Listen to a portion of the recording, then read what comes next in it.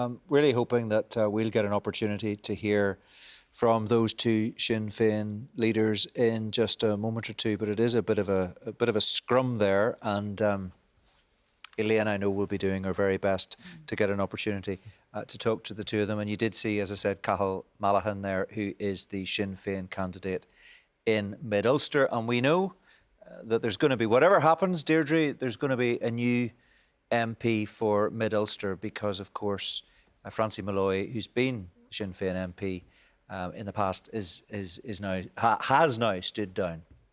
Yeah, no, I think it is. I mean, we've had a couple here starting down. Yeah. They've given decades of service and dedication and activism in all the roles they've taken on, and they're still going to be there as activists.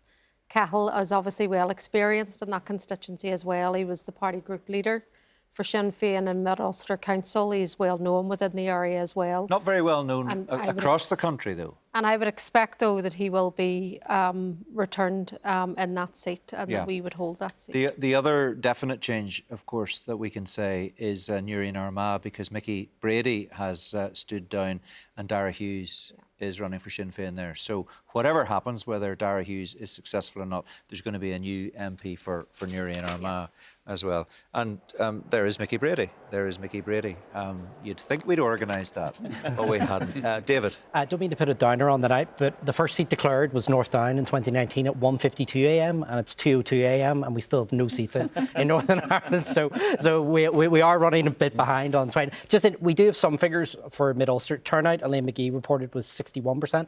It was 63.8 in 2019, so it's now pretty odds on now we're not going to meet that 62% turnout that we had in 2019. So here's another fun fact, maybe not so fun for some people who are watching, but it is, as you say, 3 minutes past 2. We have one Conservative MP elected across the whole of the United Kingdom. John, you're nodding. I don't suppose too many people would have predicted that necessarily. Mark Francois is your only... The one and only Mark Francois at present. Yeah. Yes. Well, at the moment, then he's the only he's the potential leader, isn't he? Because he's the only one at this point who's able to put his name on the ballot paper. The Conservative Party chair, Richard Holden, who famously or infamously deserted his seat, is facing a recount in his new seat of Basildon and Billericay.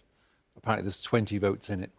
Right. So we shall see his fate. But yeah, Mark Francois is currently, you could argue, his favourite to be next Conservative leader. Yep. That's it, really, in a nutshell, isn't it? At this stage, I'm just keeping an eye here, and I'm looking at Mary Lou and Michelle on the feed that I have just beside me on a small screen, and there's a bit of a huddle of there you can see it. Sinn Féin one candidate, one vice president, one president, Orla Begley there as well, who'll be hoping to be returned as the MP for West Tyrone, of course. So there's a bit of a chat there, and we know that Elaine will be doing her best to have a word with one or other of them, maybe both of them. We will hear from them. We've been told that we will hear from them in due course, but you can understand they want to have conversations with people who've turned up, and they'll want to know exactly what the numbers situation is as well, because that's important. What do you make of those pictures coming in? They look fairly upbeat, Deirdre? Oh, they look relaxed, obviously engaging our candidates. I mean, that's the first priority for Michelle and Mary Lou. I see some of our press officers there as well, so maybe they're starting to try and get an interview secured with yourselves. We'll see. But, I mean, they've been head on. Maybe my comment about press officers earlier is now coming back to haunt me. Maybe we do need more press officers. Yeah. I mean, we've had two big election campaigns, you know, in the last couple of months, and obviously a big weight on the shoulders of both Mary Lou and Michelle. But, I mean, they look relaxed. We have ran a positive campaign. It's now over to the electorate, and we'll see the votes counted over the coming hours. So there are the obligatory photographs being taken as well, of course. You said a couple of times earlier that the key thing from your point of view, from the party's point of view, is that you hold on to the 7 seats that you had in 2019. What if you lose Fermanagh South Tyrone? What does it mean for the Sinn Féin mission if you actually Well, I think with that one, Go back with 6? It's so marginal in terms of Fermanagh South Tyrone. And we know in previous elections, it has been a loss. We've then gained it again. So it is a tough one. So we're not going in, saying that we're definitely going to take it. No. We want to hold the 7 seats that we've got, but we recognise that it's too early to call now. But it is a very marginal seat. Yeah, and it will the only depend reason on I that ask is that turnout. you did say the bottom line was, and you said it quite a few times, you said, look, the bottom line was when I was asking about Mary Lou, talking about nailed-on seats, nailed-on gains, you were saying, no, but the key thing is that we keep the 7 seats. Now I'm saying, what if you don't keep the 7 seats? No, well, we want to hold the 7 seats. Sure. I mean, it would be disappointing if we were to drop a seat, but it's still too early to tell at this point, and I am still hopeful across the board. And I also think, hopefully, that we can increase our vote share in other constituencies as well. You could. Build I'm it just on- thinking you could drop a seat and still go back as the single biggest party if the DUP has an even worse day. Actually, that would be something maybe not too many of us had foreseen. And No, the Sinn Féin, our DUP would need to drop 3 seats. Yeah. And you drop 1 for that dynamic to change. Now, there's nobody forecasted that at the outset. I think everybody was of the view that Sinn Féin was going to return with its 7 seats and not make any more gains beyond that, because everybody expected that the party had figured out, done the calculations to remove Michelle Gildernew from Fermanagh South Tyrone in such a tight seat. They probably played their numbers out to think that it was the right move to do, when it's not that clear now. although here's the interesting thing, David, 2019 wasn't a great result for Sinn Féin. No, so It was masked by the gain, of course, in North Belfast. If this turns out to be 1 seat less again for Sinn Féin, the trajectory is in the wrong direction here. No, absolutely. 2001 was their worst. From a Sinn Féin sorry, perspective. 2019 was their worst since 2001. It would be I mean, if the DUP can hold on to East Belfast and not lose anywhere else, I mean, they will be absolutely kicking themselves if they fall to 6 and the DUP come back with 7. I mean, they would be absolutely, you just imagine them absolutely kicking themselves if that is the case. But however, going back to what I was saying, the DUP are under the pump in a number of other places. But if that did happen, you would imagine in Conley House they would be absolutely kicking themselves. Deirdre. I think looking at those pictures, what is interesting is Mary Lou has been notable by her absence in this campaign.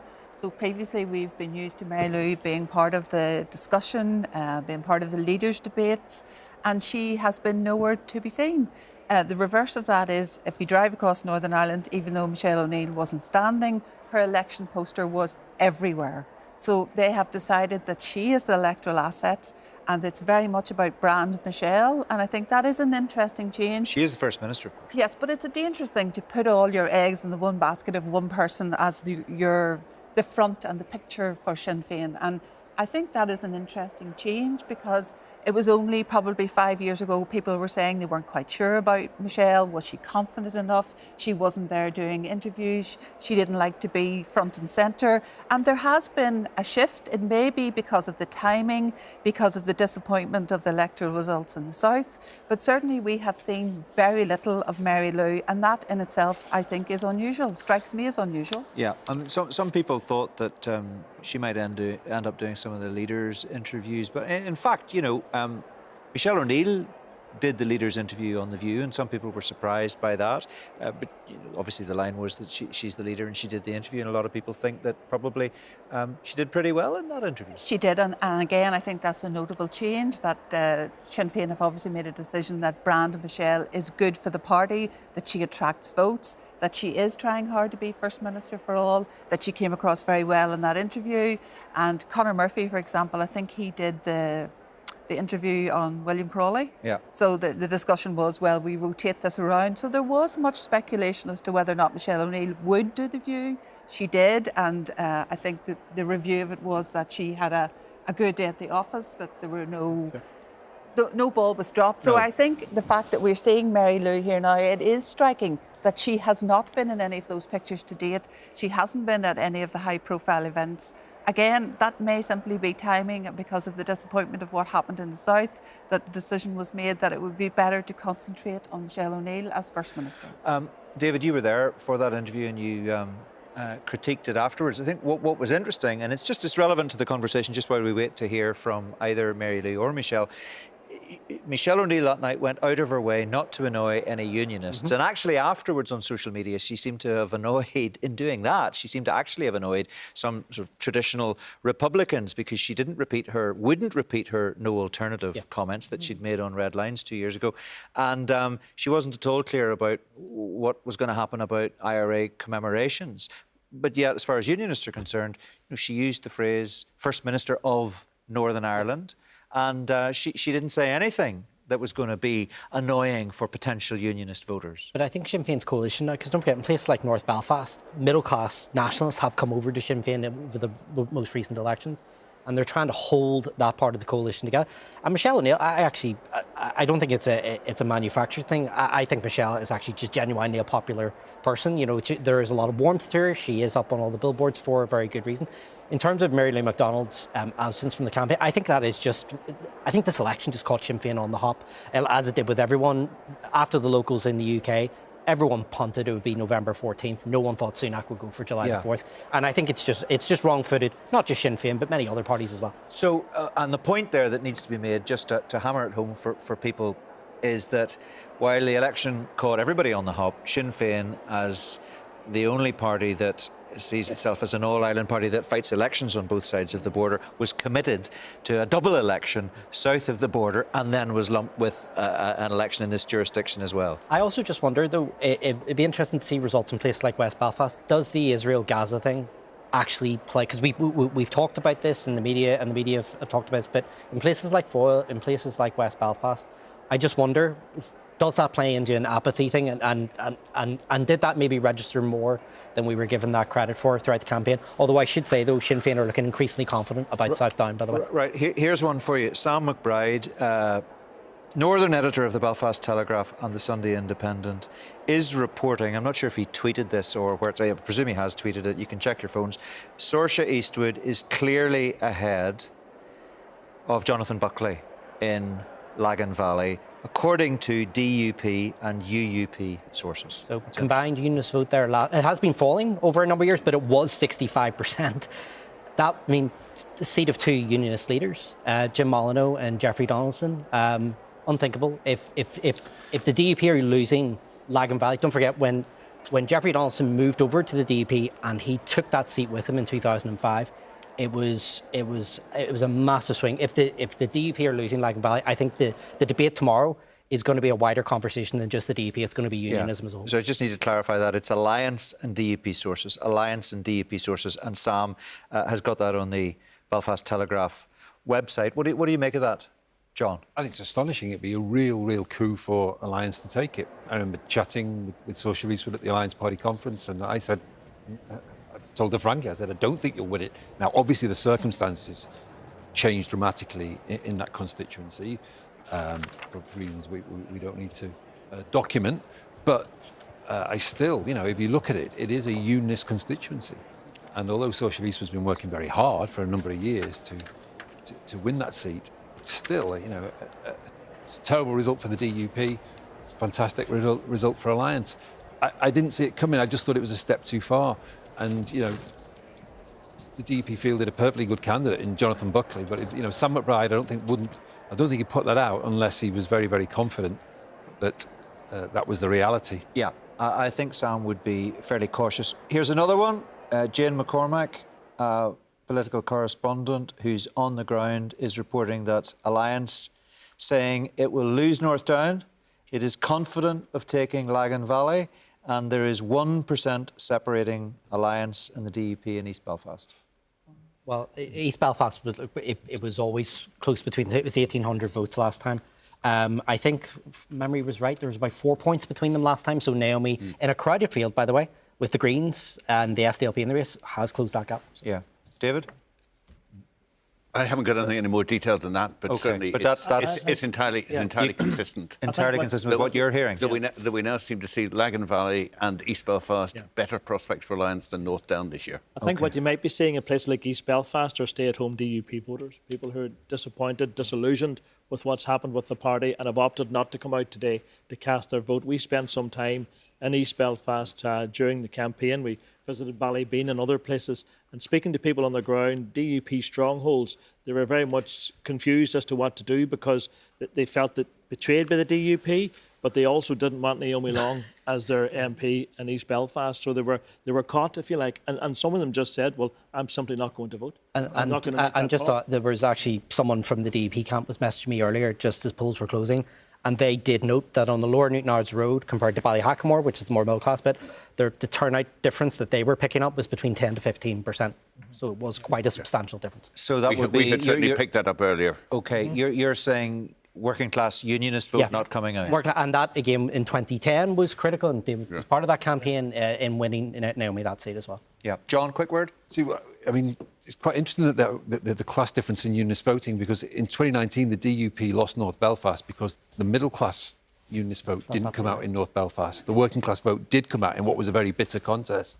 But clearly, you've got a different set of social circumstances for this one. But I mean, if Alliance does take 2 seats, I think they'll be more than happy. I mean, to double your parliamentary representation, and Lagan Valley was always on the outer radar, surely, for Alliance, given the nature of the constituency. They'd be very, very happy indeed. Also, if Naomi gets East Belfast, it creates a vacancy in East Belfast where the now deputy leader could maybe move constituency and go into. OK, well, we'll see. You're getting a bit ahead of yourself. Let's, yes, we'll just pause that thought. We'll hold that thought. I think things are going to start to happen here maybe quite quickly, but I do want to cross over to London and join our reporter there, Jennifer O'Leary. Jennifer, you're outside Keir Starmer's Count Centre, I gather. Any sign of him as yet? That's right, Mark. We understand that he may have arrived at the Count Centre a short time ago. Certainly there was a large security presence as a rival party came and went into the underground car park. We are pending confirmation that he is inside the building. He certainly was expected to arrive here around this time, and certainly going by the exit poll, with all the caveats that apply to such an exit poll that was published earlier this evening, showing a Labour majority, he certainly is expected to be the Prime Minister tomorrow. Now, if you look at some of the individuals, some of the scalps, if you like, from the Conservative Party who have lost their seats so far, the former Justice and Wales Secretary Sir Robert Buckland was the first casualty, if you like. He lost his Swindon South seat to Labour by more than 12,000 votes. And interestingly, he said in reaction to that, he hit out at some of his Conservative colleagues, saying, "I've watched colleagues in the Conservative Party strike what he described as poses, write inflammatory op-eds, and say stupid things they know they have no evidence for, instead of concentrating on doing the job." So that reaction from Sir Robert Buckland may give an indication of some more of the, certainly the sentiment, the feeling from the many Conservative MPs who stand to lose their seats as the hours of this morning kind of unfold. Another Conservative that lost his seat this evening so far, Deputy Chief Whip Marcus Jones, and also Peter Gibson. But there are a number of high-profile Conservative ministers whose seats are at risk this evening. Jeremy Hunt, the Chancellor, and also Steve Baker, who we know quite well in Northern Ireland from his work there. So as the hours unfold in what's to come, we do expect confirmation of more Conservative high-profile names as such to be in the firing line as such from the electorate. But very much the feeling around London, and I will say it is quiet. I mean, obviously much of the action is inside the constituency count centres like the one behind me and in other places across the UK. But there is a sense of change to come. And if you look at Sir Keir Starmer, a Times columnist last year described him as the most Irish Englishman politician seen in a very long time. Now, Sir Keir Starmer has no Irish family, but he certainly has surrounded himself in his top team by those who have links to Ireland.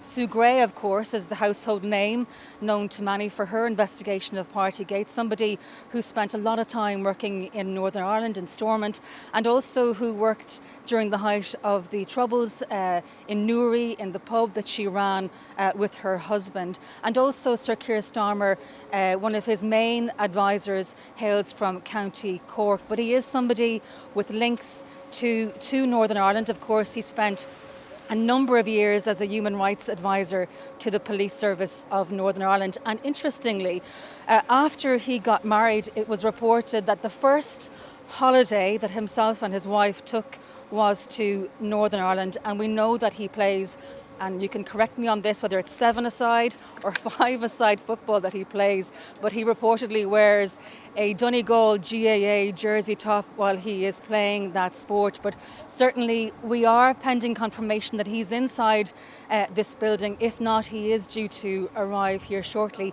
And there is a significant police presence around here this evening. All right, we'll leave it there. Jennifer, thanks very much indeed for that. Worth pointing out, of course, that Sue Gray's son is also a candidate for Labour. He's standing. Maybe we'll hear a little bit more about that later on. Now, news. David Ford, want your reaction to this. Gareth Gordon, our political correspondent, who has impeccable contacts, of course, is telling us senior DUP sources are conceding the party has lost Lagan Valley. My fellow David has just shown me that tweet from Gareth. Yeah. I can't imagine it's being reported unless Gareth is 100% certain. I can assure you, Gareth will not have tweeted that unless he is 100% And sure. I presume I presume the people who've told him that will also be 100% the DUP aren't conceding sure. unless they're 100% certain as well. Yeah. That's Well, as John said, he told Saoirse at Alliance Conference that she wasn't going to win, and he then was gracious enough to say, when the facts change, you change your opinion. okay. And remember, there was 6,000 of a gap, more than 6,000 of a gap. And not only that, the DUP told us there was thousands more coming into the constituency, which were going to bolster Jonathan Buckley. But also remember that, I mean, Saoirse reduced that majority to 6,000 5 years ago. She has since become an MLA. As one of 2 MLAs, we've had increasing numbers of councillors. It's been an ongoing campaign there, which Saoirse has been at the head of.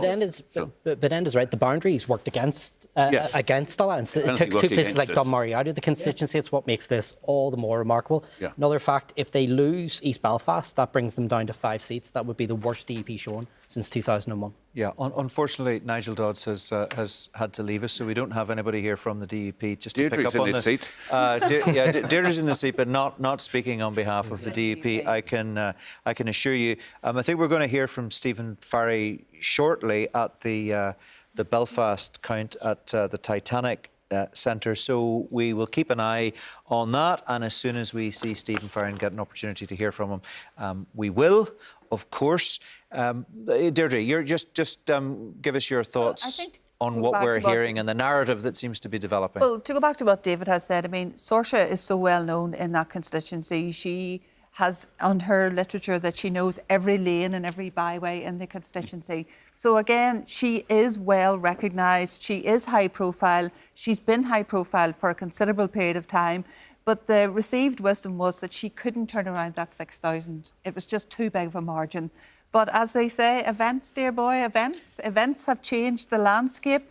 And part of that is about the Irish Sea border as well. And I think it is worth noting that in Scotland and Wales, there's barely a mention of Brexit. It's actually deliberately avoided. But here, Brexit has cast a long shadow over our politics. And Gavin Robinson's position and the DUP's position on the Irish Sea border has been very much a factor in this election. And we can't say the same across the water. And I think that is important, and it's worked well for Saoirse Eastwood.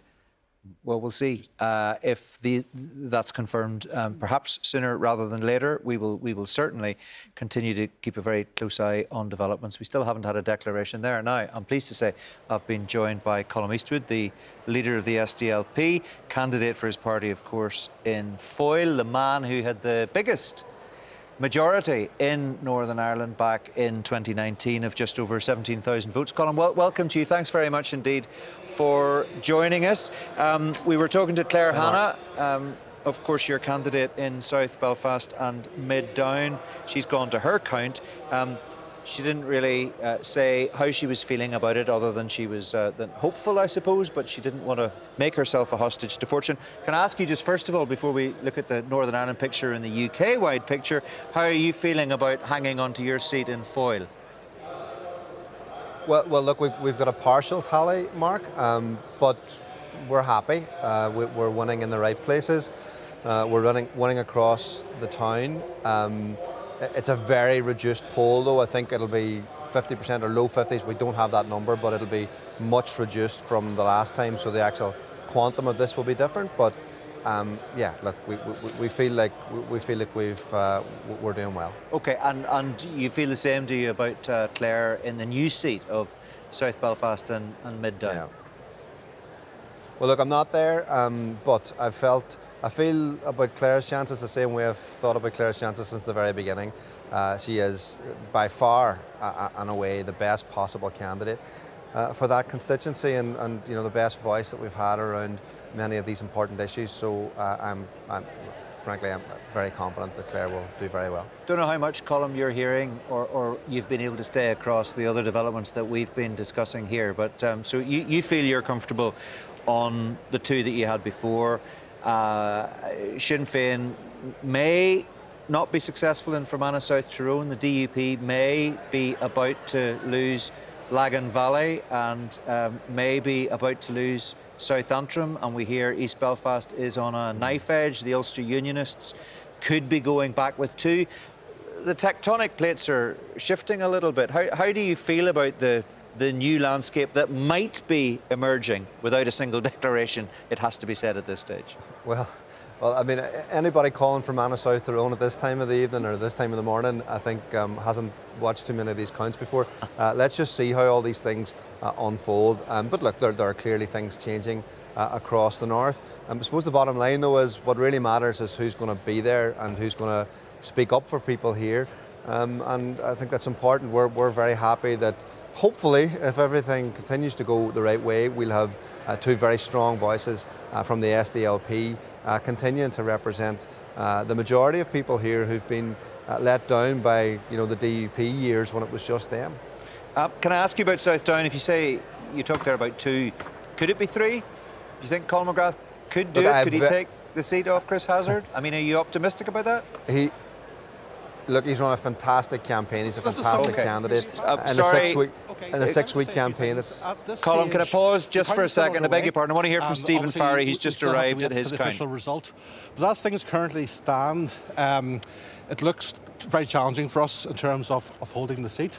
So but we wait till the official result comes through before we say anything definitive in that particular regard. I think there's several things that have been clear in terms of how things have worked out during the campaign.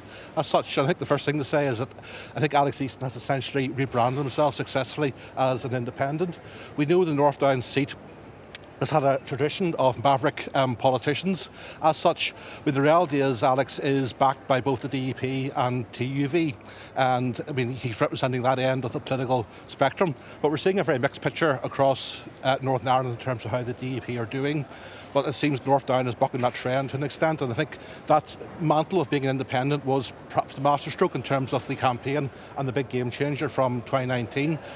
We are essentially back to what is in effect the Alliance Party baseline in North Down. It's a very consistent result over the Assembly and local government over recent years, and we're proud of that, and we're proud of the team that we have in terms of both my MLA colleagues and also the team of councillors that we have beneath us. And indeed, we are the largest party in the North Down area on the Ards and North Down Borough Council as well. So obviously, it's a disappointing situation for me on a personal level, but I look back over the past 5 years with a lot of pride. We have achieved a lot of things, and I think it was always very important for me that I stood by my vision and my values for North Down, indeed for Northern Ireland and further afield. And I mean, whatever happens tonight, I will continue to keep a very keen interest in politics and to stand by my vision and values. There's a lot of work to be done in terms of improving improving the situation in terms of Northern Ireland, and I remain committed to that work. Is this shaping up to be a bad night for the Alliance Party across Northern Ireland? How's Naomi Long doing in East Belfast? I don't think so. I think what we're seeing is a very mixed picture across Northern Ireland. I mean, it is neck and neck by all accounts in East Belfast, and it looks very optimistic for Saoirse. What are you hearing about that? Things are looking good. Obviously, it's still early days. The votes are still being counted. We're working off tallies here, and while we have some of the best talliers in Northern Ireland, they are, of course, only estimates, and it's the real votes that matter. But I mean, the party is not beaten whatsoever tonight. We're in a good place, and we're in contention in at least 2 other seats as things currently stand. But being realistic, North Down may not be one of them.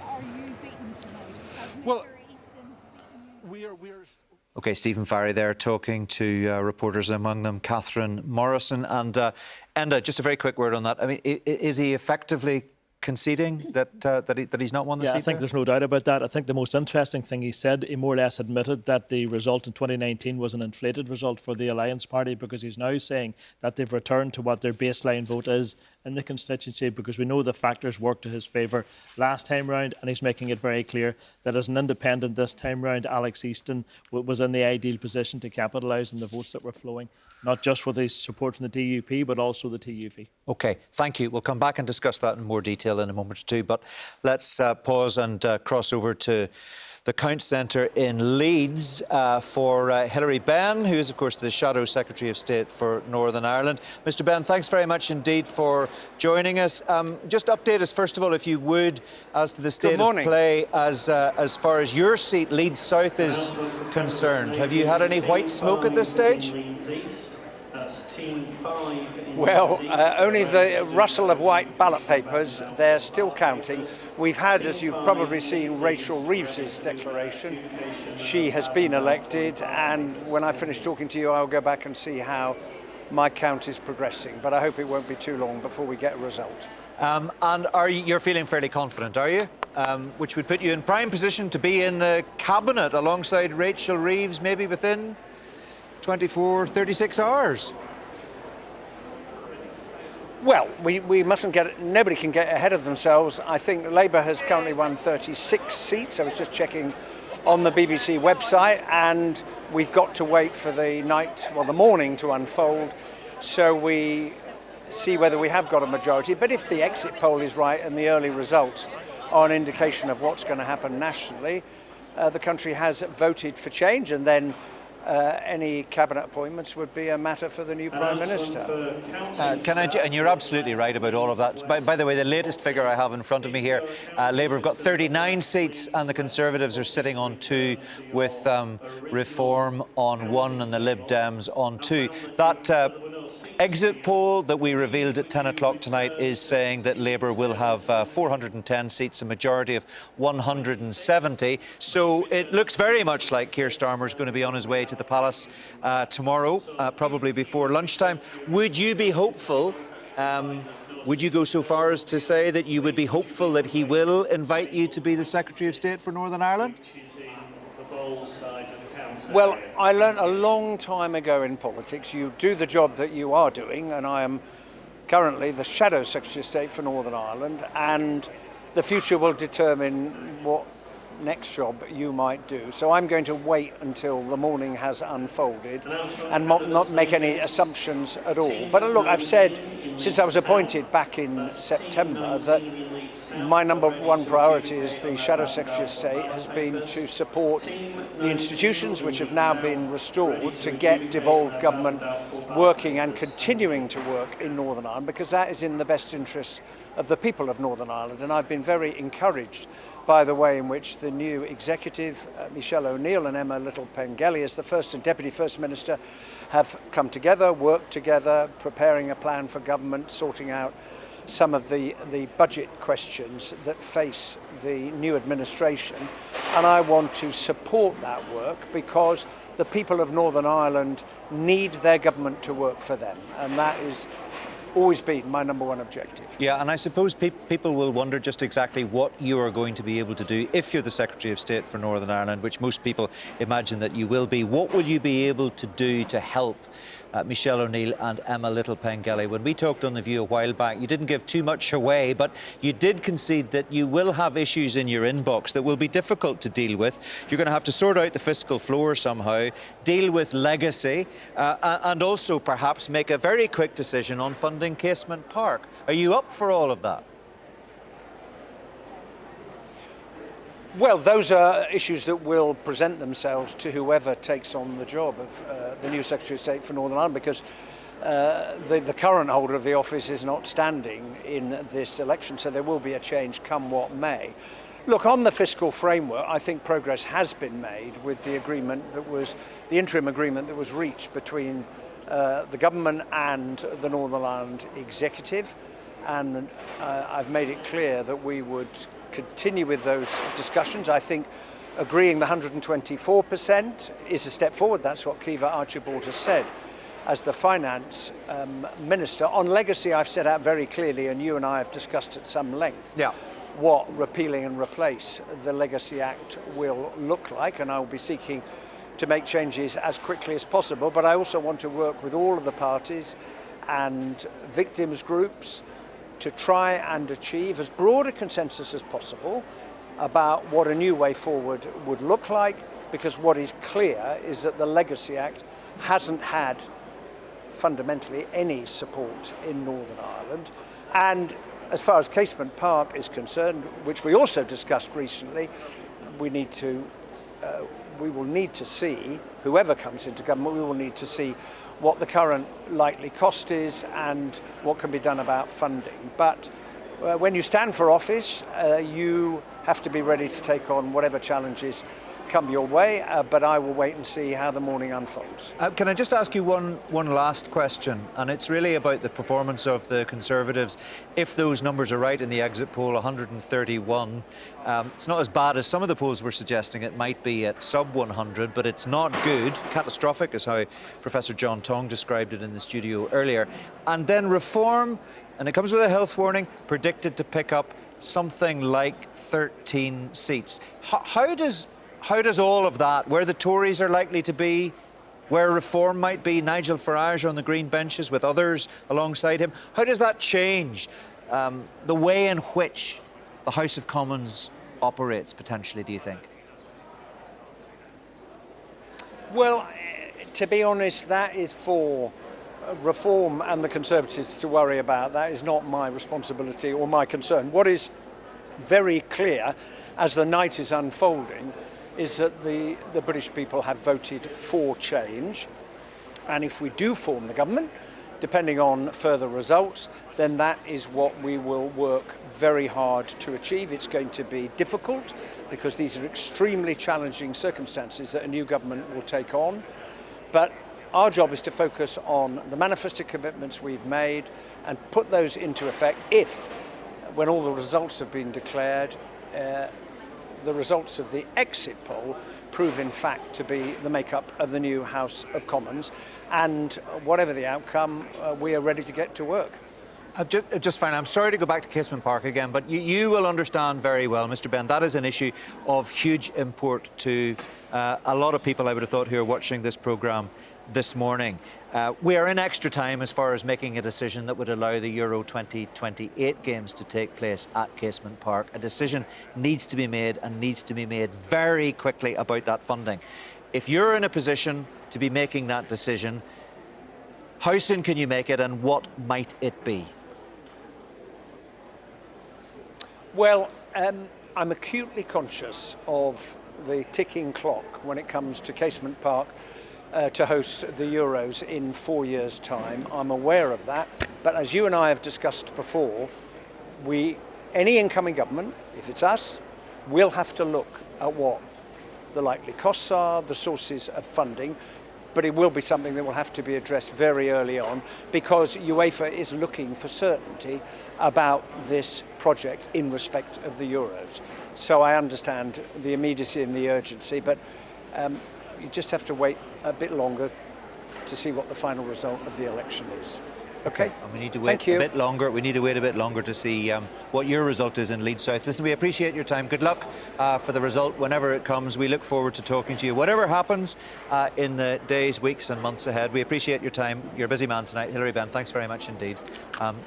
Good to have you on the programme as ever. Well, and I mean, he didn't really give an awful lot away, did he? Let's be absolutely honest. But I mean, you know, it's nonetheless, it's interesting that he said what he said. And in essence, he repeated what he said a couple of weeks ago on the I think programme. we got a definite maybe on everything. Really. That's what he told us there on Casement Park. On But you can legacy. understand him being very cautious. I mean, of course he's going to be cautious. He wasn't even committing to being Secretary of State for Northern Ireland. No. Now, there's a fair chance he's getting elected. There's a fair chance by tomorrow afternoon, when we understand the Cabinet will meet. But I guess he will be he's in the got to be thinking, doesn't he? I mean, the reality, he's got to be thinking, I could say something here that will come back to bite me tomorrow, because Keir Starmer might say, listen, Hilary, I'm very fond of you. Thanks very much. I've got so much talent to choose from. You've had your chance. I'm sorry you're not in the Cabinet. Or I want you to be something else instead. I need you to do a different job in the Cabinet. Well, he's a seasoned politician. He is. That's why he was given the job. But it was a real statement when he got the job initially from Keir Starmer. Because he was a about big hitter. Yes, how much he valued Northern Ireland. Yes.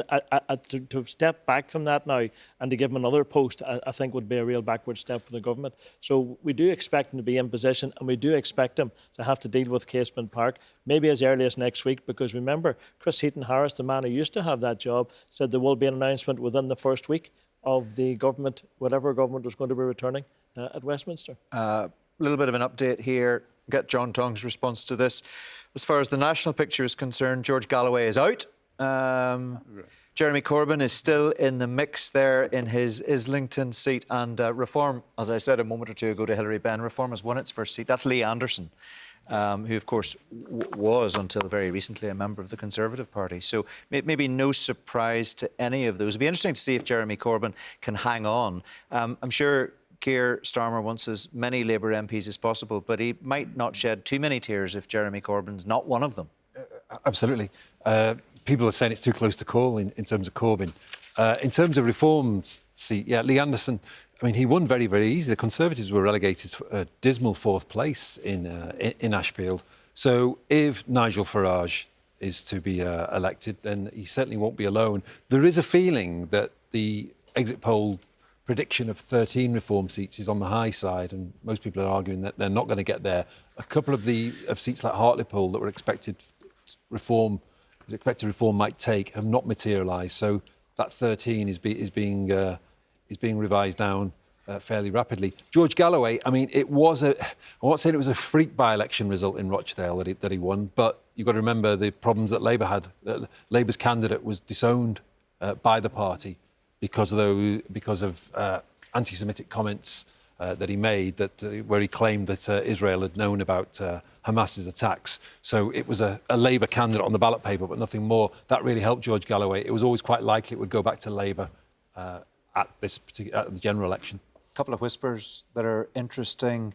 Gareth Gordon tells us there are whispers of an East Belfast recount, and Jane McCormack tells us that in North Down it could be the case that Alex Easton has won that seat with a majority of 6,000, which would be quite a turnaround if that's the case. Well, maybe 6,000 votes, apparently, is what Jane is hearing. Now, depends who's telling her that. But there you go. We'll just throw that into the mix. Mike, you wanted to come in. Just on Hilary Benn, for me, I don't think there's any doubt he will be in the Cabinet. Yeah. The question is, in what role? Will it be as Secretary of State for Northern Ireland, or will he get what is... And what's your hunch, Mike? ...regarded as a promotion? Yeah. I think he'll be Secretary of State for Northern Ireland, and I will welcome a Secretary of State for Northern Ireland. Don't know how far back you go, Mark, but I mean, I think I have interacted either as a broadcast journalist or a politician with every Secretary of State since Tom King in the 1980s, and we've had some big hitters along the way. Well, we've had some small hitters as well. We haven't had a big hitter. Yeah. Well, I can go back to 1989. I can't even remember who that was. That's oh gosh. Probably just after King. Yeah. So we haven't had a big hitter for a long time, and Ben is a big hitter. Yeah. And on Casement Park, I mean, personally, it has to be built. Yeah. But the question, you know very well, Mike, the question is it built as a GAA stadium, or is it built to a higher specification to be able to accommodate Euro 2028 games. That's the absolutely critical thing. And that's where the time pressure is. There's no question it's going to be built, and it's going to be, presumably a great stadium for GAA games and for other events as well. It's just the potential that the Euros could bring to this place if it's built. But you would be pretty keen on that, wouldn't you? You've got no issue with that? No, I have absolutely no issue with that. But you've got, I think, 4 parties. You've got the executive, you've got the GAA, you've got the Government of Ireland, and you've got the new UK government. And it's the last one who have to put their cards on the table. Yeah. And hopefully they will do that in the next 7 days. There's Doug Beattie, your party leader, arriving in Magherafelt. Elaine McGee is talking to him. Let's just hear what Doug has to say. I think it's really, it's very early yet. I think there's a long way to go. I think this is going to be one of those ones that goes close to the wire. And it might be a late one for many people, and yourself included, I have to say. But I'm still optimistic. I think that we're certainly in the hunt. And I'll be looking forward to seeing how that moves on over the next sort of number of hours. Can we ask you about South Antrim? We spoke to Robin Swan a short time ago. He says he's feeling very confident about taking the seat. What are you hearing? What are the signs? What are the tallies saying? Yes, well, look, I've got to be honest. South Antrim was one of our target seats. We thought about it early. Well, we made strategic planning early. I made a very difficult decision to move Robin from North Antrim to South Antrim because we believed we could take the seat. One of my aims was to get the Ulster Unionist Party back onto the green benches of Westminster, and that was our target. And fingers crossed, and we never say nothing till it's finished, but it's looking like we've got Robin across the line, and it'll get the Ulster Unionist Party back on the green bench of Westminster. You must be delighted about that. Well, look, I'm over the moon. I'm over the moon with Robin Swan, to be honest. I'm also over the moon with Tom Elliott, who, and I don't think people realise how difficult it is for a minor party now, the Ulster Unionist Party, to get somebody a life peerage and onto the red benches of Westminster. So I don't think people realise the work that takes as well. So I'm delighted also for Tom Elliott. But look, we're also still in the hunt in Fermanagh and South Tyrone. I think we've increased our vote in East Antrim. We've certainly increased our vote in Lagan Valley and in North Down. But those candidates probably haven't made it across the line. But they've put up a really good stiff fight. Can you give us an idea, any even rough idea of the margins in South Antrim? Look, I can't, because I've just arrived. I'm going to go and get a brief now from Robin. But certainly speaking to the team that's working with Robin, they're very confident that they've done well on this one here. And I wouldn't want to speculate on any margins, certainly not until the count's been done. I don't think it's right to do that. So I'll just leave that till I speak to Robin and see where we are. And just on the final point, do you think the UP could come away with two Westminster seats tonight? Look, here's what I'm looking at. I'm looking at Ulster Unionist Party candidates, people who have put themselves out in 17 constituencies right across Northern Ireland, and I'm interested in them. I'm interested in what they've done, what they've achieved, where their vote is, and also for their welfare as well, because some people have really laid themselves bare over this last 6 weeks, and they haven't got across the line, and they'll be very disappointed with that, and I have to be mindful of them. Other parties will look after themselves. For me, right now, tonight, in the early hours of the morning, I'm looking after Ulster Unionists. You must be very relieved that the gamble with Robin Swan paid off. Well, I'm going to be honest with you. I don't think it was a gamble. I think it was strategic thinking. And it was something we did a while out. And I have to say, there's people to thank for that. First of all, I had to go to Robin Swan and say to Robin, I'm moving you from North Antrim to South Antrim. I had to go to Steve Aiken and say, Steve, I would like you to let Robin run, and I had to talk to associations as well. So, look, it wasn't a gamble, it was strategic thinking. As a leader, you do it. If it pays off, you get the applause. If it doesn't, you get the slaps. And look, here's hoping it's going to pay off for us. So good night then ahead, maybe. Yes, I'm hoping so. Thank you very much for your time. That was Doug Beattie, UUP leader, speaking there, certainly in a very buoyant form. And going on the tallies, it looks like that he is well entitled to be, Mark. So that's the view from Doug. Just let you know, still no declarations at all here yet in Meadowbank Arena in Magherafelt. So we're still very much caveating everything as you would expect. But as I say, the UUP mood, very good. OK, Elaine, thank you very much. We've been joined by Newton Emerson. Welcome to you. Nice to see you. Just, I know you've had a bit of a chat with Claire, but thoughts at this stage as things begin to just build a little bit of pace and not before time, people might be thinking? 10 to 3? It's still a little bit early to count on Lagan Valley. Not a little bit early. OK, it's a little bit late to count on Lagan Valley, but if the DUP has lost it, has lost that seat, then that is a bombshell. The fact that everyone's waiting for an even bigger bombshell from East Belfast shouldn't overshadow that. This is the kind of loss where a party, and in fact the unionist movement, is going to have to start thinking profoundly about its position. And the DUP's options here are all bad. One way that it might decide to move is it might decide to reverse even further back from its February deal, safeguarding the union and accepting the Windsor framework. You might find that it becomes a Windsor sceptic party again. In fact, I think that that's more likely than not.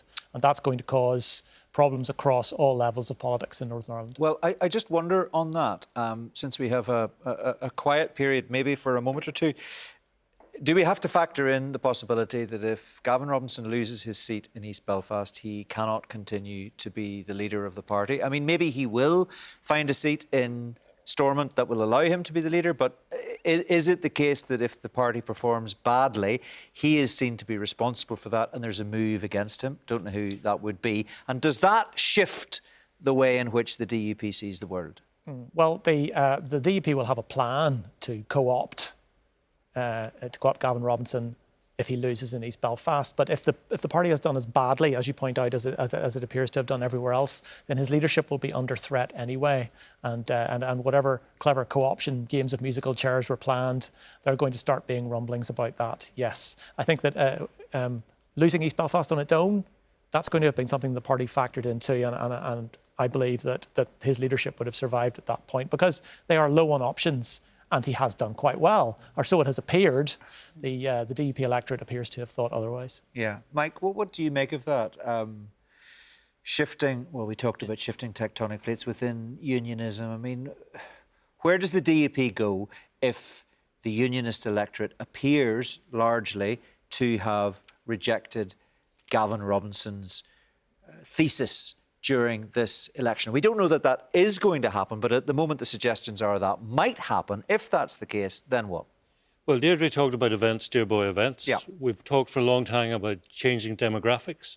What we're seeing is changing political sentiment. And I think after a 26-year run of the DUP consistently backing the wrong horse, whether it was opposing the 1998 agreement all the way through to backing Brexit and then calling the protocol a serious and sensible attempt to deal with issues. That appears to be coming to a crashing end, finally. And I've called before for a realignment within unionism, and I think this is the time to start thinking about it, so that you have coherent parties, because even Doug Beattie within my own party at times has to look over his shoulder when he knows what he wants to do, and then think, well, can I do it because there is a faction within the Ulster Unionist Party who will not be as progressive as he is. And I think Gavin Robinson is going to face the same problem as leader of the DUP. So what you can do is you can realign, so you have at least two parties who are coherent, consistent and credible in terms of their positions. We're just looking at pictures there of Claire Hanna with her team arriving at the Count Centre in Titanic Belfast. She left us I don't know, about 3/4 of an hour, maybe an hour ago, to make her way down to the Count Centre. So she's calling people into that photograph. Lots of cheering. And does that strike you as cheering for That feels like a victory for her. a victory? That's her husband, Donal Lyons, who, of course, is a Belfast City Councillor, just embracing her. And he looks pretty pleased. And he was very involved. I think he won the prize, didn't he, for getting the first poster up? He put a poster up on a lamppost outside the BBC the very evening that Rishi Sunak called the election. Isn't that right? Yes. 2 hours after he called. 2 hours after the election had been called. The tallies. That's dedication. That's love for you. The tallies are also showing, by the way, that it's not close in South Belfast. Claire Hanna on some tallies is polling in the high 40s. Yeah. But you didn't ever think it was going to be close, did you? Yeah, no. But Kate Nicholl is down around about 20-21% on the tallies, and Claire's up in the high 40s. Which as soon as Deirdre's party opted out of that race, it was Claire Hanna's. Home in a boat. I thought then there was no debate, and I think they knew that as well. The kind of whole discussion about South Belfast stopped. But going back to what Mike was talking about, I think if Lagan Valley is lost, then I think there will be a discussion not just about the DUP but about unionism, the future of unionism, and this debate has been bubbling around for a long time about a realignment. Gavin Robinson, one would have to say on the face of it, has a pretty good job of holding together a very divided party, at least as far as we can see.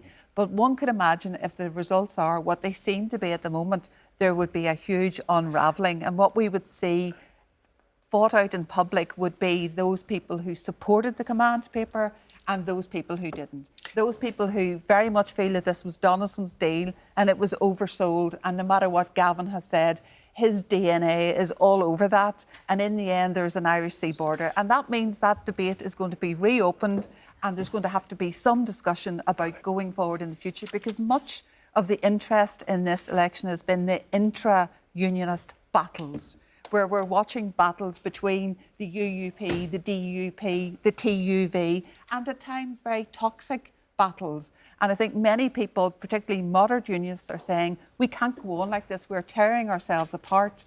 What exactly is it that we are offering for the future? What is the vision for unionism? What is the long-term future? Because we've had many discussions about a New Ireland Commission, a New Ireland Forum. But on the other side of that, we haven't had anything to say. What is the compelling vision to stay within the United Kingdom?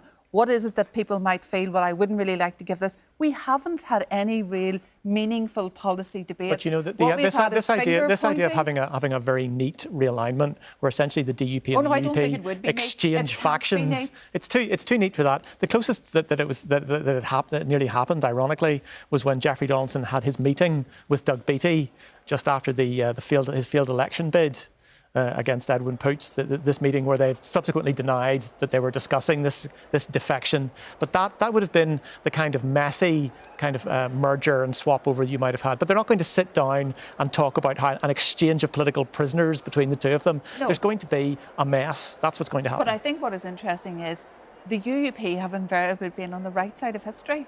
They didn't support Brexit. They didn't support walking away from institutions, yet they were lambasted, and the DUP were very much the senior party. Mm-hmm. What they said went. I think the balance of power might shift. Now, of course, I have to keep saying it's early to say, but Doug Beattie will certainly feel that he is vindicated if the results look like they're going his way, because I think he was under pressure in terms of Fermanagh South Tyrone, in terms of the candidate, and he was more or less told who the candidate should be, but he has stood his ground. We know that he made that decision about Robin Swann early in the day, and we don't yet know what will happen in the third seat. But if a party has 2 seats in Westminster, financially, makes a huge difference as well. Mike was saying that earlier. It makes a big difference. I'm just looking at pictures here. Sorry to cut across you, Deirdre. We had 2 former Ulster Unionist leaders there, side by side, posing for photographs with, I think, members of the public, maybe members of their campaign teams, Doug Beattie and Robin Swann. And that's, of course, Diana Armstrong, who is the Ulster Unionist candidate in Fermanagh South Tyrone. And Mike, So you said two former? Have you just sacked Doug? Oh, sorry. So many UUP leaders. I don't wish to blame the person who spoke in my ear, but did point out it was 2 former. You're quite right. It's 1 former, 1 current. The person who said it has just said, look, I've got a former one in front of me. There's 1 former one there, along with the current one. I think he's certainly not feeling like Doug is not feeling like a former leader tonight, I would have thought. My apologies to him. That was simply a slip of the tongue. We're spinning a lot of plates here. You're quite right. Someday he will be a former leader of the Ulster Unionist Party, but maybe not for a while yet. Anyway, they were looking pretty pleased with themselves. And I was just going to say to you, Diana Armstrong looking pretty relaxed there, isn't she? Yeah, and I thought she was very gracious in her comments, about not getting support potentially from the other unionist parties. And if she loses this by a narrow margin, is that not going to be one of the stories of this election? Because she might have flipped it if the DUP and the TUV had given her the support that your party said it asked for, wanted, deserved, and didn't get. And got in 2015. I remember going down to campaign and canvass for Tom Elliott. I was going out in teams that included Lord Morrow, who was chairman of the Democratic Unionist Party. Arlene Foster was handing out leaflets for Tom Elliott just before she became leader of the DUP. I just wonder, Mark, whether the boundary changes have encouraged some unionists in that area to take a kind of fatalistic view that, that has swung the seat irreversibly towards nationalist stroke republicanism. Yeah, but it looks like it's not the case. Seems like it's not the case. Though, if those unionists bought that message and didn't turn out, they may actually, by their actions, I was going to say, by their inaction, have actually caused it to be the case. It's all very interesting stuff. Let's bring in Karl White, who is an SDLP councillor, Belfast City councillor, and of course candidate for his party in North Belfast. Welcome to you, Karl. Thank you. Well, we saw Claire Hanna looking pretty confident there. I know you're good on the numbers. What are you hearing? Nothing to worry about as far as Claire Hanna's concerned and Colm Eastwood's concerned, first of all. Is that right? Absolutely. I think Claire will be comfortably elected with a substantial majority. I know we're not allowed to place bets anymore, but if I had been placing a bet, I would have been placing bets on a very high majority for Claire. I think Colm, who enjoyed a larger majority than even John Hume had in Foyle, will be comfortably re-elected. I think things will be closer than people expected in South Down. Any chance of your man Well, I winning think the he's seat? run a very good campaign. I think the Alliance vote has collapsed in South Down from what I'm hearing, and I think that it'll be run close. I think it's going to be close. So yeah, I think across the two seats and South Down, which is was a strong seat for us at one stage, and Colin has run a very good campaign. So let's see. It is quite late still not to be having any results to discuss, you know. Well, it's pretty astonishing, isn't it? Yeah, I know. Like, you've done very well to get through the last couple of hours with no actual election results to discuss. Well, we're doing our very best, but it's wearing a bit thin at this stage, I'll be absolutely honest with you. There's John Finucane, who is, of course, the Sinn Féin candidate. He was the MP from 2019. I think he's coming up to a platform. With any luck, somebody's going to plug him into a microphone and an earpiece, and he's going to maybe have a little chat with us, but I'm not quite sure who he's talking to. He's gone behind some kind of pop-up there on the stage. Hopefully we'll speak to John Finucane shortly. But, Karl, your thoughts on North Belfast, how do you see it? Do you think John Finucane's anything to be concerned about? Well, Mike discussed the boundary changes there. I think it's something that has come to the attention of, you know, some journalists have been talking about it for a substantial period of time, but others hadn't really seen the significance of it. North Belfast is a national seat now, and that's just the way it is. And I think John will be re-elected on that basis. I was there looking at the tallies. We have lost part of the Shankill and the Woodville that we had, and just the demographic changes mean that it's a national seat. I visited every single polling station today in North Belfast, and it was it just feels like it's a different place now. You know. When you say a nationalist seat, do you mean a Sinn Féin seat? No, I mean if you tot up our vote, their vote, Greens and People Before Profit, there's, you know, big chunk and then small chunks. I think that it's not going to be possible for the DUP ever to retake that seat, no. Can I just ask you, because I know you'll have your ear across the ground, not just as far as your own seat's concerned. Are you hearing anything about these whispers concerning a recount in East Belfast? I think it's going to be very close and probably within the margin of that. Although when I was down there, I wasn't hearing the sort of, you know, Alliance seemed sort of confident that they might be able to take it. That isn't what I heard when I was down there, but, you know, there's so many people in the room, there's so many boxes being open. Just the words that were coming to my ears were the DUP seemed sort of confident that they were going to keep it, but that, you know, that might not be the case either. Yeah, you do have a candidate running in North Down, Deirdre Vaughan. Yeah, we do. Didn't run a candidate there last time round. Have you heard anything at all about what's likely to happen? Because Jane McCormack was suggesting that Alex Easton could have a pretty big majority, and she was hearing a figure of 6,000 votes in it. Well, I lived in Bangor previously, and I heard when I was down there that Alex is saying that he has won every box in Bangor. Now, I will be shocked if that's the case. There's plenty of places in Bangor that are not going to be they'll be voting for the Alliance. They just will. We did run Deirdre. Deirdre did very well in the previous council election too.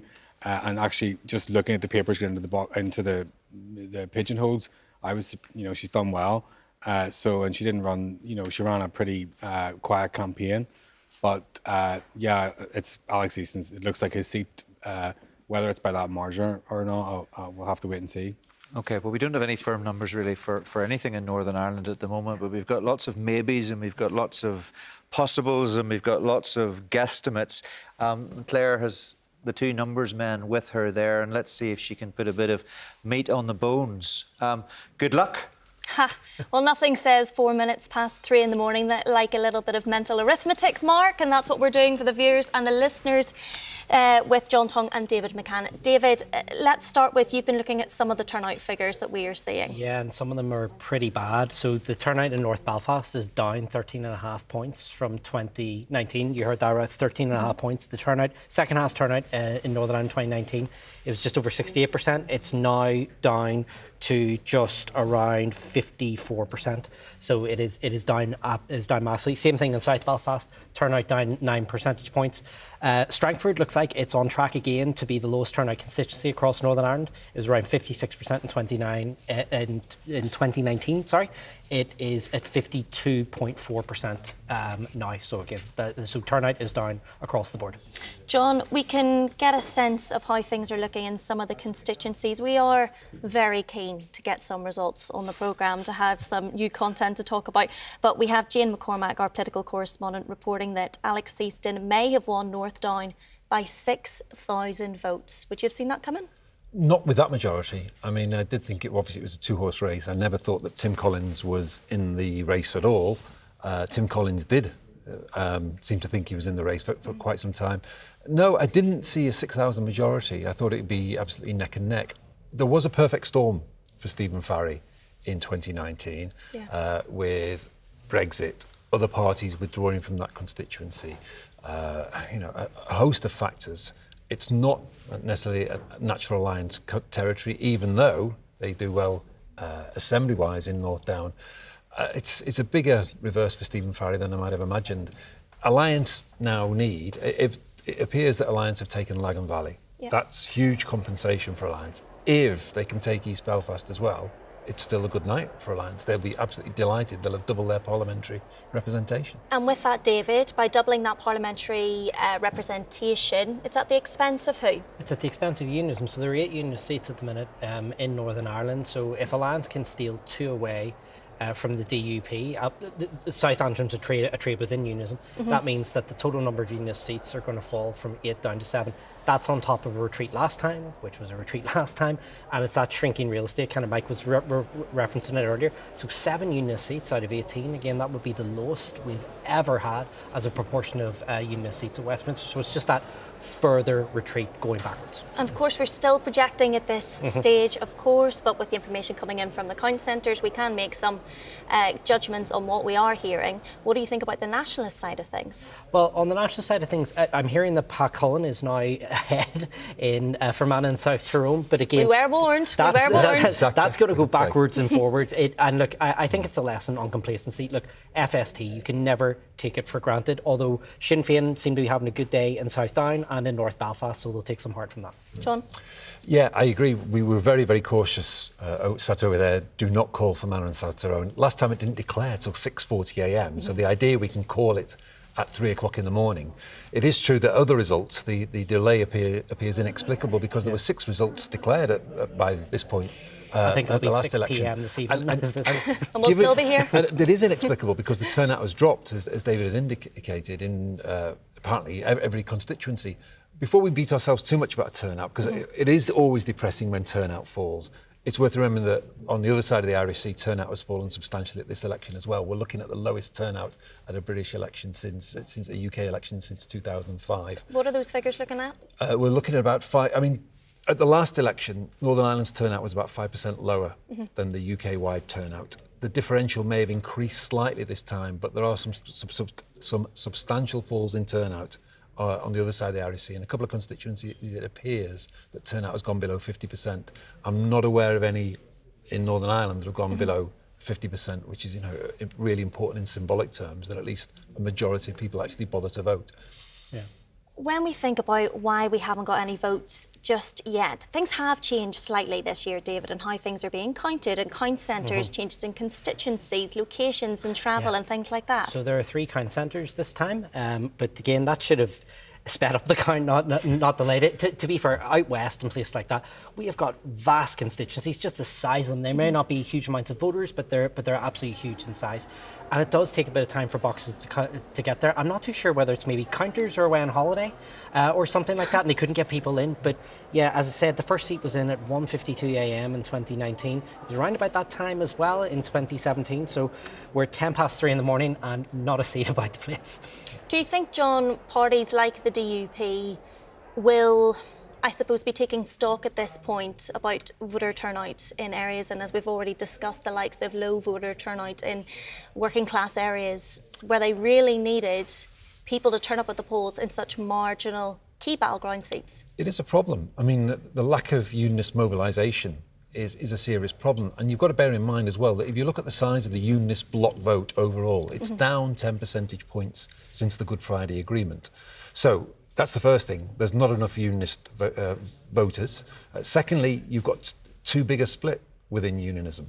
We don't know yet the outcome of East Belfast. We're not calling it. It is too tight to call, but it's possible that the TUV there has contributed to a three-way split within the unionist vote. You had Peter Robinson, the former leader of the DUP, complaining only this week that, in his view, the problem within unionism was that some hated other unionists more than they loved the union. Now, that was a thinly veiled attack on the TUV, and the TUV would hotly contest that and argue that their contestation in a large number of constituencies is on a matter of political principle.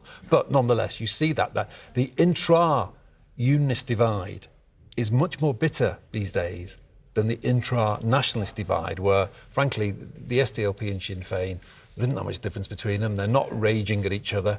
They might dispute that, John. Well, I think they might dispute, but I mean, Colin Eastwood conceded. I mean, when he was talking about abstention in the leaders' debates, he acknowledged that it was a position of principle for Sinn Féin. He said, and he acknowledged that Sinn Féin was open about it. So, whilst he was making the case, vote SDLP because that sends people to Westminster, you know, there isn't the bitterness that there's been over the Irish Sea border debate that is there within unionism. And it has been a bitter debate. That, you know, yes. Gavin Robinson's taken a gamble at this election, that being honest and saying we should have engaged in cautious realism, that was the right electoral strategy. In many ways, it's laudable, to be honest, but it's also a risky electoral strategy. David, remind us of the numbers in North Antrim, because when you hear the words neck and neck when it comes to Ian Paisley Jr. and Jim Allister, not many would have expected that at all. No, the last time Jim Allister and Ian Paisley faced off in a contest was 2010. Ian Paisley beat him 2-1 in that contest, again, the Paisley dynasty, 54 years old. So a contest up there being neck and neck. Ian Paisley did have a big swing away from him in 2019. There was also the biggest swing in Northern Ireland in 2022 was in North Antrim away from the DP. So if it's neck and neck up there, like and we're seeing this in the Lagan Valleys, in East Antrim, we're hearing reports, we're hearing it in East Belfast as well. If that's what's happening up there in a DUP heartland, it's ground zero, the first seat that ever went to the DUP, then they are in for a tough day. Okay, John and David, thank you. Mark, and just a note to self for next time, if you're ever sharing a desk with David and John, make room for all their furniture, make room for all their notes, plenty more notes to come for the rest of the evening, but I will remember that for next time, to shuffle along a bit. Yeah, they bring a lot of kit with them. They do. Big brains, big brains. OK, we'll be hearing lots more from them when these results start coming in, of course, for real. Let's go back to Elaine McGee in Magherafelt. I gather you've got a bit of news for us on North Antrim and Fermanagh, South Tyrone. Fascinating. Opposite ends of the country and different stories, but we're intrigued. Absolutely, very intriguing. Let's talk about North Antrim first, Mark. You know, the safest seat for the DUP in Northern Ireland, Ian Paisley Jr. had a majority of almost 13,000 in 2019. This seat has been in the Paisley family for over 50 years. But our reporter Elaine Mitchell can just give us a bit of an update on North Antrim, because there's some interesting news emerging, isn't there? There is. Now, nothing's for certain, but, you know, from watching and paying attention to what's going on around us, we can tell that the the Paisley camp does not look happy. I've also heard from Philip McGuigan, who is running in North Antrim for Sinn Féin. He told me that he thinks, from their tallying, that Jim Allister of the TUV looks like he's out in front. Sean Mulholland from Alliance told me that it was neck and neck and too close to call. I was also speaking to Sammy Wilson. We've been watching the DUP table and they've been tallying away. But Sammy Wilson, who's standing in East Antrim, told me that he thinks the North Antrim, that they haven't been tallying correctly and maybe they don't quite know where they stand. But from my viewing, they were certainly doing their tallies, so maybe they're just not liking how it's turning out. It's still up in the air here. It's still very up in the air. And this is a contest really from 2019 as well, between Ian Paisley Jr., between Jim Allister.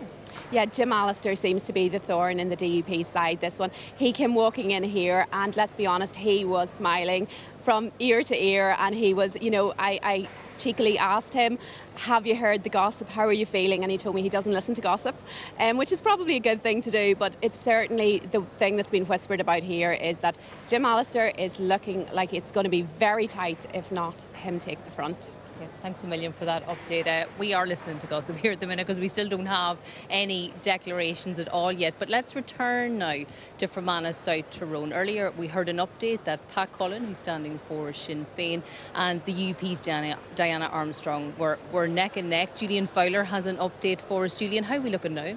Yes, well, as we said, neck and neck from some of those tallies of ballot boxes. But as the count has gone on, it seems Pat Cullen has performed better than Diana Armstrong, and some unionist sources in the Diana Armstrong camp may be putting the majority as high as 2,000 for Pat Cullen. So it does seem that the Sinn Féin candidate has gone ahead now of the Ulster Unionist Diana Armstrong. But it's quite interesting, I think, after 3 a.m. here in Magherafelt, we still haven't seen Pat Cullen. Yeah. So don't know where she is or when she plans to arrive, but when she does get here, it looks like the news for her is going to be good. Yeah, like we heard from Diana Armstrong earlier, she was very confident. Doug Beattie, very confident also, but not saying it's a done deal. But as we were saying earlier, Julian, Fermanagh South Tyrone, every vote counts.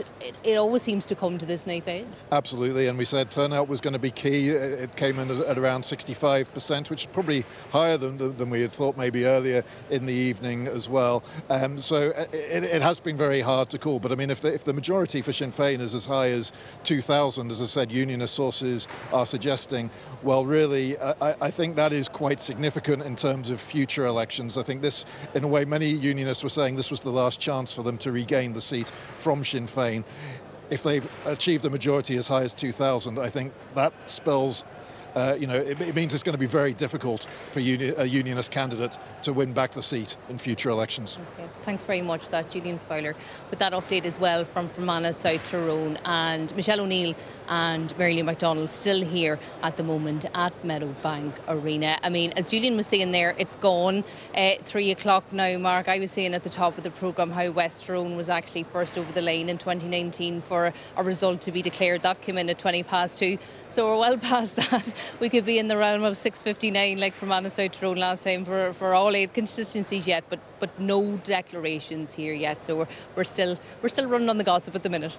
Okay, we're running on empty at the minute, you could say. I wonder, just have you managed to see, overhear any conversations at all with Mary Lou McDonald and or Michelle O'Neill? We saw them arriving, we saw them talking to party workers, talking to some of the candidates, but we haven't actually heard from them yet. Where are they and what are they doing? They were milling around in one far reach corner of the arena a short time ago. I did see them, and just like that, they were still just sort of engaging in conversation. But I mean, the mood looked upbeat, I have to say. Nobody's looking down. Maybe they have their game faces on, but lots of hugging, lots of chatting, still working through the tallies. So yeah, I think all still to play for in the Sinn Féin camp yet. And it is a positive outcome in Mid-Ulster, as possibly, well, it hasn't been again declared yet, but it's looking like a very positive outcome, as would be expected in Mid-Ulster. They're pretty much guaranteed, I would imagine, in West Tyrone with Orla Begley. So for Sinn Féin, as of yet, still something to smile about, Mark.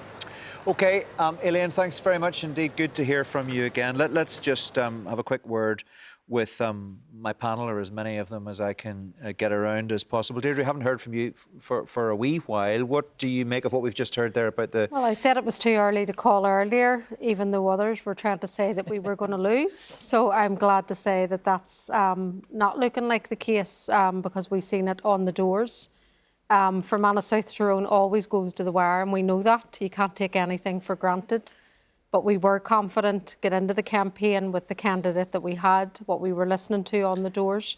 And we hope that that will bear fruit later on this morning. And as I said, that our two leaders, Mary Lou and Michelle, both looked relaxed.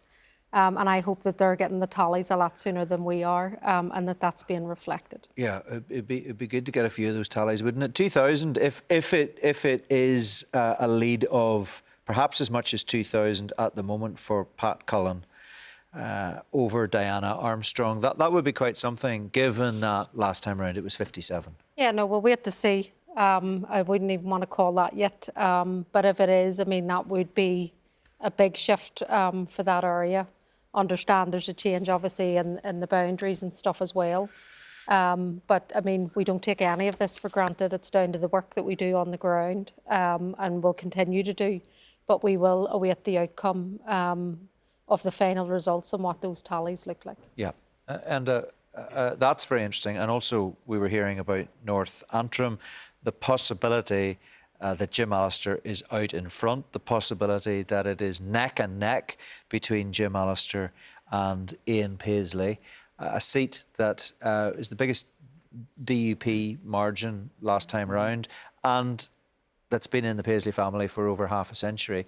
And the very fact that it's apparently as close as that, even if Ian Paisley holds on, that is remarkable. Absolutely. A remarkable turnaround if it turns out to be the case. But let's not forget as well that Jim Allister didn't stand there the last time round. Ian Paisley didn't have the TUV bearing down on him in that particular constituency. This time, dynamic's very different. He had a 12,000, I think, majority. 12,721, which is pretty big. That's huge. But again, there seems to be a pattern emerging right across the constituencies as far as the DUP is concerned. And you do get a real sense that a lot of DUP voters just stayed at home and didn't come out to vote. Yeah. Fascinating stuff. Mike, what do you make of what we're hearing there? Well, I need to ask you first of all about Fermanagh South Tyrone, because it looks like maybe the pendulum has swung away from the possibility of your party taking that seat. And Deirdre's quite right. We can't call this at this stage, and until we hear it, we haven't heard it. But it does seem to have shifted a little bit away from your grasp at this point. Yeah, and if what Julian is reporting is correct, and it's a 2,000-odd majority for Sinn Féin, I think that is going to enforce that fatalistic view within unionism that the boundary changes mean the seat is gone and gone for good. North Antrim is kind of hard to get your head around. But if that's true, you could be looking at a possibility of Jim Allister sitting beside Nigel Farage on the green benches in a couple of weeks' time, which would be very interesting given that fact Farage was backing Ian Paisley. Yeah, well, that could be fascinating. Not sure that I can get my head around that entirely in all its complexity, but it is fascinating stuff. I want to pause for a moment or two because I want to hear from Lindsay Telford, who is our reporter in Craigavon, and I think I'm right in saying that Lindsay's been joined by Jonathan Buckley, who of course is the DUP candidate in Lagan Valley. And is he looking perplexed? Lindsay, that's the question. Well, Mark, listen, we've been talking all night about how Lagan Valley was a two-horse race. It's been, by the looks of it, really, really close tonight, but Jonathan Buckley is here with me to concede defeat. Jonathan, how are you feeling? Yes, obviously difficult. Nobody likes to lose, but very, very difficult for unionism. I put my heart and soul into this campaign. I stepped forward for the country to try to ensure that we retained the great seat of Lagan Valley for unionism. But two things have went against me in this campaign. First of all, the boundary changes have meant that nationalism by its whole has got in behind Saoirse Eastwood. And on the other point, divided unionism, as I warned in this election time and time again, has ultimately cost this seat. And, you know, that's a point of reflection for unionism, because divided unionism cannot win elections. And how many times have we seen this where continually unionism wants to throw stones at each other rather than looking to the broader vision? And, you know, whilst personally gutted that this seat has been lost, I would say to the unionist electorate, you know, we need to, yes, sit down and think this out, this strategy going forward. This is a unionist seat that has been lost due to split unionism and nationalism getting behind the Alliance Party, but it can be won back. And I'm confident that if we get our heads together and we move forward collectively, that this seat will be won back for unionism. Unfortunately, it's going to cost 5 years of, I believe, a negative message that is going to be presented here in Lagan Valley for the people to really wake up and smell that coffee. Well, Jonathan, it has been a unionist seat here for all the 40 years of Lagan Valley's existence, and now for the first time we're set to see a non-unionist MP. How does that feel for you? As a unionist, absolutely gutted to see that happen. You know, anybody that knows me, it's country first, you know, and I really want to pay tribute to the people of Lagan Valley that came out and supported me. You know, I was thrown in some very, very difficult circumstances to try and hold this seat for the country. And ultimately, we've defeated ourselves tonight within unionism by splitting our vote. But we've seen the power of those that want to coalesce behind the Alliance Party, namely Sinn Féin, for not even standing in this contest, and the SDLP, a pitiful vote in Lagan Valley. But I have to lift my head up, because not only did the people of Lagan Valley come out and give me a fantastic vote, but also the people around the country, and indeed my own voters in Upper Bann, who give me the luxury to step forward, to enter this battle for the country. And you know what? I'm 32 years of age. I don't give up. I think too much of this country to stand back and allow this to happen. And it's time for next generation unionism to step forward into the breach and ensure that seats like Lagan Valley and others across the country are won back for the union in the future. And Jonathan, you said there that unionism is divided. How concerned are you about the DUP across the board tonight? I think, look, it's been very difficult. You know, people have asked me, you know, what is the reason for Lagan Valley being lost tonight? And ultimately, it's not just a question for the DUP, but it's a question for the unionist family. You know, I have great working relationships right across the different unionist parties in the Assembly. And to see some of the very personalised attacks that I even faced alongside my family in this campaign from fellow unionists, it's depressing and upsetting, and I don't think it's reflective of who we are as a people. And I really do mean this sincerely. We need to get our act together, because there's a broader vision, and I believe that the people are hungry for unionism to cooperate and work together like never before. And I give that commitment going forward. That's the battle that I'm in. Do you feel like you were thrown into this race? You know, you said yourself you're somewhat of an outsider from Upper Bann. Were you thrown into this? Did the DUP put the wrong candidate into the race? Absolutely not. You know, 8,000 voters from my home constituency of Upper Bann went into Lagan Valley. My party have given me nothing, only encouragement and support, and I want to pay tribute to each and every one of them. I had an incredible campaign team. I could not be more proud of whether it's the Lagan Valley campaign team or those within Upper Bann that came to support me, and my wife, who's been by my side the whole way through this. The campaign team can hold their heads high. It was a fantastic campaign. But ultimately, some of the factors that have decided this election today are beyond our control. And that's something that I have to accept as a candidate. Failure is hard, but it's not final. And finally, any words to Saoirse Eastwood tonight? Absolutely. Look, I wish Saoirse well in her role as MP for Lagan Valley. And like any candidate, I commit that I will be chasing down for that seat, and the DUP will in 5 years' time. But I wish all those elected tonight across Northern Ireland, I just hope that they put Northern Ireland first and represent it in the Mother of Parliaments to the best of its ability, because Northern Ireland works best when we work together, and we must make this country work for the future. Jonathan Buckley, thank you so much. Thank you. Well, Mark, you heard it there. a DUP seat for many, many years, a unionist seat for 40 years, and now for the first time an alliance seat, a non-unionist MP at Lagan Valley. We're yet to hear from Saoirse Eastwood, but we'll keep an eye out for her. We'll see if we can get hold of her. Thanks a million. Lindsay, thanks very much indeed. Well, that's fascinating stuff. I want to bring Enda in straight away. Jonathan Buckley is conceding Lagan Valley. He has now, some people might say in a very gentlemanly way, he has wished Saoirse Eastwood the very best. He said there, interestingly, at the end of that interview, Northern Ireland works best when we work together. But what he said at the beginning was very telling, wasn't it?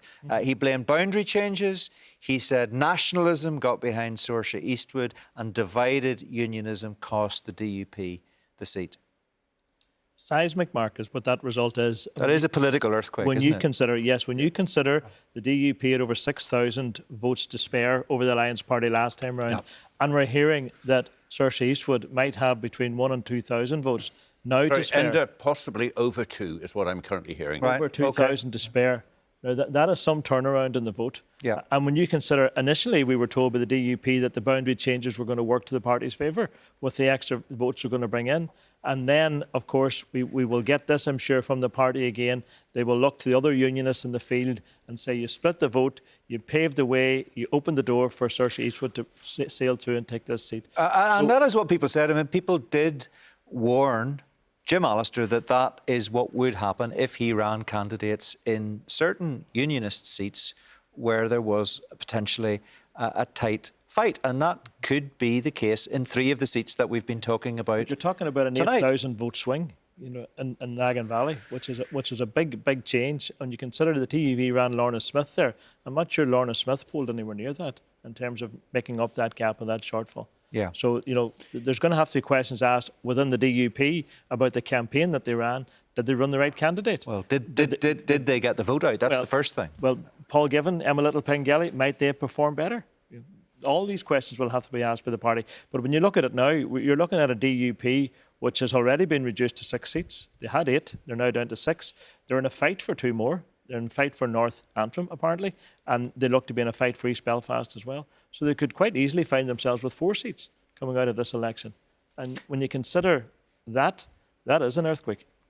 Right, we think we're about to get our first declaration. The first MP returned in Northern Ireland in 2024, we think is going to be Cathal Malachan in Mid-Ulster, the Sinn Féin candidate there. We knew there was going to be a change because the outgoing MP from Sinn Féin wasn't standing again. So we're keeping an eye, and we'll confirm that, and we'll confirm the numbers as and when we get them. But I just want to get a bit of reaction to that, and I need to ask former leader of the Alliance Party, David Ford, what you make of what we're hearing from, and I think your figures from your colleagues are backing up everything that we've heard that Saoirse Eastwood has done extremely well. Including the fact that the anticipated majority has just increased in the last while. Yeah. Clearly, as I said earlier, we have seen very significant campaigning in Lagan Valley, which Saoirse has led, which produced the 2nd Assembly seat, which produced an increased number of councillors. And she has clearly had the kind of personality which has been out, engaged with people.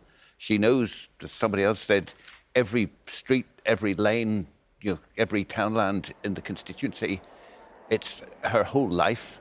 And she has put a huge effort into doing that, particularly when you think that she's got a husband who is seriously ill at the present time. That's a phenomenal effort, which has been backed up by a very significant team, because we put little outside effort into Lagan Valley because the Lagan Valley team were doing so well for so long. We're just as you're talking there, you're being interrupted by the next MP for Lagan Valley. We're just looking at pictures of Saoirse Eastwood there. And her election agent beside her. David Honeyford, Owen Tennyson and other luminaries from the Alliance Party around her. Don't call them luminaries, don't overflate them too much. It's Saoirse's night. Yeah. Oh, David, goodness me, I'm being generous. I'm calling them luminaries. I don't think. Goodness me, I didn't expect that response. Anyway, never mind. She looks pretty happy, as well she might. And David, she was always confident that she could do this. I mean, she said from the outset. Even when John Tongs said she couldn't, she knew she could. You're going to have to a few minor alterations maybe in the book. Or my recollection to is be she sort gracious of to agreed. John, he did say when the facts change, your opinion changes, yeah. And he changed it. But I don't think even he thought we were a majority between 2,000 and 3,000. Yeah. I don't recall Saoirse actually disagreeing with me at the Alliance Party conference, in fairness, but circumstances changed. Right. It is astonishing for the personal as well as political reasons that we've just heard. I mean, if you go back 2 elections, Enda mentioned the last election, go back 2 elections, the DUP had 60% of the vote in that constituency. Alliance trailed in third with 11% of the vote. That's an extraordinary turnaround. Yeah. It's David, remarkable stuff. Yeah, I mean, we think, by the way, that the declaration is imminent. She's on the phone. I wonder who she's talking to, but she's happy. I'm guessing that the person on the other end of the phone is pretty happy too. Just put this into some sort of perspective for us there, as far as the numbers are concerned. Alliance came second here for the first time in 2019. That was the first time it ever came second, and she jumped 18 points in that election. So I'm guessing, if my maths is right, Alliance have probably had a swing between 2019 to this of probably north of about 23, 24 points. That is an incredible thing. I also want to nail one thing, and I appreciate Johnny Buckley's hurting at the minute, but the boundary changes did not favour Alliance. Places like Dunmurry moved into West Belfast, which actually knocked more off Alliance's vote than any of the unionist gains did on the other end of the constituency. Well, what about his other points? So you're discounting boundary changes working against him. No. OK, so you say that's not the case. He said nationalism got behind Saoirse Eastwood, and he said divided unionism cost the DUP the seat. I'm guessing. Can we actually hear Saoirse Eastwood? I can hear her talking. Sorry, I'll come back to you, David. Let's just hear from Saoirse. I'm a Lagan Valley girl, born and bred, and this has been in our heart for a long time, and I'm just delighted that we now have a United Community Alliance MP for my home. Saoirse Eastwood, are you confident that you can represent the people of Lagan Valley, given it's been a unionist seat for so long, and given what Jonathan Buckley has just said in terms of unionism being split, and that's why you have been successful? I am absolutely delighted that Lagan Valley has chosen to elect an Alliance MP. I think that is a huge thing, not just for Lagan Valley, but right across Northern Ireland and Alliance. And for me, that is a huge achievement, not for me personally, but for our community. They want people that will show up and do the work and do the job. And that's exactly what this is about. We work every single day of the week, 24/7, not just at election time, and we work on everything that matters to people, big or small. We have always taken a vote from right across the community. That's what we've done tonight. And we've done it really well. And as I say, it's not just down to me. It's a huge team that we have here in Lagan Valley Alliance, and we're very, very proud of everyone. You're off to Westminster now, but your colleague Stephen Farry looks like he won't be. Looks like he has lost his seat in North Down. What would you say about that? Obviously, I'm extremely disappointed for Stephen. He is a very close friend, and I worked for Stephen whenever he was an MP, so I'm perfectly aware firsthand of the incredible work that he put in during his 5-year stint. He has been such an important voice for Northern Ireland on those green benches at a time whenever actually a lot of voices were not heard, and we are so grateful to Stephen, not just for those 5 years, but for the legacy that he leaves behind him. He's very much still part of the Alliance family. He is somebody who means a whole lot to so many people right across the party and indeed Northern Ireland, and he will obviously take a few days to reflect, but we love him dearly, as do the people in Northern Ireland. How are you feeling? Your husband just phoned. People kept saying, have you spoken to anybody at all? No, I didn't speak to anybody. We're a professional outfit, that's the way we run things, and we follow things by the book. So no, I hadn't spoken to anybody, and you saw me take the call, and actually my election agent's speaking to him now, so but I'm delighted. And you know, this is a team game, but it also is a thing where your whole family are involved, sometimes whether they like it or not. But I'm really grateful to Dale. I love him to bits, and my mum and Philip, my stepdad, as well. So it's obviously very emotional, but you know, we are taking things as they come. Obviously a lot of decisions and things need to be thought about in the days and weeks ahead, and we will take time to go through our fantastic election results, not just in Lagan Valley but right across Northern Ireland, where Alliance has seen a real increase. We have more than held our own. I'm standing beside Owen here, who has pulled extremely well in Upper Bann. We have held our own in East Antrim. We're doing very, very well in Strangford, and indeed right across. So we're delighted with that. But this is what we do. We go out and we work hard and we develop and we build, not for ourselves, but for the people of Northern Ireland who so desperately want that positive leadership and a united community. What are your priorities whenever you get to Westminster? So we campaigned on a manifesto of looking at a good financial package for Northern Ireland, and a lot of that was involved in terms of the work that Stephen had actually started whenever he was over an MP, and indeed obviously then the talks process at sort of the restoration of Stormont at the start of the year, and basically what we're campaigning on is getting a fair funding package for people in Northern Ireland. The second thing then is reform of the institutions. I was previously an MLA in the Assembly, and we have campaigned long and hard at a time whenever it wasn't actually politically in vogue, but it's clear from the result tonight, certainly, and the endorsement of Alliance right across Northern Ireland, that people do want to see reform. They are saying enough is enough. We do not want to have a system where people can pull down our entire government on a whim, and we've heard that being endorsed very, very strongly. So those are our two key priorities. What's the significance of being the first woman elected here to Commons in the constituency? How does it feel? It feels very special, and I spent my whole life growing up in Lagan Valley looking at the same people, and we knew that change was possible, but certainly I never thought growing up that I would be the person to do it, and I'm standing on the shoulders of giants. You know, we have had people who went out and did the hard yards whenever I wasn't even born, and those are the people really that this day and night belongs to as well, and right across everybody in Lagan Valley who came out, people were coming out in the last few days and weeks and saying, look, we're going to come out, we're going to back you, from all different walks of life, views, political views, whatever. And that's exactly what this is about. They wanted to see hope. They wanted to see somebody breaking through and doing what so many people thought was impossible. And tonight proves that change is possible, change can happen, and actually change can be done in a way that is positive and dignified and inclusive. And that's what we've done as a team. I don't know how soon. So there you have it, Saoirse Eastwood, who is going to be the next MP for Lagan Valley. And obviously, and she's holding it together very well, but she's obviously emotional about it. Let's cross over to Mid-Ulster result at Magherafelt. Here we go. Mid-Ulster. The candidate elected, the eligible electorate, 74,000. The votes polled, 45,691. Valid votes, 45,445. Rejected votes, 246. Percentage turnout, 61.74%. I, Adrian McCreesh, as the Deputy Returning Officer for the Mid-Ulster constituency, hereby declare that at the election, the number of votes for each candidate was as follows.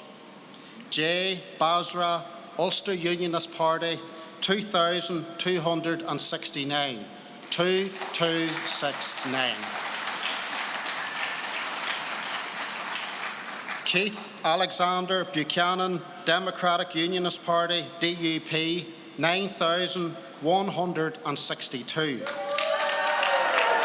9162. Padraig Farrell, Alliance Party, 2001. 2001. Alexandra Halliday, Aim 2 for Life, Unity, Economic Justice, 1047.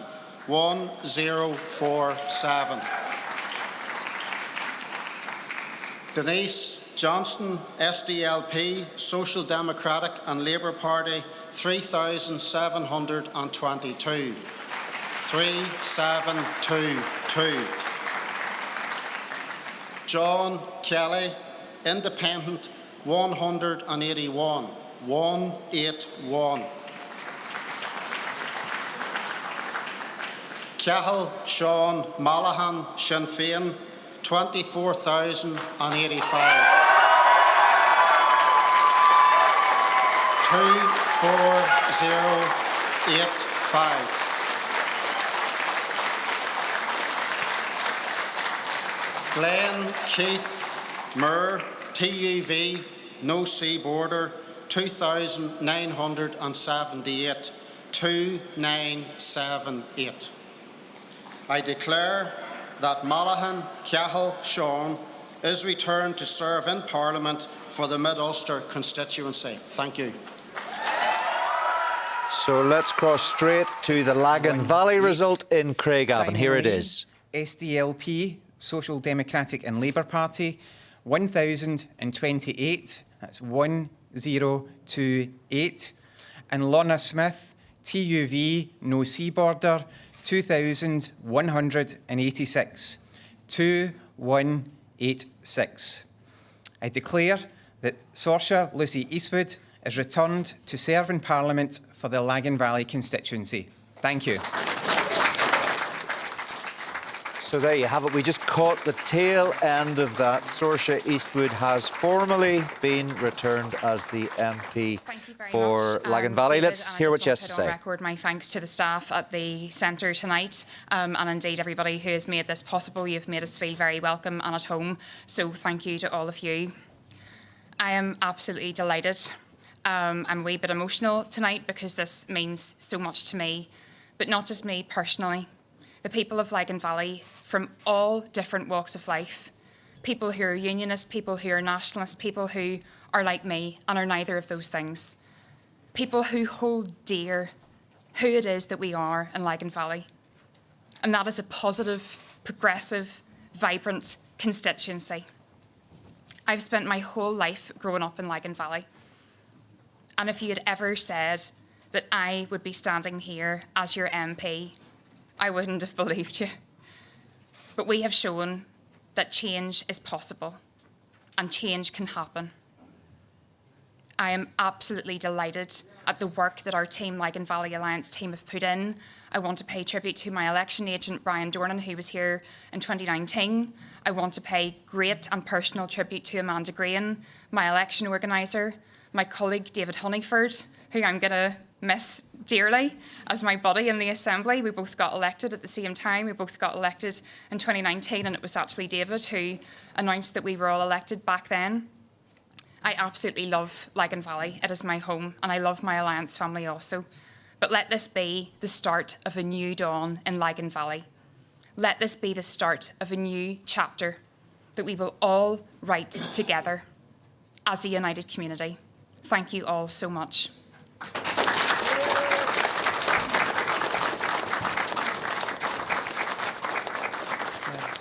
Deputy Returning Officer, ladies and gentlemen, can I thank the staff here at the Leisure Centre for the diligent way in which you conducted today's affairs. We're now into tomorrow morning, but I really do appreciate the work of your team and indeed the PSNI for their guidance and indeed their protection here tonight. For every politician, an election is difficult. There's hard roads, hard yards, but every candidate goes out onto the field to give their best. And I could not be prouder of the team in Lagan Valley DUP who embraced me and worked with me and travelled the hard yards across country roads, estates developments, right across Lagan Valley. When they asked me to step forward to contest the seat in Lagan Valley in some very difficult circumstances, I did so with the good grace of the DUP in Lagan Valley, its voters that have given me such tremendous support in this election, and those that have elected me in Upper Bann, whom give me support and encouragement to go out there and fly the flag for unionism in this seat. Today we have not been successful, but today's defeat is not final. For Lagan Valley, there is brighter days ahead, I can assure you, for unionism, but it must deal with its internal divisions. We must spend less time throwing rocks at each other and looking to the broad picture of unionism to make Northern Ireland work and ensure that it's a country fit for purpose that everybody can feel welcome in. I have felt some very, very difficult moments in this campaign, some very personal attacks on not only me, but on my family. But I know I'm not the only candidate, and today is not about me. I know other candidates have probably faced the same. And I would say to Saoirse, I would imagine it was a very difficult campaign, particularly given your husband's illness over recent times. And as a DUP team, I wish him and you well in your new role as MP for Lagan Valley. But for the future, Unionism can lift its head high. We will regroup, we will regather, and we will retake this seat in Lagan Valley. And I say this, I want to thank the team. To Paul Given, my campaign manager, what an effort. I am so appreciative of everything that you did for me in this campaign. My election agent, Alan Urt, and that entire team, thank you so much. But principally to my wife, Jill, you have stood by my side throughout this entire whirlwind journey. But it's only the beginning. She's got the political bug. And I don't think it'll be the last we will hear of Jill Buckley. In closing, can I give thanks to my Almighty God, who has sustained and protected me through this election campaign. Sometimes we can't understand the outcomes in the moment, but in the fullness of time we will. Thank you all, and congratulations, Saoirse Eastwood. Thank you. So there's Jonathan Buckley, his acceptance speech. We also heard from Saoirse Eastwood. Just a couple of numbers very, very quickly. The majority there for Saoirse Eastwood was 2,959. I can also tell you that it's just been confirmed Nigel Farage has been elected as a Reform MP for Clacton, his 8th attempt, successful on his 8th attempt to be an MP. So he will be on the green benches when the Commons sit again. Let's go across to Catherine Morrison now at the Belfast count. She's with Gareth Gordon, our political correspondent, who's got a bit of an update on what's happening as far as East Belfast's concerned. Catherine. Yes, Mark, we have some news on East Belfast. Nothing official, nothing confirmed, certainly no declarations yet, but the DUP team behind me is confident that Gavin Robinson has retained his seat in East Belfast. Gareth, talk me through the numbers. What are you hearing? Well, apologies to everyone at home who's been waiting up for this, because I understand that this has been an eagerly awaited result. We don't have a result. We've got an announcement, which I don't know if you can still hear me. I would just keep going, because this there is a are good one. two tables, one to my right and to your left. One marked Robinson, one marked Long. On the Robinson one, and there are a lot of people counting these bundles of 1,000 votes, we reckon there are about 19,600, give or take, on the Robinson table, and 17,300 on the Long, which would put Gavin Robinson around 2,300 votes ahead, which is not as close as we thought it was earlier on. There are more Robinson votes apparently being counted. I don't know how many, but there are no more Long votes, I am told. So it looks at the moment, and this is completely unofficial, that Gavin Robinson has won this contest in East Belfast, which will be a massive relief to his party and to him. You can sense the relief in the air from the DUP team beside us here. Well, the DUP, and we've just been hearing about it from Lagan Valley, have not had a great night, and the night's not over. But certainly, if they emerge with East Belfast intact, as it looks like they have, and remember, Gavin Robinson has a lot to lose. He is now the DUP leader, and that would have been an absolute disaster for the party on a difficult night already, potentially. But it looks like, as we speak, Gavin Robinson has done it, and he's done it more comfortably than possibly we thought was going to be the case. No sign of Gavin Robinson here yet. Or Naomi Long. And nothing from the Alliance team with regards to this update? I haven't been talking to anyone from Alliance. Alliance I have, but they weren't giving much away. It's from the DUP side, and from our own eyes, I was never great at maths, but the result seems clear on those two counting tables. I think all votes are now counted. The bundles are there. It looks like Gavin Robinson has retained his seat in East Belfast. Mark, as soon as we get any official confirmation on that, we will be right back with you. OK, Catherine, thank you very much indeed for that. Not looking good for Naomi Long in East Belfast then, if what Gareth Gordon tells us is correct. And I just want to talk about some of these results here. I mentioned that Saoirse Eastwood's majority in Lagan Valley is 2,959. We now at, what is that, 7 or 8 minutes to 4, we have got our first two official declarations, Mid-Ulster and Lagan Valley, the two seats in question. I think if all goes according to plan, I should be able to bring people on the main screen here the results for Lagan Valley. And I think you can see them there. We can take those pictures. I think you can see them as well, can you, Enda? So Saoirse Eastwood there, 18,618. Then Jonathan Buckley with just over 15,500. Robbie Butler from the Ulster Unionist Party, Enda, said he was confident he could win that seat. He's significantly behind there in third place. It has to be said, though, Robbie Butler has tagged on around 3,000 extra votes, which is quite an achievement for him. So that he will be pretty pleased with that, I would have thought. Interesting to note the string turnaround here. The DUP had 6,000 votes to spare last time round. They now find themselves 3,000 votes behind the Alliance Party. And if you look at the Jonathan Buckley vote, it's down about 4,000 odd on what Jeffrey Donaldson polled the last time. And he told us a short time ago that he blamed that as well as on boundary changes, but also on the fact that he says unionists split the vote. He's pointing the finger here, obviously, at the TUV's Lorna Smith, who polled around 2,186 there. So it doesn't tally that is the gap that's caused the defeat. You could add the two together and say, look at Robbie Butler's extra votes in terms of unionism and think that might account for it. But there's no denying it's been a disastrous result for the DUP when you consider that no non-unionist has held this seat before, and now that has changed tonight. There's the share of the vote.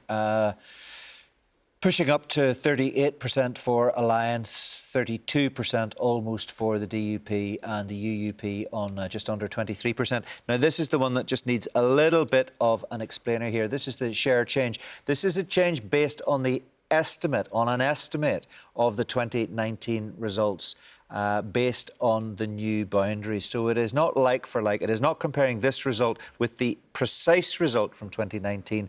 But what we've done is we have adjusted the result from 2019 and then we've done the change in share compared to that. And that's very interesting. That tells you all you need to know. The DUP down 11.5%.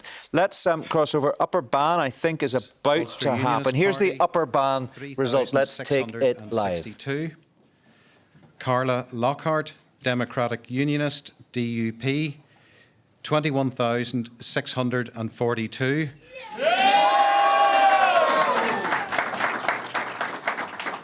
Two 21642. Catherine Nelson, Sinn Féin, 14,236. 14236. Malachi Quinn, SDLP, Social Democratic and Labour Party, 1,496. 1496. Owen Tennyson, Alliance Party, 6,322. 6322. I declare that Carla Lockhart, Democratic Unionist Party, DUP, is returned to serve in Parliament for the Upper Ban constituency. Thank you. So Carla Lockhart keeps her seat in Upper Ban, and let's just hear what she has to say. Thank you, Mr Deputy Returning Officer, and to Roger for carrying out tonight's proceedings, and indeed all day's proceedings, in a very professional manner and ensuring that the wheels of democracy ran smoothly.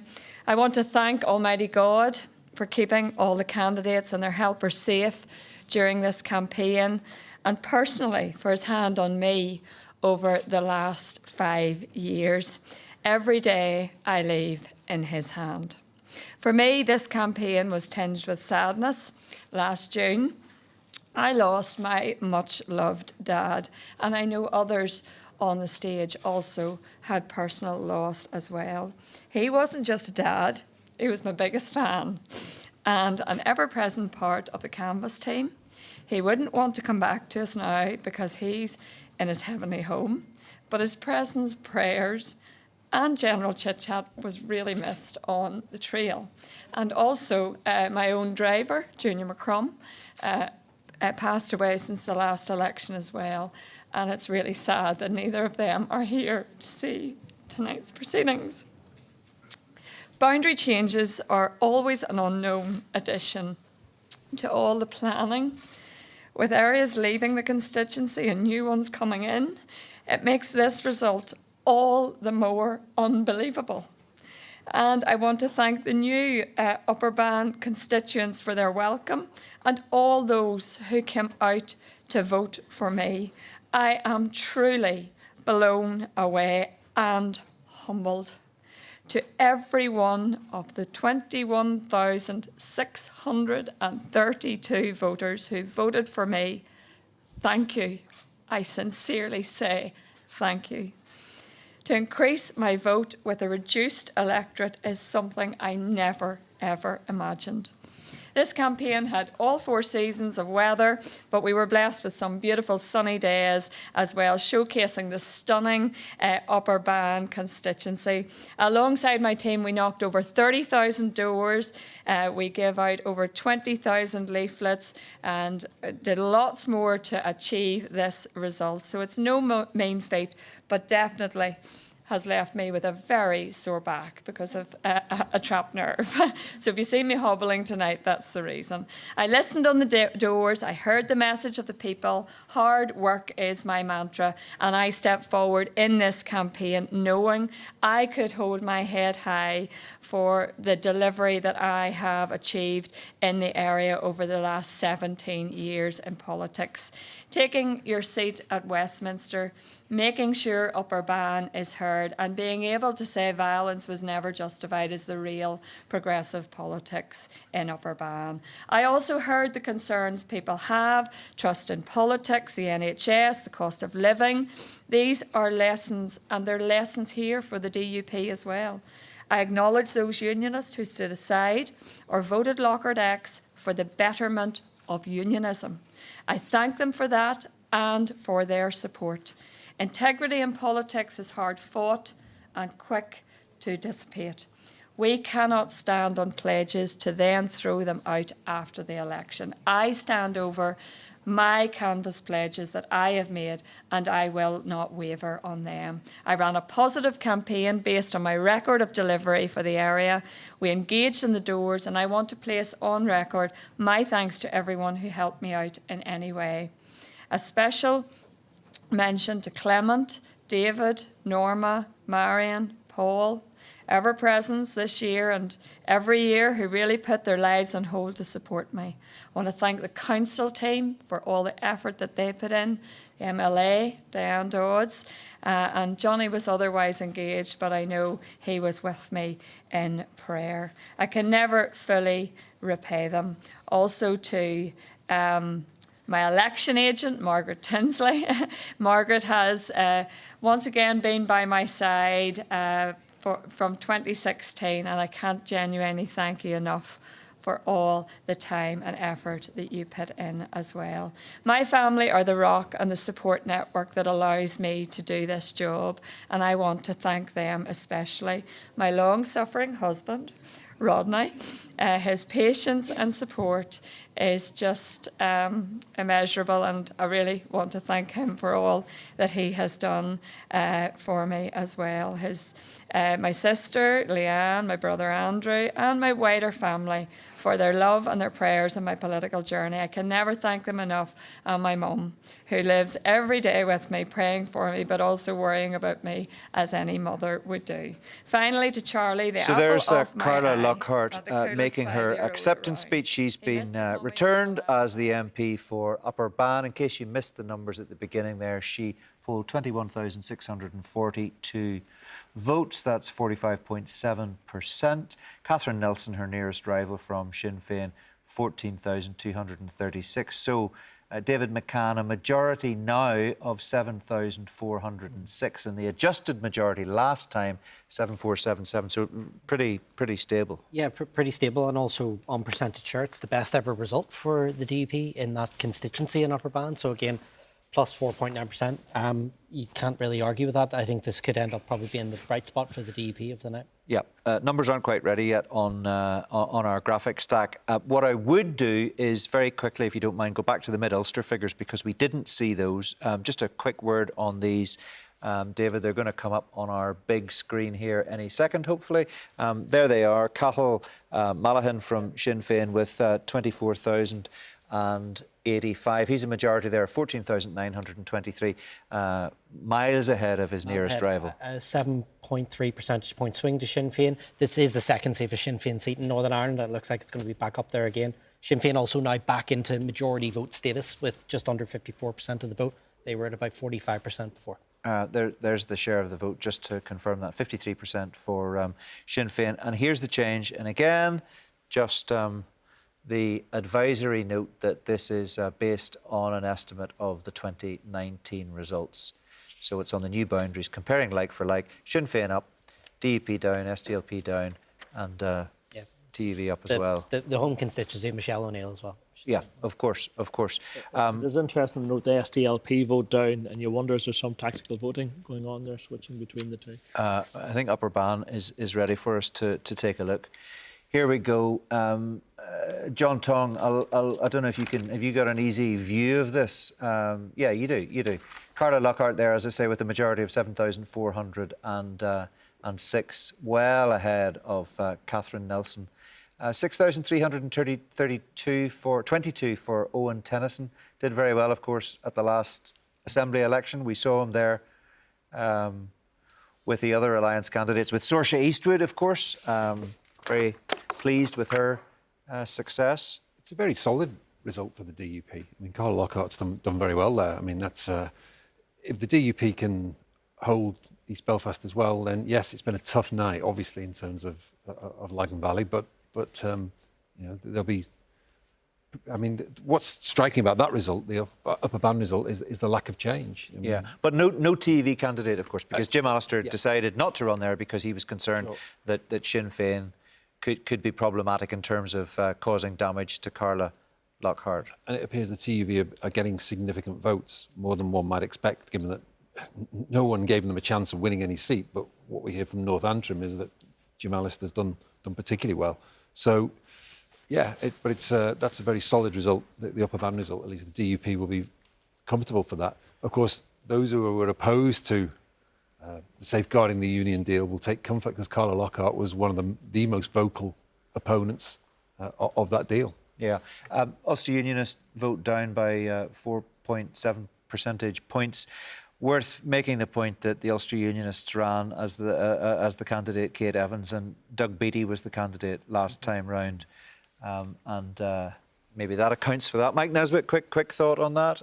Doug Beattie decided not to run. You've got to try new candidates out, but it's not a terrific result. 3,662 was what Kate Evans got, and last time round Doug Beattie got pretty much double that.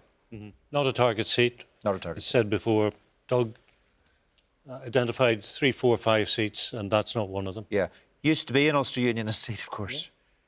Yeah. Used to be. Yeah. Back in the day. Well, I'd like to come back to that, Mark. Yes. We'll come back to that. Quick word, Enda? Yeah, obviously a good news story on what is a pretty bleak night for the DUP. They will point to the fact, no doubt, that when they didn't have the unionist vote split with the TUV candidate here, they managed to retain the unionist seat. And no doubt that will form part of the narrative from Gavin Robinson when we hear from him at some stage later tonight. Interesting, Malachi Quinn's vote there from the SDLP was down on 3,000 votes. You wonder, was there some tactical voting? Because Catherine Nelson's vote from Sinn Féin has increased by some 3,000 votes there as well. So you wonder, is there a bit of a shift there? Yeah. John, do you want to come in? Just one note on the TUV as well. We don't really know the status of its pact with Reform, but it is worth noting that Reform have had some of its most senior figures elected this evening. One, Nigel Farage, Richard Tice has been elected, and Lee Anderson.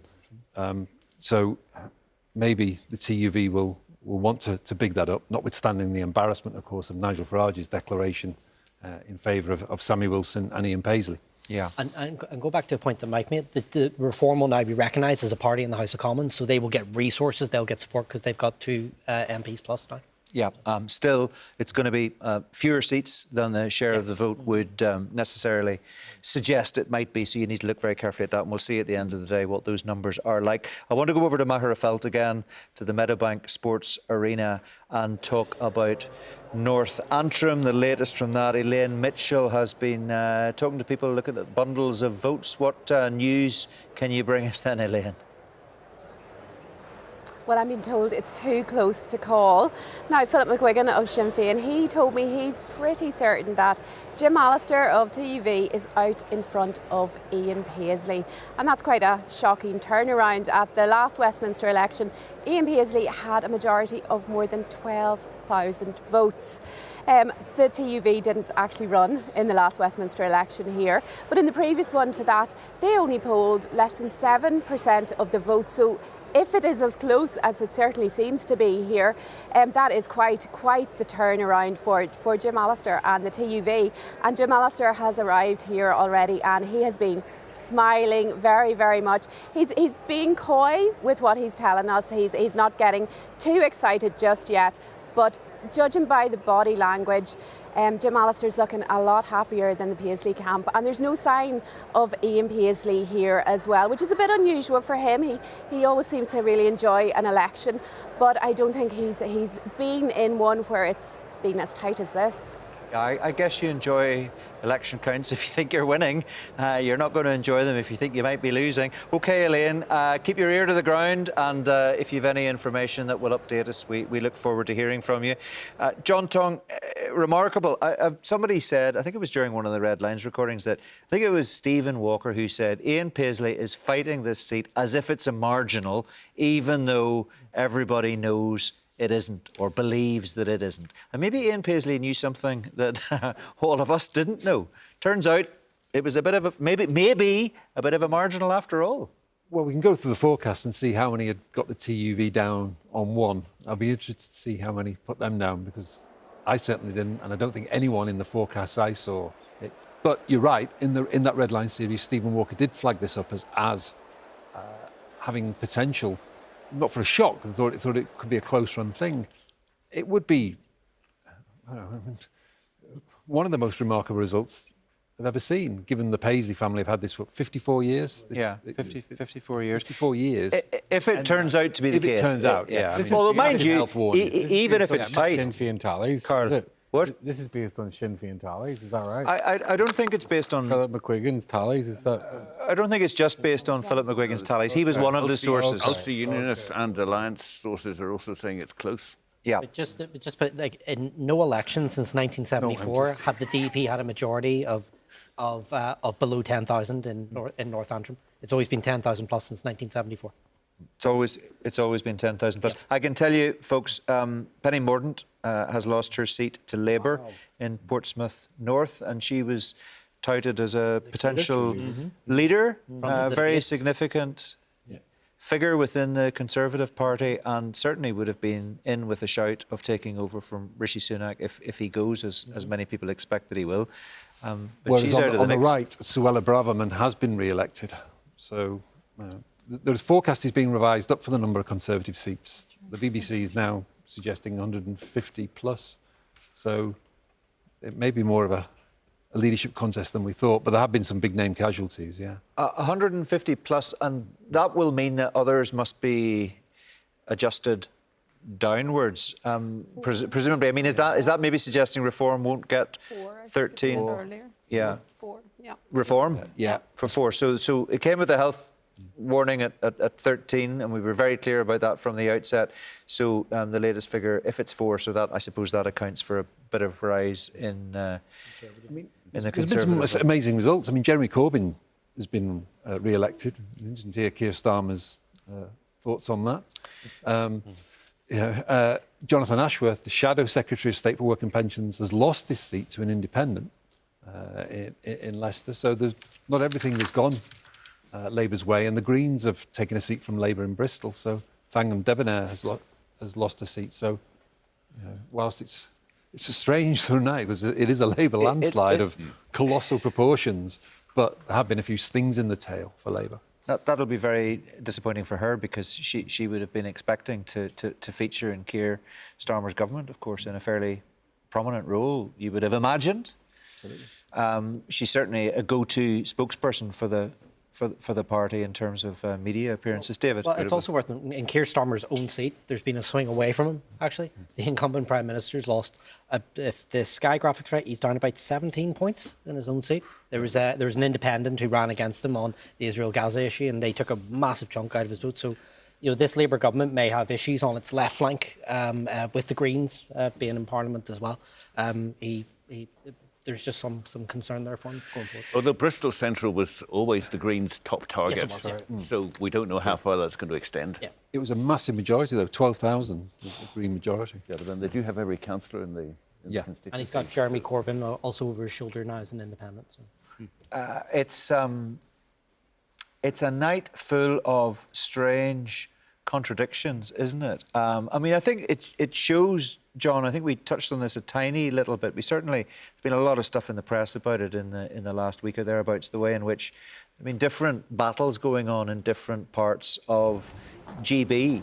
We've got a shot here, Ian Paisley just arriving, the DUP candidate, outgoing MP, of course, for North Antrim, and he's arriving there at the Meadowbank Sports Arena in Magherafelt. And there he is, checking in at the desk, the reception desk, and all Enda. The protocol is very simple. It's the same in all of those count centres for everybody, no matter who you are.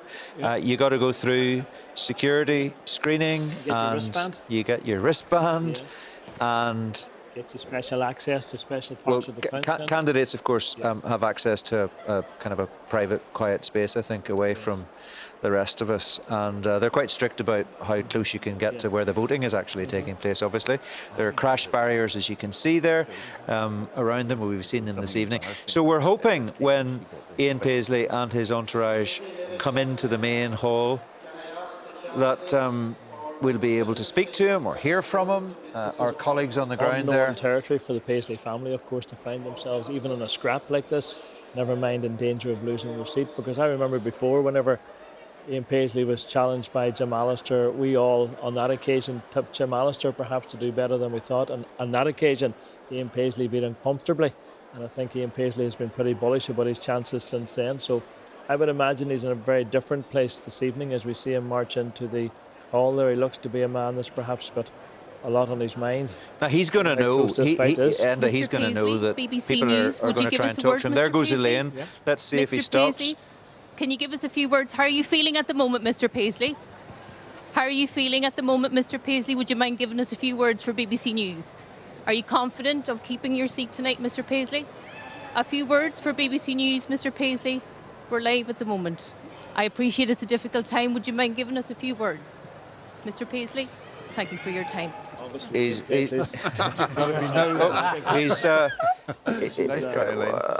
I'm pretty sure he heard her. I think he was just choosing not Thank to you stop. For your time. Willie Lane was very polite there. He's walking along hand in hand with his wife Fiona there.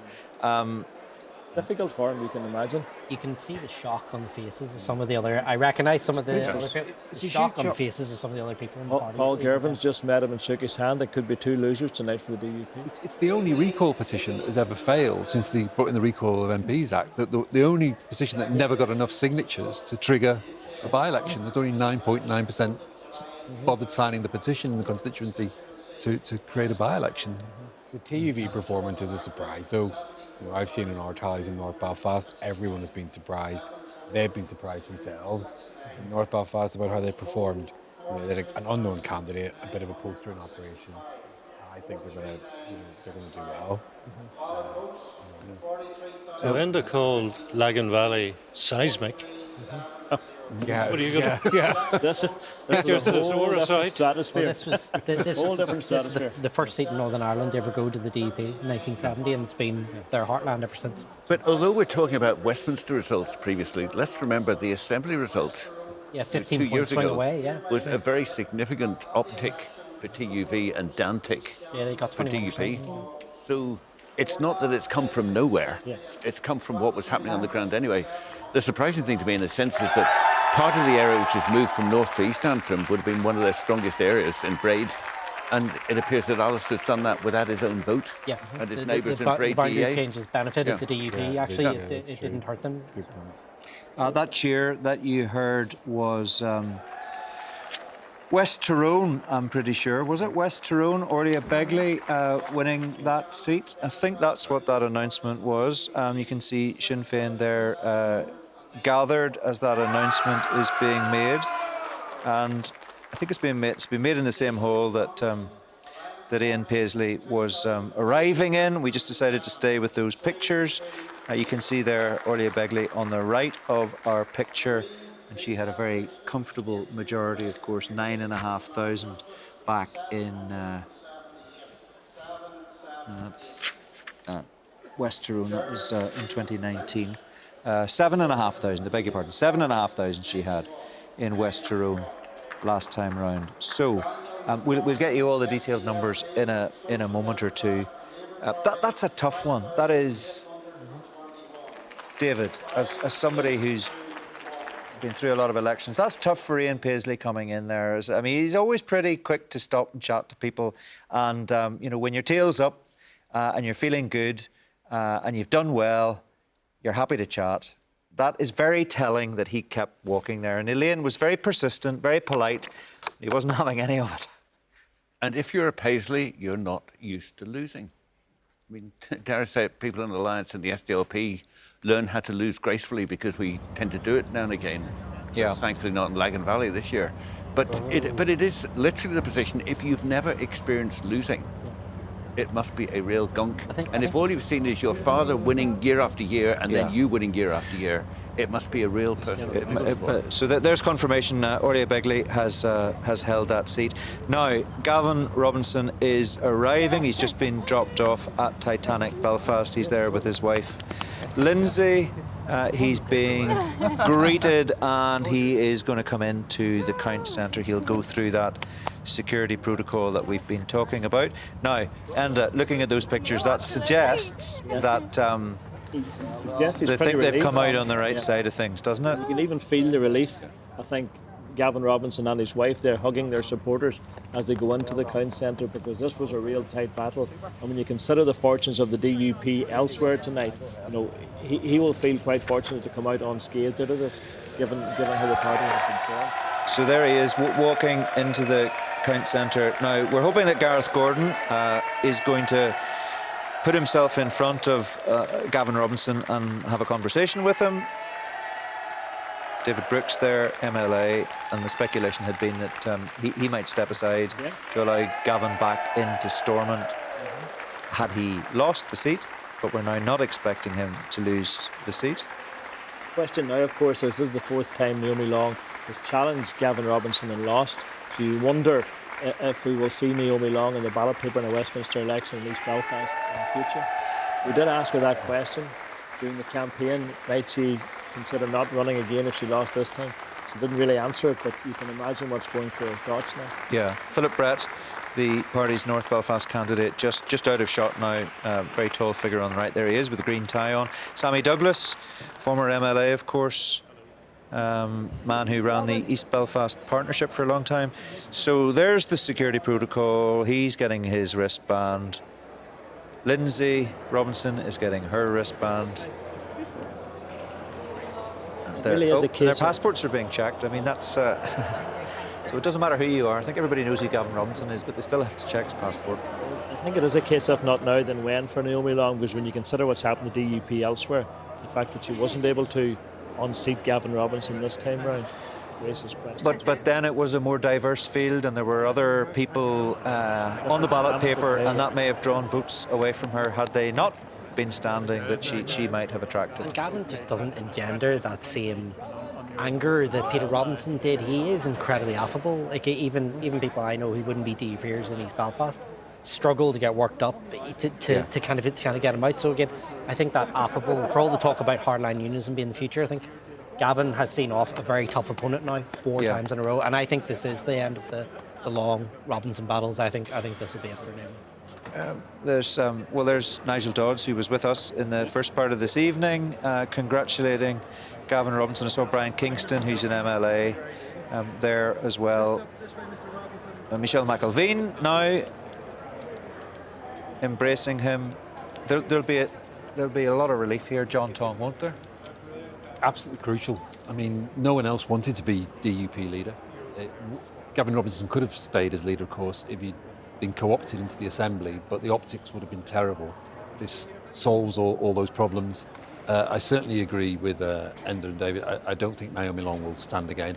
There'll be a small part of Naomi Long that's actually relieved. I think she wanted to stay, notwithstanding recent controversies. Now, here, let's see if we can hear trickling in. what he has to say. Taken some time. My team indicate that there's been a good result in East Belfast, a result that I don't think was widely predicted by many, but one I think reflects not only the incredible campaign our team has run in East Belfast and the positive voice that we provide for East Belfast, but also a recognition that there are people who in this election have come out to vote, sometimes for the first time or for the first time in a long time, people who wouldn't traditionally be Democratic Unionist Party voters, but people who wanted to ensure that they had a strong pro-union voice at Westminster. So I'm incredibly grateful, and we will see exactly the figures when they are declared. Gavin, you're live on the BBC. Good night for you, but would you concede bittersweet night for the DUP? Losing Lagan Valley must be a bitter blow. I want to say a couple of things about that. The first is that I am incredibly proud of Jonathan Buckley. The campaign that he has run in Lagan Valley, the fact that he did it from a standing start, and the fact that he did it with such panache. He was great in his speech, but he was great the whole way through, and we could have asked nothing more of Jonathan Buckley, but also recognise that in Lagan Valley, the story in Lagan Valley is one of the consequences of divided unionism. When there is 29,000 votes there for pro-union candidates, but that seat is not represented in that way, I think isn't a question for us, but it will be a question that will be poured over in the days and weeks to come, because throughout this campaign, whether it's in Lagan Valley or East Belfast or in other constituencies, people understand and recognise not only the benefits of having pro-union positive representation at Westminster, but the consequences of divisions within unionism. Can I ask you about Ian Paisley in North Antrim? Well, we don't know what the result will be. I was with Ian yesterday morning, I think it would be now, yesterday lunchtime during the election day. I know that Ian and his campaign team moved the length and breadth of North Antrim, but we will see what comes in the hours to follow. Gavin, is the TUV now a permanent thorn in your side? Well, I think in constituencies right across Northern Ireland you can see the consequences of divided unionism. I think you can see that there are constituencies within Northern Ireland for which there isn't the luxury in a first-past-the-post election to shop around. We saw in the last Assembly election the consequences of divided unionism. One less seat around the executive table, the wrong position in the top office, fewer representatives in the Assembly, and here again in this Westminster election, the cost and consequence of divided unionism. That's not just a challenge to them though, that's a challenge for us all. In some constituencies you can see that the electorate moved beyond where some political leaders were, but I can also point to the benefits of collectivity within unionism. Both Jim Allister and I agreed to endorse a candidate in North Down, and I think you can see the fruits of that cooperation. That's something that I think we can build on in the future. Unionism in trouble. Has held its ground to become now, and to have won most Northern Ireland seats at Westminster for the first time. What does it mean that most Northern Ireland seats will actually be unoccupied on the green benches?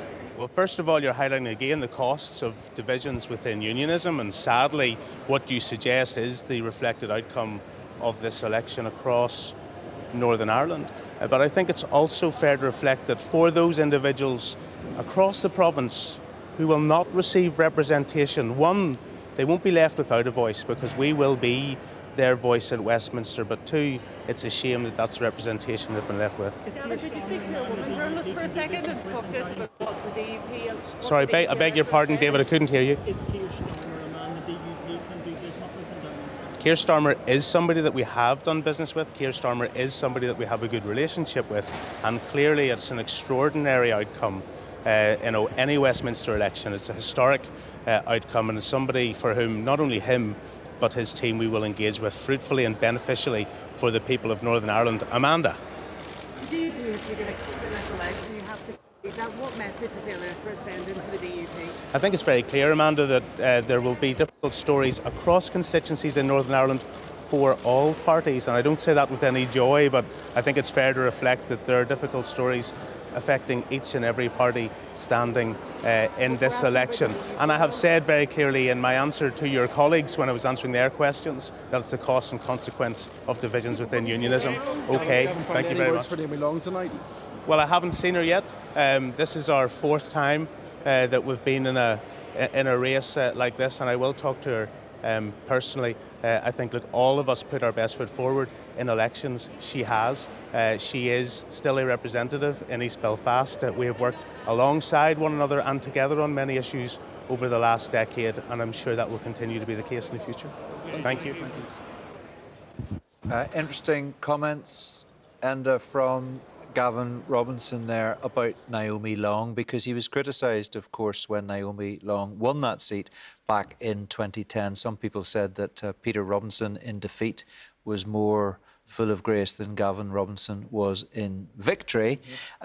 Slightly different tone. I mean, he'll probably say more later, I'm sure, but the tone there is interesting. I think those comments conciliatory, yes? Yeah, those comments followed Gavin Robinson around for a long time, and I think he was determined on what he said today to ensure that he struck the right note in his victory, speaking as he did about Naomi Long, pointing to the fact, though, and he can't escape it, that wider question about how things went badly wrong for the DUP as a party tonight.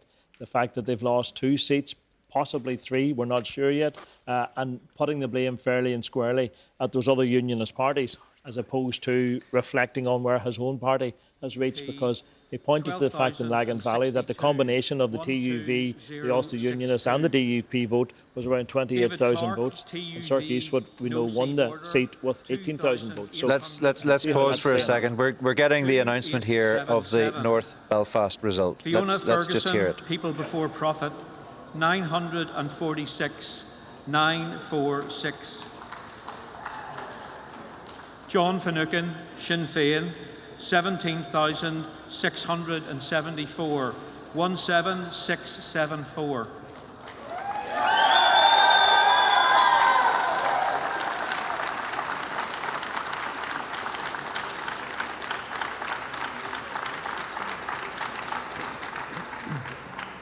Nuala McAllister Alliance Party, 4,274, 4274.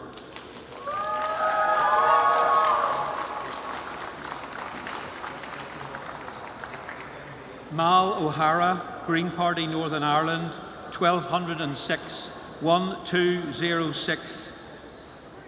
Carl White, SDLP, Social Democratic and Labour Party, 1,413, 1413. I declare that John Finucane is returned to serve in the Parliament of Belfast North constituency. So there you are, John Finucane confirmed as the MP for North Belfast with 17,674 votes. He got 23,078 back in 2019, so he's down. Let's just hear certainly the beginning of what he has to say. This is his acceptance speech. And all of the staff at the electoral office, not just here in the count this evening, but those who've worked tirelessly over the past number of weeks to make sure that we've all been ready for today. I also want to say thank you very much to everybody who ran in North Belfast.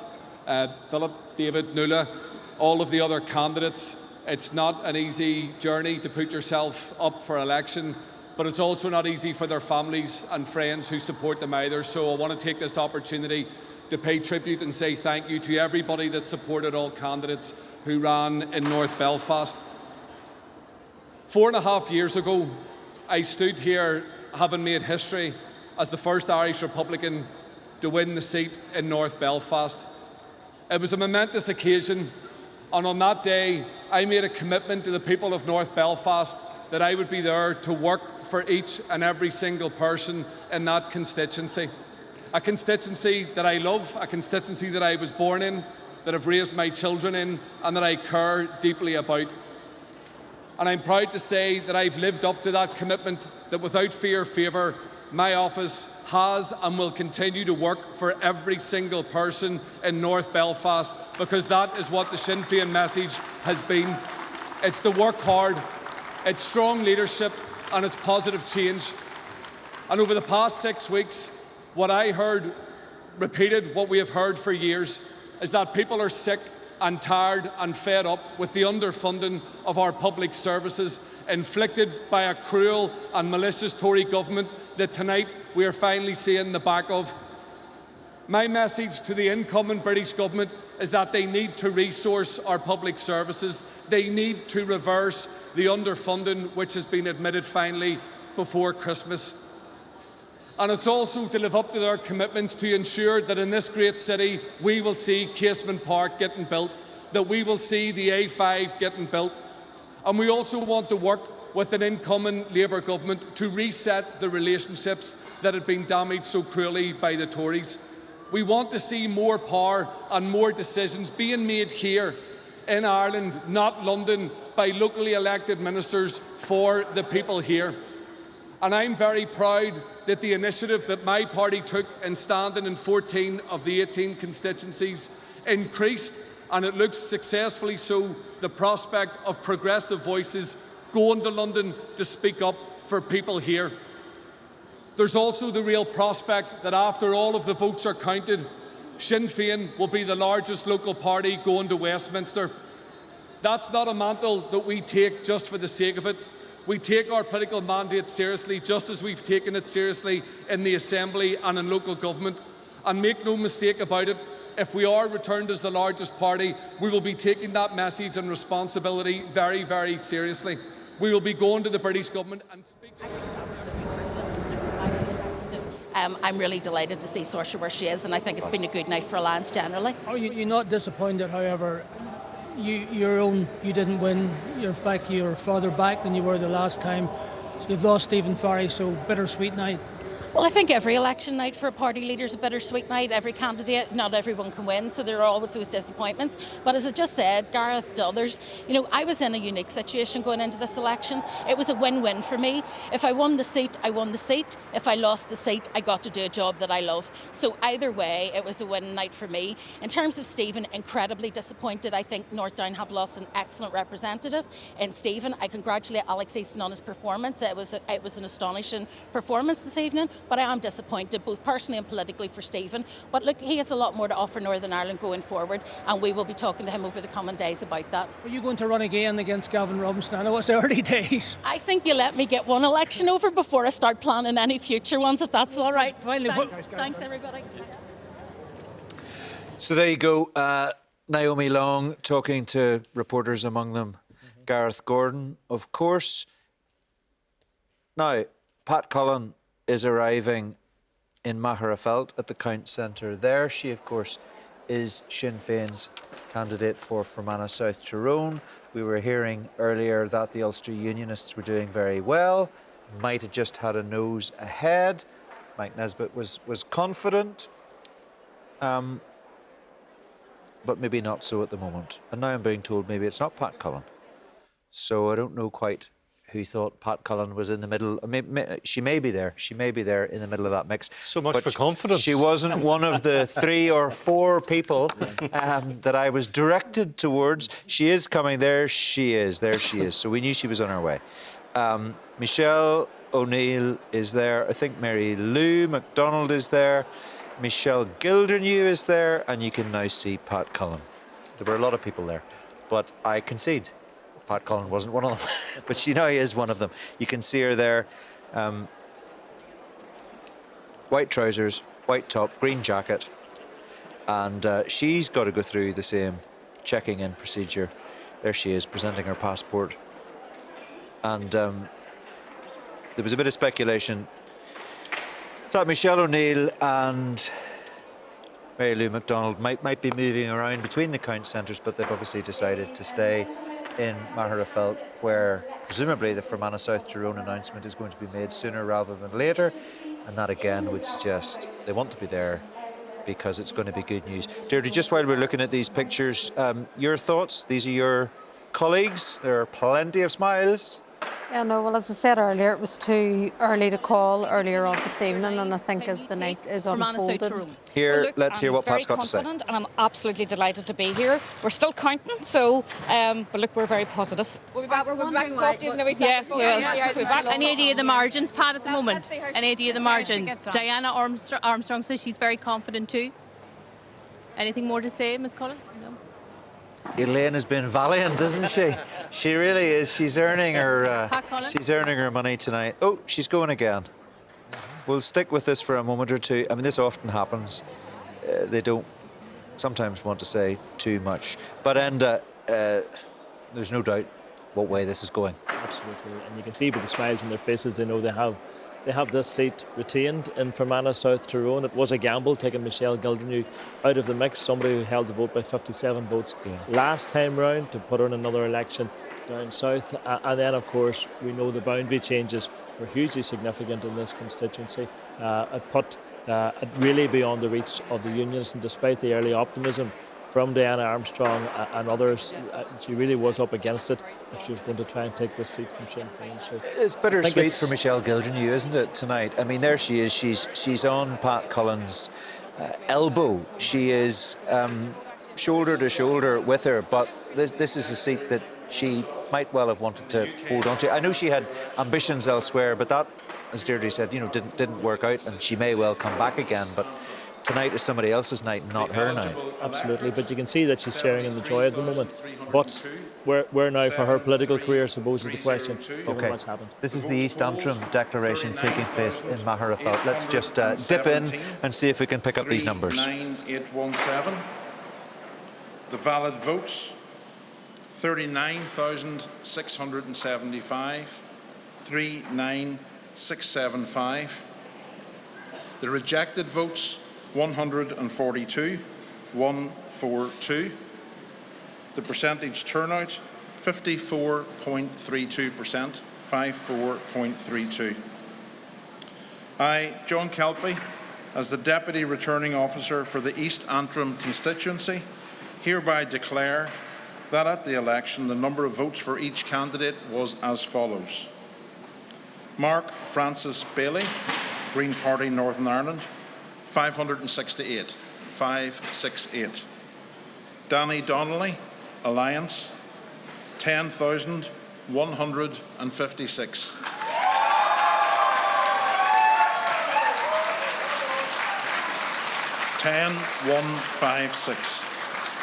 Margaret Ann McKillop, SDLP, Social Democratic and Labour Party, 892, 892.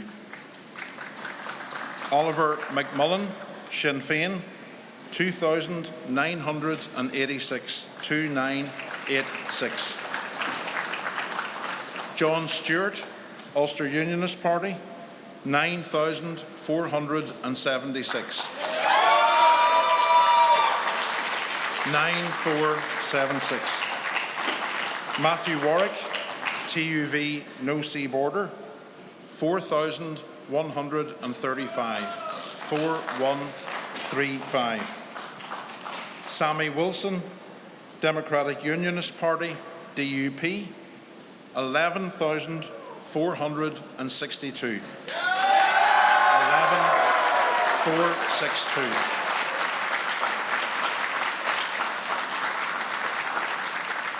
I declare that Sammy Wilson is returned to serve in Parliament for the East Antrim constituency. Thank you.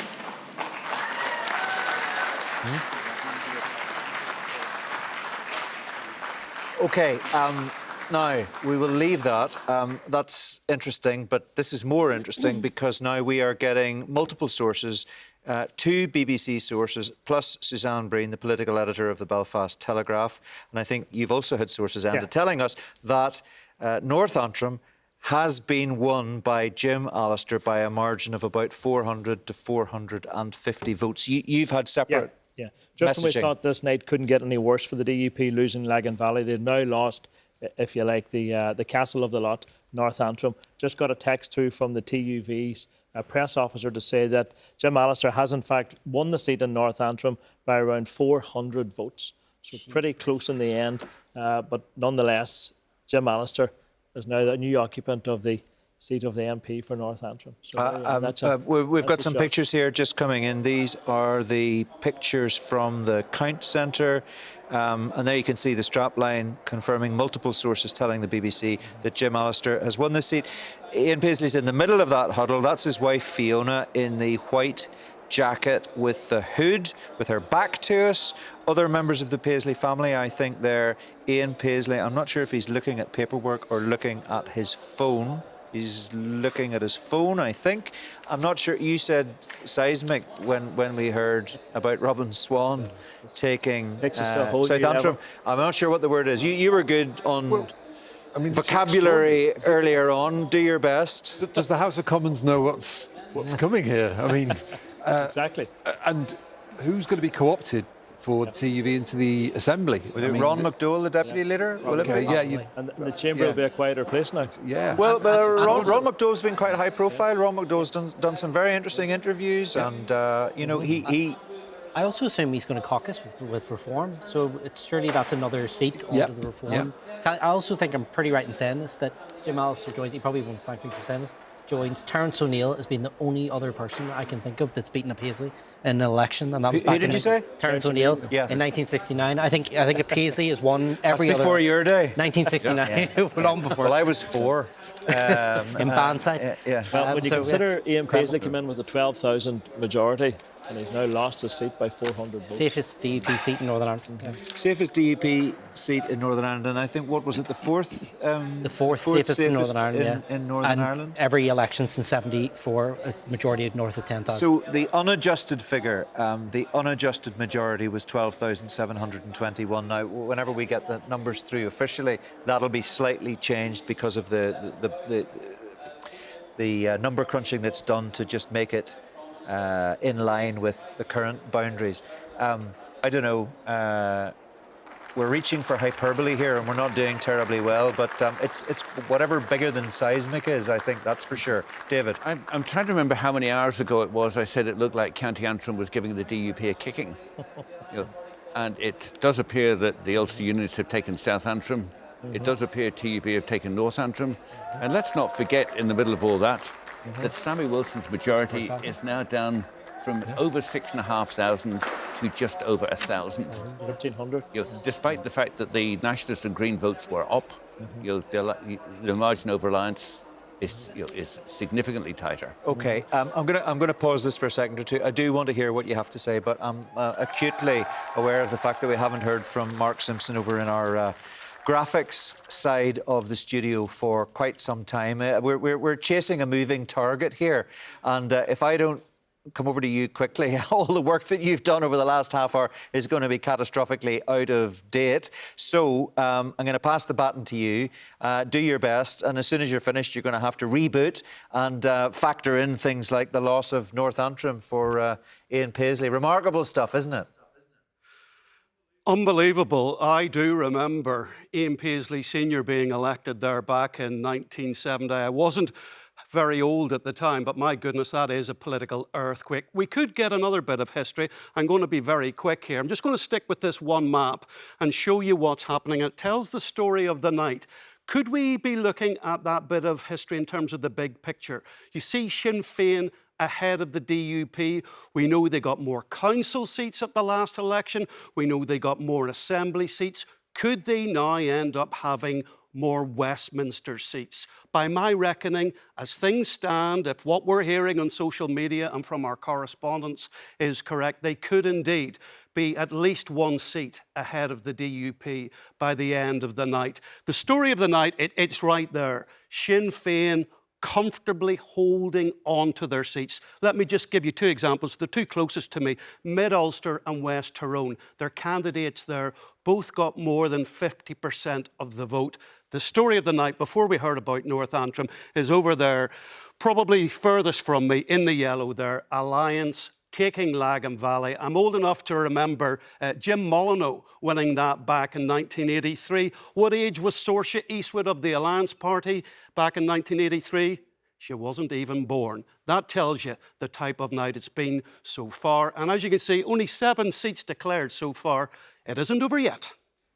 It is not over yet. You are absolutely right, Mark. Earth-shattering stuff in North Antrim, not yet confirmed, but multiple sources are telling us that Ian Paisley has lost that seat by about 400 votes. Chris Hazard, this won't surprise anybody, has retained his seat in South Down. I mean, I say it won't surprise anybody. It'll be very interesting to see the numbers because the SDLP obviously was hoping to put in a good shift there. Colin McGrath was saying he was hopeful he could win the seat. And I know Claire Hanna said earlier that she thought he was in with a bit of a shout, but it would have been an outside chance. You relieved Chris Hazard's apparently home? It just shows that some of the earlier predictions can be very off. We said that we were going to retain the 7 seats. I'm glad that it's starting to look that could be the possibility coming out of this election, with obviously in certain areas like Mid Ulster and Upper Bann, our vote share is up. And I think that that's a good thing, but the night is still young and there's still votes to be counted. So we will await and see. But it's good so far in terms of those constituencies where we have returned Sinn Féin MPs, and the potential that we could be the largest block of MPs being returned in this election. There's Ian Paisley. These are live pictures from the Count Centre in Magherafelt, the Meadowbank Sports Arena.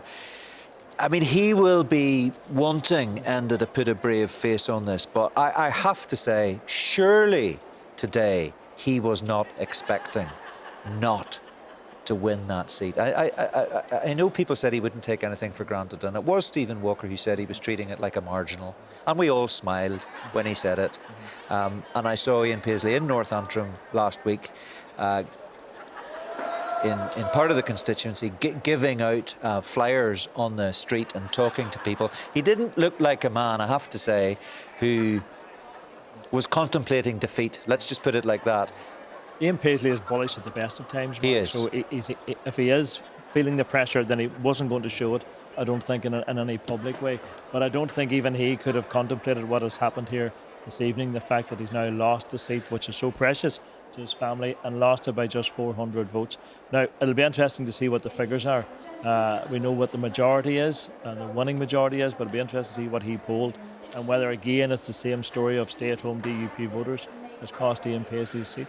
Well, political earthquake, that's for sure. It is unquestionably going to be the story of this election in Northern Ireland. But there is a much bigger story, and that is what is happening across the United Kingdom. Let's go back to our reporter in London tonight, Jennifer O'Leary. And Jennifer, as I understand it, the outgoing Prime Minister, Rishi Sunak, has conceded. Absolutely. In the last few minutes, Rishi Sunak from his constituency, Count Centre in North Yorkshire, conceded defeat. He confirmed that he had rung Sir Keir Starmer to congratulate him. Now, in his speech, Rishi Sunak said that it was the British public had delivered what he described as a sobering verdict, saying that he would take responsibility for the vote, for the loss his party has suffered. The Labour Party has won the general election. Rishi Sunak said he will shortly leave his constituency of North Yorkshire and return here to London, where he will meet with the King. And in a few hours' time, Sir Keir Starmer will enter number 10 Downing Street as the new Prime Minister of the United Kingdom. Now, as Rishi Sunak was making his speech, his cabinet colleague Jeremy Hunt managed to secure his place in Parliament. Remember, his seat was very much at risk for much of the evening and into this morning, but he has retained his seat. But the leader of the Commons, Penny Mordaunt, is out. Grant Shapps is also out. There are a number of other high-profile Conservative ministers, the likes of James Cleverly, who is at risk. Those count verdicts are yet to be announced, but certainly it is very interesting the number of reform votes that are, in fact, detracting, if you like, from the numbers of the Conservative candidates in constituencies. Nigel Farage will enter Parliament. He has been elected, and joining him on the independent benches will be another 3 candidates so far who have been elected to the House of Commons, so making it 4 Reform candidates in total. Jeremy Corbyn will also return to the House of Commons, but as an independent MP, and George Galloway, who was recently elected to Parliament, is out. He has been replaced by a Labour candidate, but certainly a lot more to unfold from the election results across Britain, but certainly an historic morning here in London. Thanks very much, Jennifer. The sun's coming up in London. Jennifer there joining us from outside New Broadcasting House, the BBC's headquarters in the centre of London in Portland Place. Confirmation there that Rishi Sunak has conceded. You may have heard a little bit of chit-chat, a little bit of banter between David Ford and myself. My microphone was still up, and you were asking, has he conceded Richmond or the country? He's conceded the country, not Richmond. I assume he's... John, do you know he's held on to his seat, or has it? The assumption is he's held on to his seat. The assumption is he's held on to his seat. Yeah. Whether he stays or not, of course, is another matter, because you do wonder if he'll want to. What did you say, David? I said, look what's happened to assumptions tonight. Look indeed what's happened to assumptions tonight. Anyway, he's conceded the country. He's phoned Keir Starmer. He's told him that he accepts that the Tories have lost the election, and Jennifer outlined what's going to happen tomorrow. Rishi Sunak will go and see the King. That's it. Later today, yeah. Today. See, today. I'm still yesterday for me.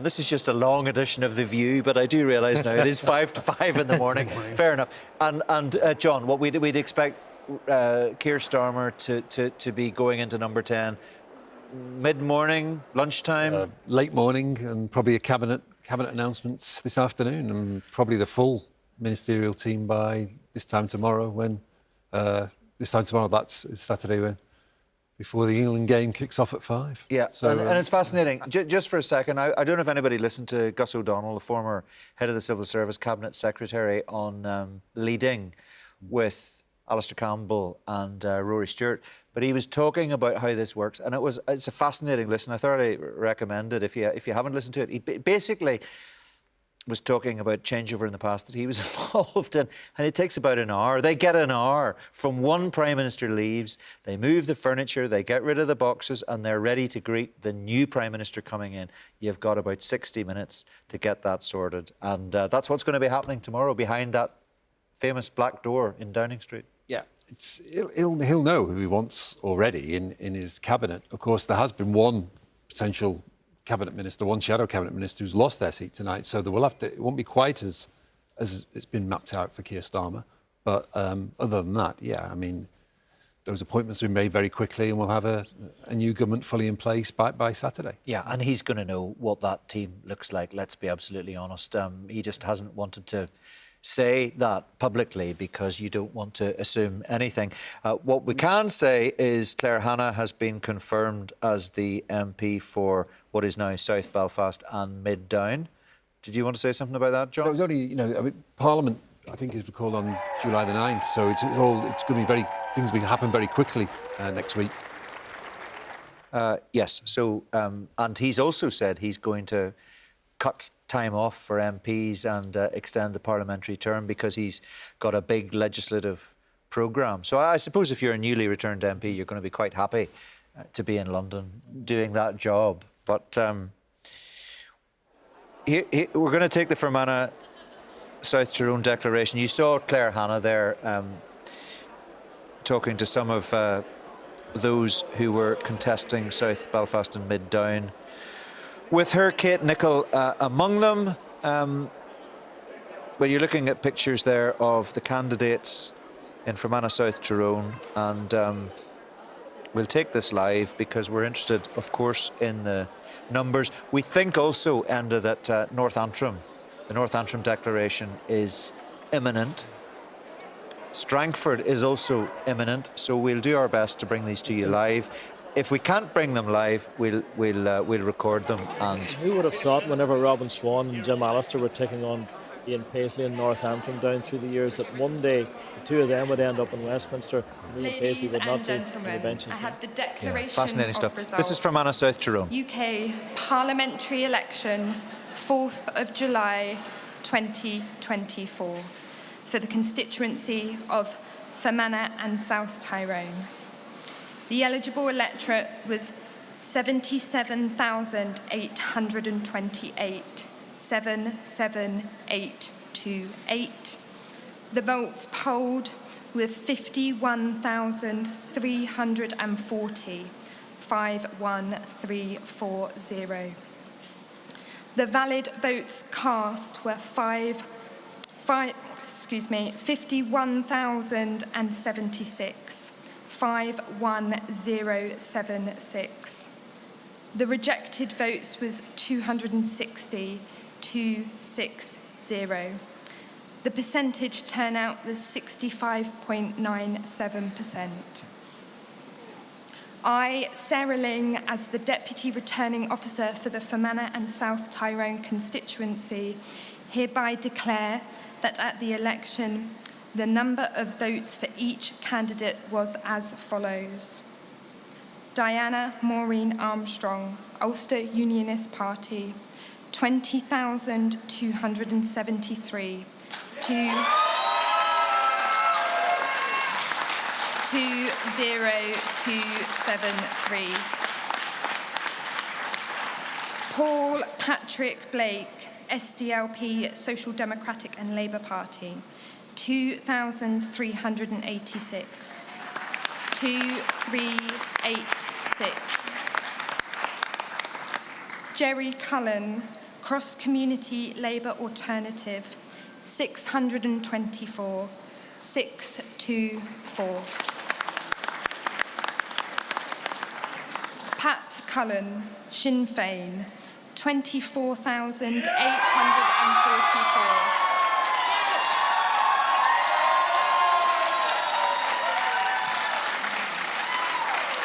24844.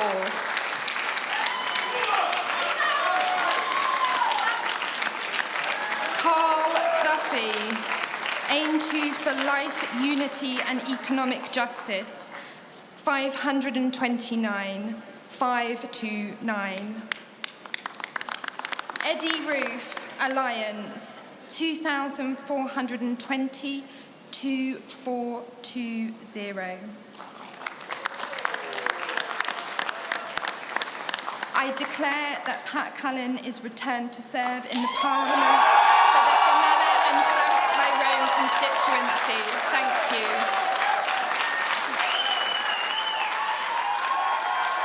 So Pat Cullen has won from Anna South Tyrone for Sinn Féin. Let's hear her acceptance speech. Now, you are going to have to indulge me for a little minute because I am really absolutely humbled and privileged to be elected as the MP for Fermanagh and South Tyrone.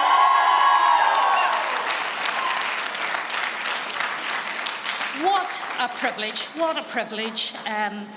Honestly, I just cannot thank everyone enough who put their trust in me to actually vote for me. And also for those people that didn't vote for me this time. Equally, I will work night and day for every single person in Fermanagh and South Tyrone.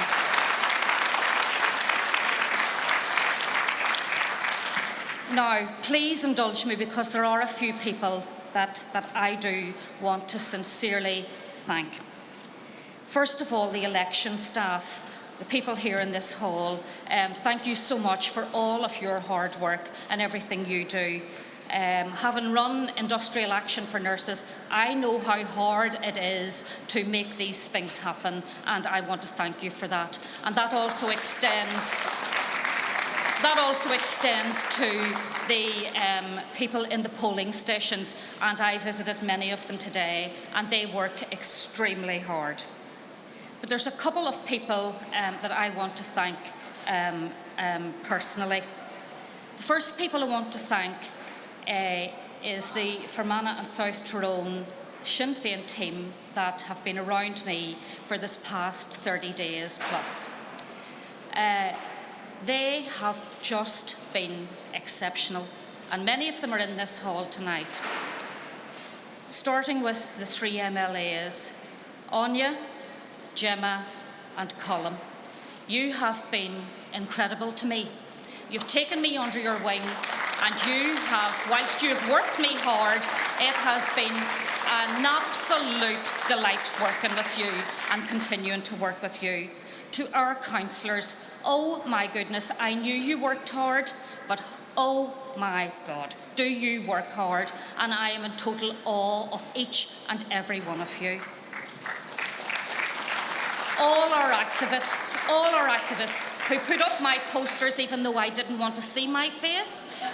They put up my posters, they did everything, they printed leaflets, they walked those streets with me, and what a privilege it was to walk all of those streets. So thank you so much, and I will continue my journey now with you. There's a few women in my life over this last while, and I want to mention them personally. I want to mention Michelle O'Neill. And Michelle, that phone call that you made to me when I was sitting in an airport and putting your trust in me and telling me that I could do this, and me to say to you, what a privilege that would be, but I'm not too sure if I could. And you said to me I could, and look what we have done. I have done it, and I've done it with your support and Mary Lou McDonald's support. You have been incredible to me. But there's one other lady just tucked in behind them, Michelle Gildernew.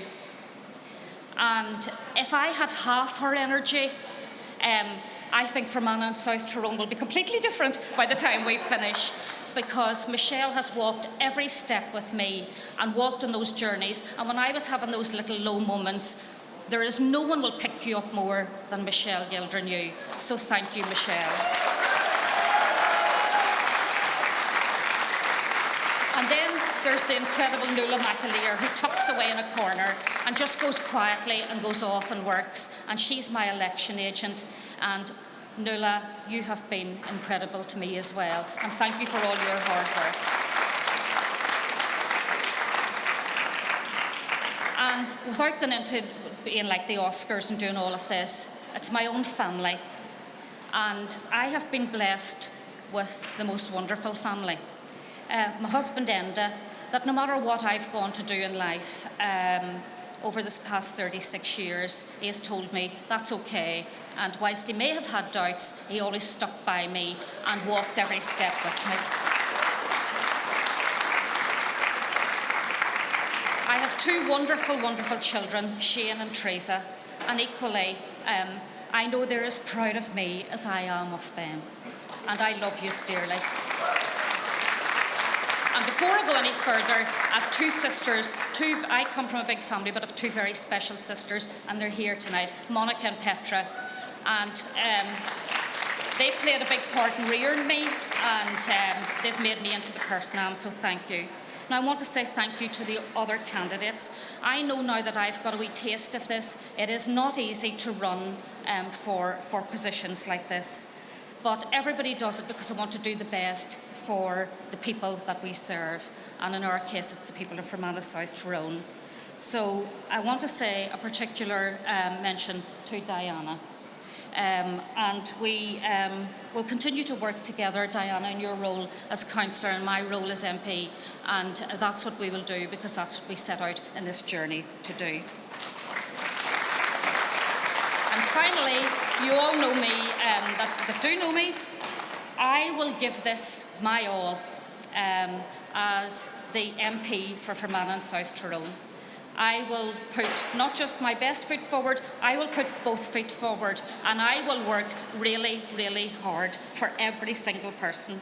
I'll bring sheer determination, sheer energy and sheer passion, and just again thank you to the people that put me in this position tonight. Thank you all very, very much.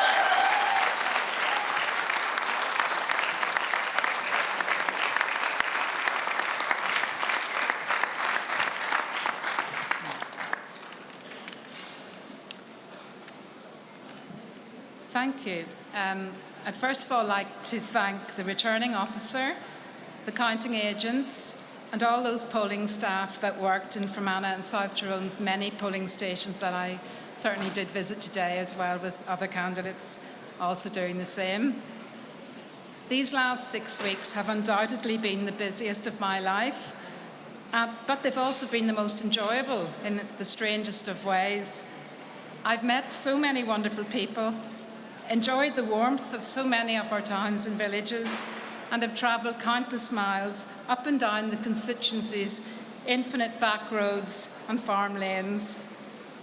And after these last 6 weeks, I'm certain that we live in by far the most beautiful and welcoming part of Northern Ireland.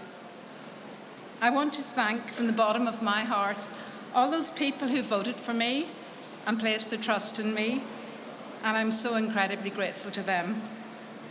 I'd also like to thank all those people that have so generously helped me over the last number of weeks and months. My many Ulster Unionist friends and colleagues, who I won't name, but who will remain eternally grateful for. Thank you all so much. Thank you.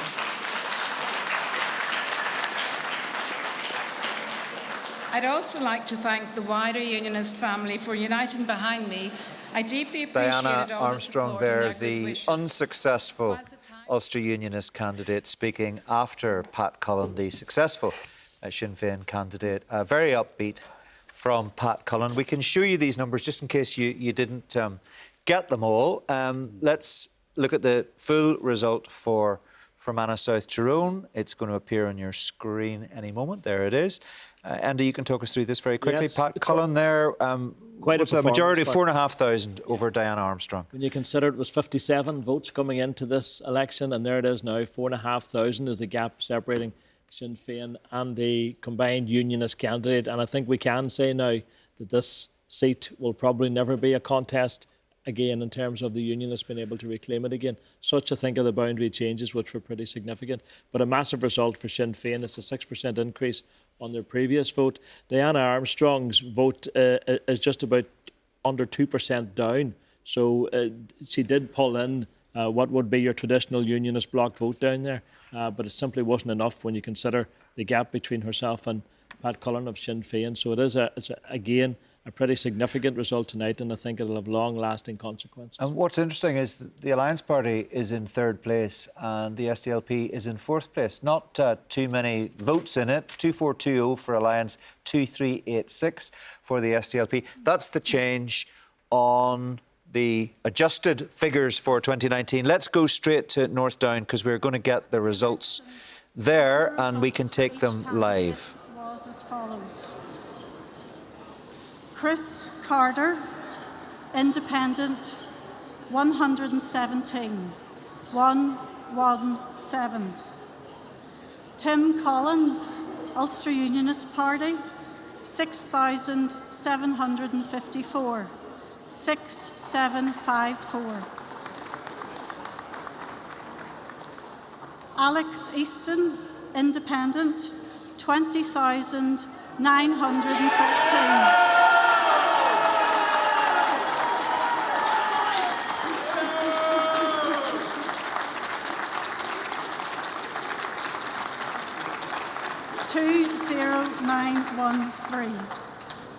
Stephen Farry, Alliance Party, 13,608.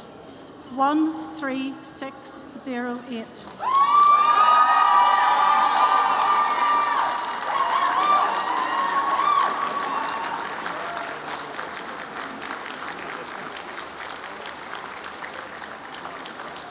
Barry McKee, Green Party Northern Ireland, 1,247. 1247. Deirdre Vaughan, SDLP, Social Democratic and Labour Party, 657. 657. I declare that Alex Easton is returned to serve in Parliament for the North Down constituency. Thank you. So let's hear from Alex Easton. Stephen Farry's vote down 4,700 on 2019. Alex Easton stood as an independent, former DUP, of course, and let's hear what he has to say in his acceptance speech.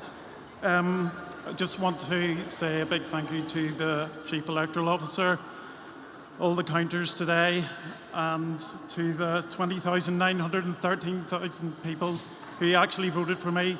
It means the absolute world to me, and you don't know how much it means to me. It really means absolutely everything, and I'm just gobsmacked at the moment, to be honest with you. This has been a difficult election, but I want to say thank you to my canvass team. We knocked 33,000 doors, and it was an amazing effort. And it just goes to show that if unionism unites, we can take seats back for unionism. And that's a lesson that unionism needs to learn right across the board. I want to say thank you to my family for supporting me. You're my rock. So thank you.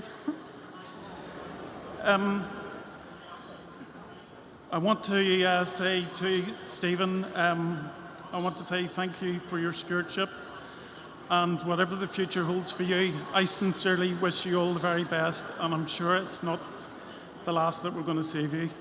I want to say thank you to Tim. You fought an honourable campaign, and I want to say thank you for that. And I want to say thank you for the service that you've done for this country, and I mean that from the bottom of my heart.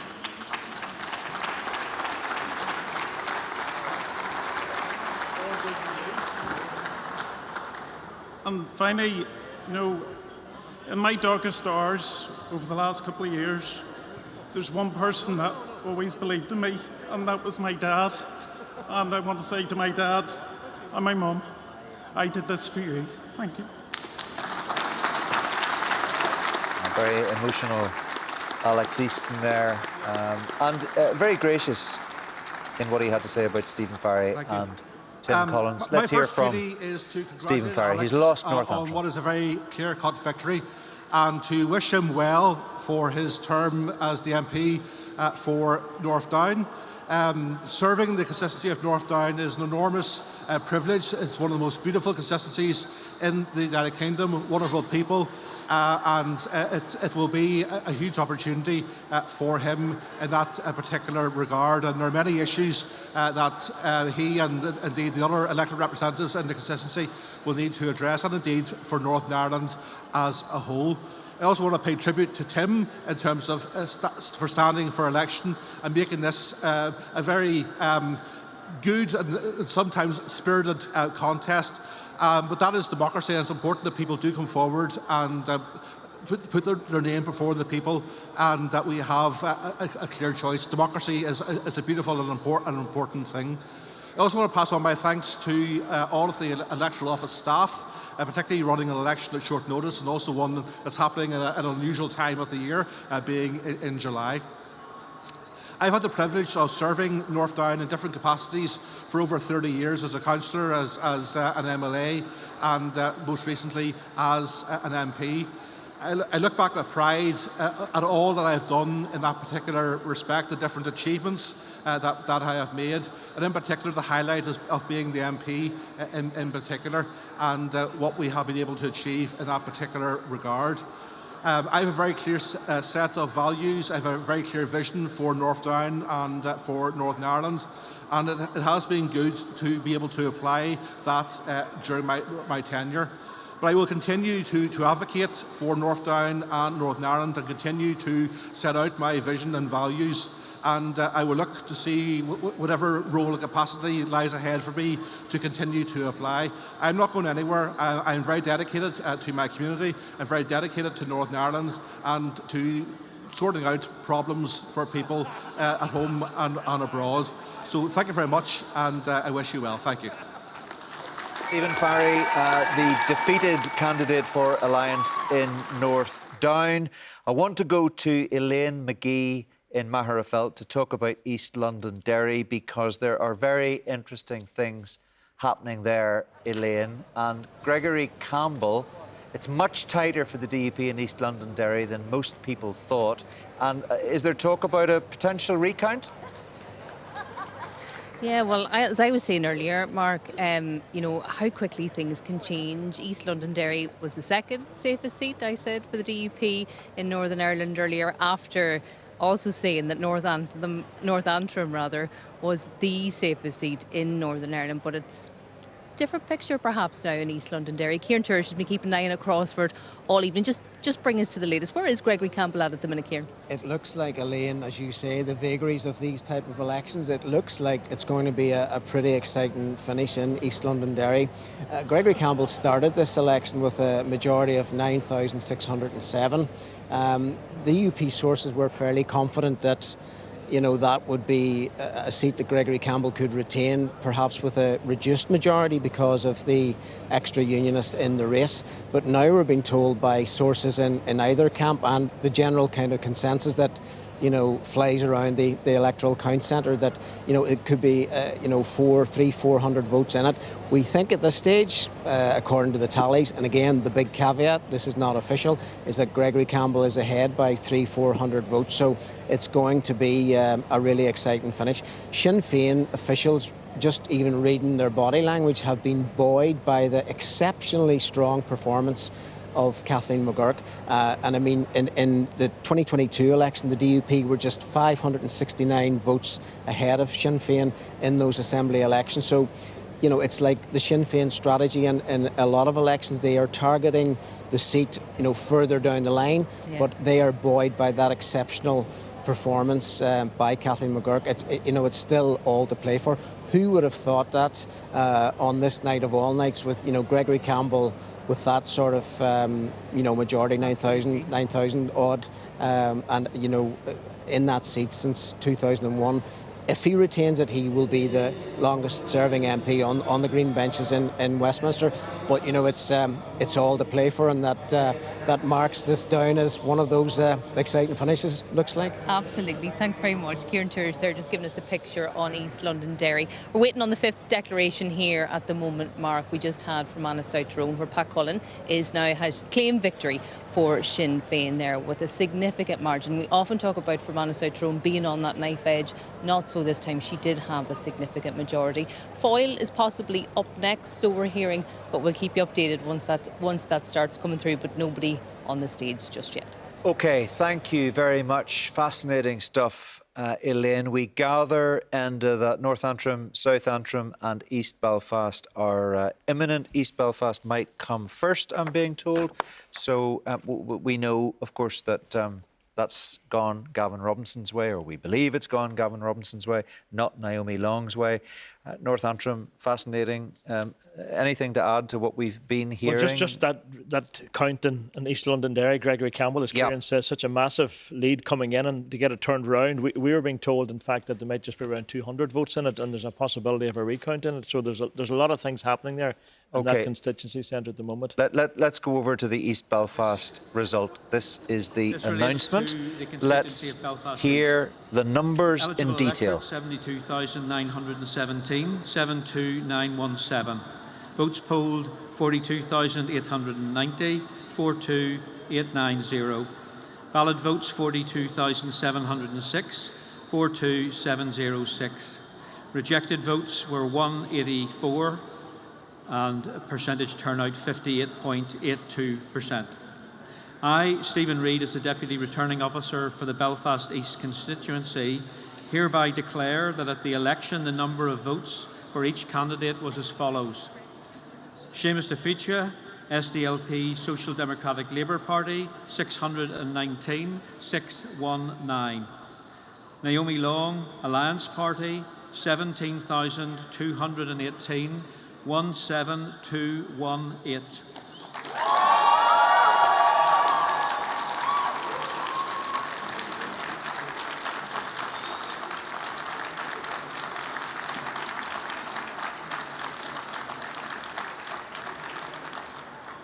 Ryan North, Independent, 162, 162. Gavin Robinson, Democratic Unionist Party, DUP, 19,894.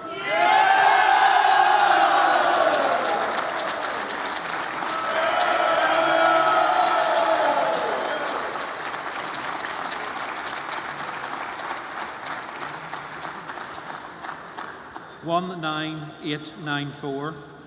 John Ross, TUV No C Border, 1918 1918. Brian Smith, Green Party Northern Ireland, 1077 1077. Ryan Warren, Ulster Unionist Party, 1818 1818. I declare that Gavin Robinson is returned to serve in the Parliament for the Bangor East constituency. Thank you.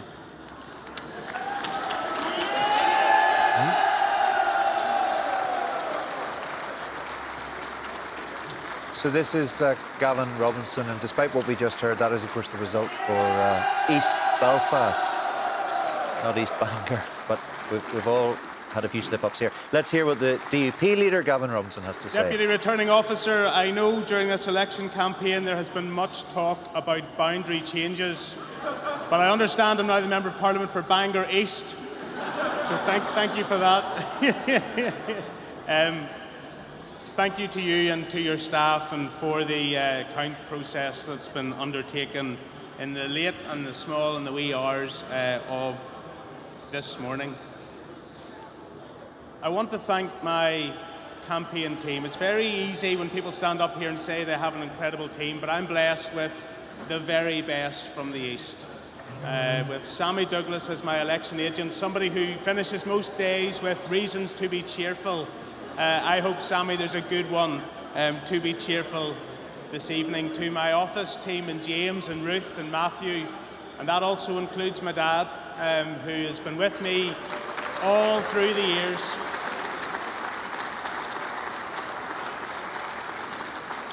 I thank him and my mum, and to Lindsay, to Ruben, the youngest member of our campaign team, to Marilyn Toogood, the oldest member, if I'm allowed to say it, of our campaign team.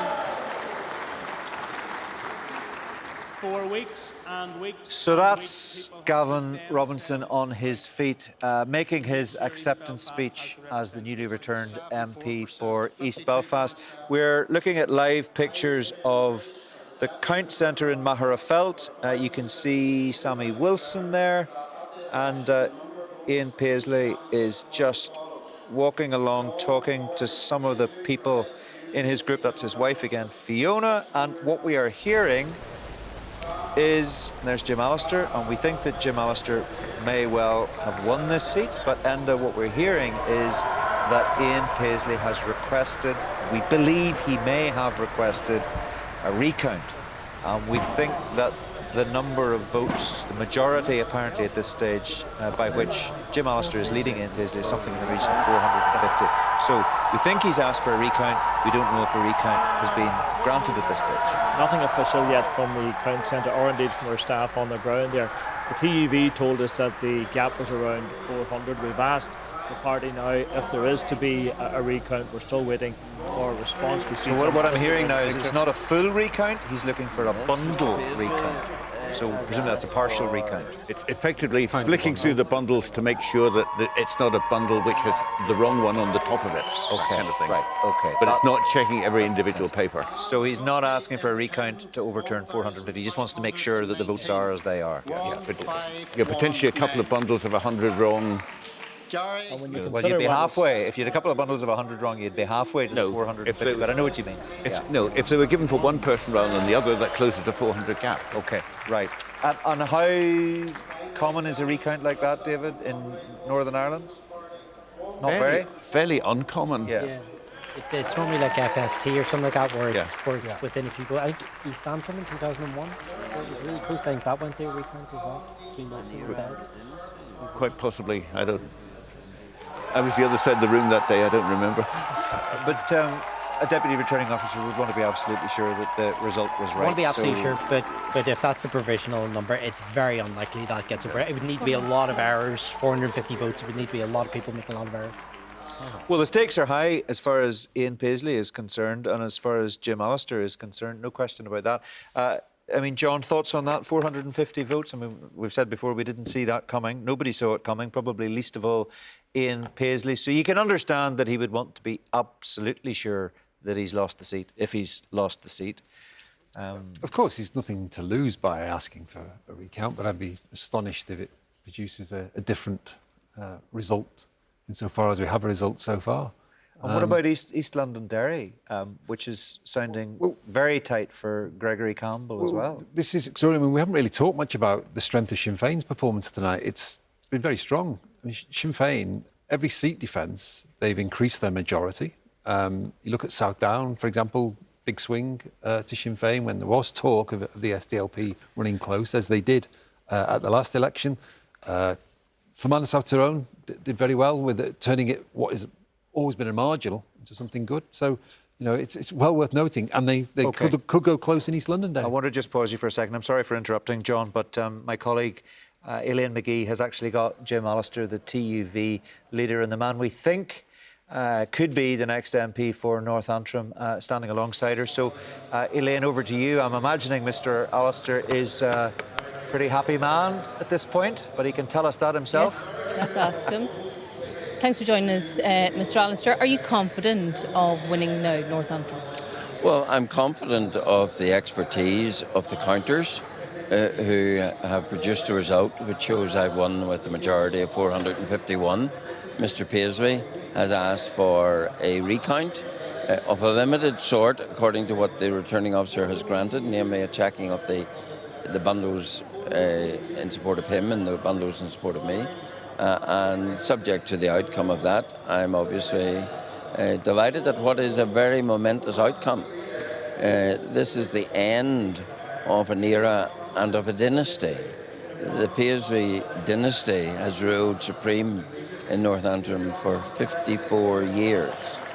And the loss that has occurred tonight to the DUP is a direct product of their attempts to hoodwink the unionist community, to lie to them about the Eustis-Donaldson deal, pretending it had removed the REC border. And frankly, that fed something that I was very aware of throughout the campaign, that many unionists were absolutely fed up with being taken for granted. Have you had a chance to have a conversation with Ian Paisley yet this evening? Ian Paisley has not approached me this evening whatsoever. Have you approached him? No, I think as the victor in this campaign, it is for him to make a move of congratulating me, as I have done in the past when he has won. But so far that hasn't happened. Whether it happens or not is outside my control. Has been a Paisley seat for, as you know, 54 years. We did try to speak to Mr. Paisley earlier. He was clearly emotional. I think that's fair to say. Can you empathise with him in this situation as well? Losing is not easy. I've lost enough times to know that it's not easy, and I recognise that. And this isn't an easy moment for him, but it also is a moment of reality check for him and for his party, that their days of taking unionism for granted are over, and that unionism is not going to be treated like fools and told one thing when the very opposite is happening. Sammy Wilson said in his acceptance speech earlier, he won the seat obviously in East Antrim, that he sort of alluded to unionism having to reflect now, Mr. Allister, and act together rather than against each other. How do you respond to that? I agree that unionism does need to react. Mind you, that's the same Mr. Wilson who earlier in the evening told you that I might dent Mr. Paisley's majority, but that's all it would be. I do agree that unionism needs to reflect. It needs to reflect how it got to here, and got to here through the DUP primarily, misleading their electorate, losing the confidence of their electorate. And any losses to the DUP are not my responsibility. They are their responsibility for deliberately seeking to mislead the electorate and therefore losing the confidence of their electorate. And unionism does need to regroup, and unionism needs to regroup in the light of what has happened. And the DUP needs to face up to the fact that they carry the responsibility for their losses. I carry no guilt for the DUP's losses. They are their own responsibility because they arise from their departure, from their pledges, their promises, their undertakings. And therefore, all of that is on their head. Would you hope to speak to Mr. Paisley before everything is I'm ready. officially declared and we I'm can ready put and those willing points speak. to him? I'm ready and willing to speak to Mr. Paisley or Mr. Wilson or anyone else. Can I ask you, Mr. Allister, how do you feel about the prospect of becoming an MP? I wish I was 10 years younger. I will freely admit that. But obviously, it's the epitome of a great honour, particularly for a great constituency like North Antrim, to have obtained the confidence of its voters. You know, there was an incident at the beginning of this campaign in response to which I said that the endorsement I sought was the endorsement of the electors of North Antrim. That's what they have very graciously given me tonight, and I'm grateful for that. And in return, accept the obligation on me to serve them to the best of my ability, as I've sought to do in the Assembly and I will seek to do in Parliament. Yeah, I was going to ask that. Do you have a message for the people of North Antrim? Because change for many people can be difficult to... This is a big change, I'm sure you'll agree. What do you want to say to voters this evening in the constituency? I want to say thank you for their confidence in me as their MP. And I want to say that I'm aware of the responsibility that places on me to return and pay their confidence by serving them well, by being the strong voice that by this vote they indicate they want in the Mother of Parliaments, and carrying the message very, very clear that this United Kingdom must be reunited. That means the partitioning Irish Sea border must go. That means that 300 areas of law, which are now governed by a foreign parliament, that's an intolerable... As an MP? As I made it plain in my election literature, my focus will be the reunification of the United Kingdom, the restoration of our place within that kingdom, which the protocol, of course, has dismantled. Can I ask you, Mr. Allister, about the Reform Party? It's been well rehearsed what happened with the party leader, Nigel Farage, endorsing both Ian Paisley and Sammy Wilson, which raised quite a few eyebrows, I think it's fair to say, and that you will agree. Will you sit with Reform on the green benches? Well, I have an arrangement with the Reform Party. Mr. Farage will now be in the green benches. I might be tempted to say I'm here in spite of you, Nigel, but I'm there. So you're not saying see you later then? I'm sure I will see him many times. I've had a good relationship with Reform. I had a very good relationship with Nigel Farage when we both served in the European Parliament many years ago, and we worked on many issues together. I think you can put this episode behind you. I think absolutely. Look, there are far bigger issues here than the pride of any one individual, and the issues here are about the reunification of this country and getting rid of colonial rule in Northern Ireland. And Reform are on the same page as that, so why wouldn't I cooperate with them? Just a final point, Mr. Allister. Can you give us any... I know you said there's a recount in the frame now. Any idea of what time we might get a final declaration for North Antrim? Who knows? If it's the simple form of recount, I would have thought that should be relatively quick, but nothing seems to move very quickly here. After 54 years, I think the people of North Antrim can wait another few minutes. Okay. Thank you very much for your time. I very much appreciate it. Jim Allister there, speaking to us at BBC News. And if you didn't catch that full interview, he did tell us that Ian Paisley has requested a recount over that margin of 400 votes that Jim Allister currently retains. But as we know, Mark, just can't put it a time at the minute. I don't even know what time it is at the minute. Is it even 6 o'clock yet? No. To when we'll get the final declaration from North Antrim. So it's still all up in the air. But I mean, you heard Jim Allister there. Very much looking forward now to, I suppose, staking his place on the green benches at Westminster. And I mean, an extraordinary story in North Antrim. And I don't think at the start of the night any of us could really have predicted this outcome, which is what elections are all about, really, isn't it? Yeah, you're absolutely right. None of us, not one single person around this table, would have placed a penny on Ian Paisley losing his seat. I can tell you, it is 25 to 6, and if you want more good news, we're staying on air on television until 20 past 6 because the story is developing, and obviously we need to stay with it and we want to get the actual numbers involved. So, Elaine, thanks very much indeed. Really interesting to hear from Jim Allister. Just a few things I can That's me telling you you're staying here till 6:20. I hope that's okay, everybody. But I'm imagining that you've stayed this long, you'll stay just a little bit longer. 7 cabinet ministers have now lost their seats. Colm Eastwood confirmed again as the MP for Foyle, and Paul Maskey confirmed again as the MP for West Belfast. John Tonge, Jim Allister says he could well say to Nigel Farage, I'm here in spite of you, Mr Farage, because let's not forget there is an electoral arrangement between the TUV and Reform, but the Reform leader, Nigel Farage, backed Ian Paisley in North Antrim over Jim Allister, and Jim Allister looks like he's about to take that seat and sit, presumably in the same part of the chamber as Nigel Farage when the House of Commons comes back next week. You could not make it up. Where to start with that?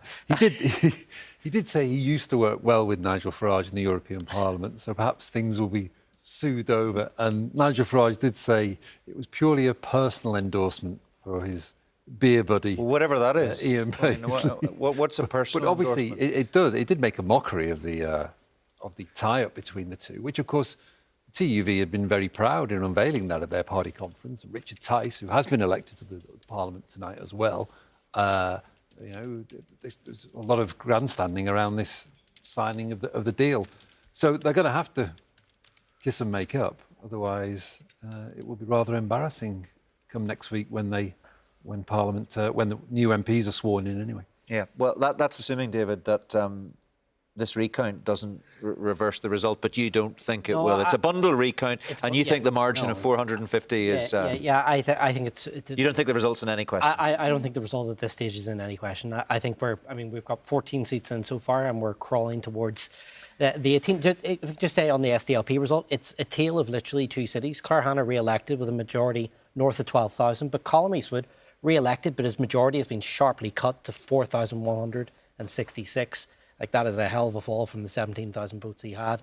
So, look, he'll be glad to be re-elected, but he doesn't have the same comfort that Clare had in South Belfast. Well, it's still one of the largest majorities, given we're hearing majorities tonight of a couple of hundred and a couple of thousand. 17,000 to 4,000. Well, we were never, that was a bigger majority than John Hume had. We were never going to have that. It was a unique election. I think, just back to the question about the recount, this is a bundle recount. Those bundles are in 1,000 votes. This isn't going to take a very long time, and we'll have a very quick answer on the final result in North Antrim. Should we just look at that? I just wanted to show people the results from Foyle, because I do think this is very interesting. There they are. Colm Eastwood, 15,647.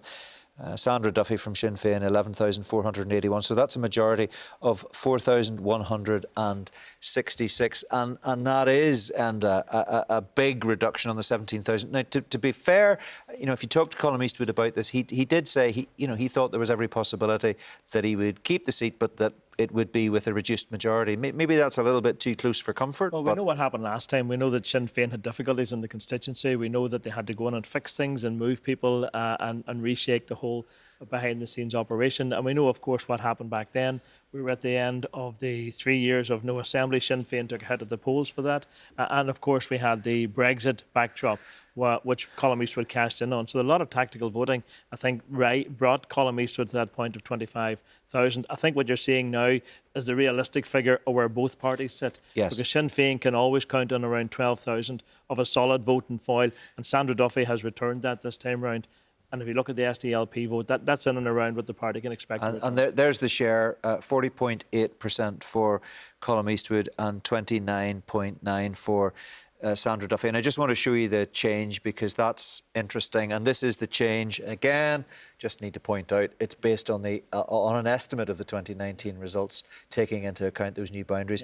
Yeah. And that story really says it all, doesn't it? It's a bit like Stephen Farry in North Down. It was an inflated figure back in 2019, and it was the same for Colm Eastwood here.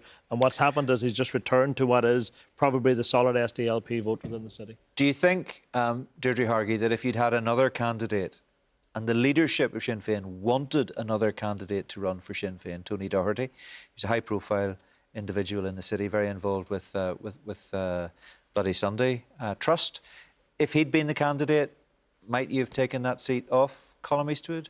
No, well, I think it was always from the starting point in terms of the last election. It was always going to be a battle in terms of trying to regain the seat in Foyle. I think Sandra has done brilliant.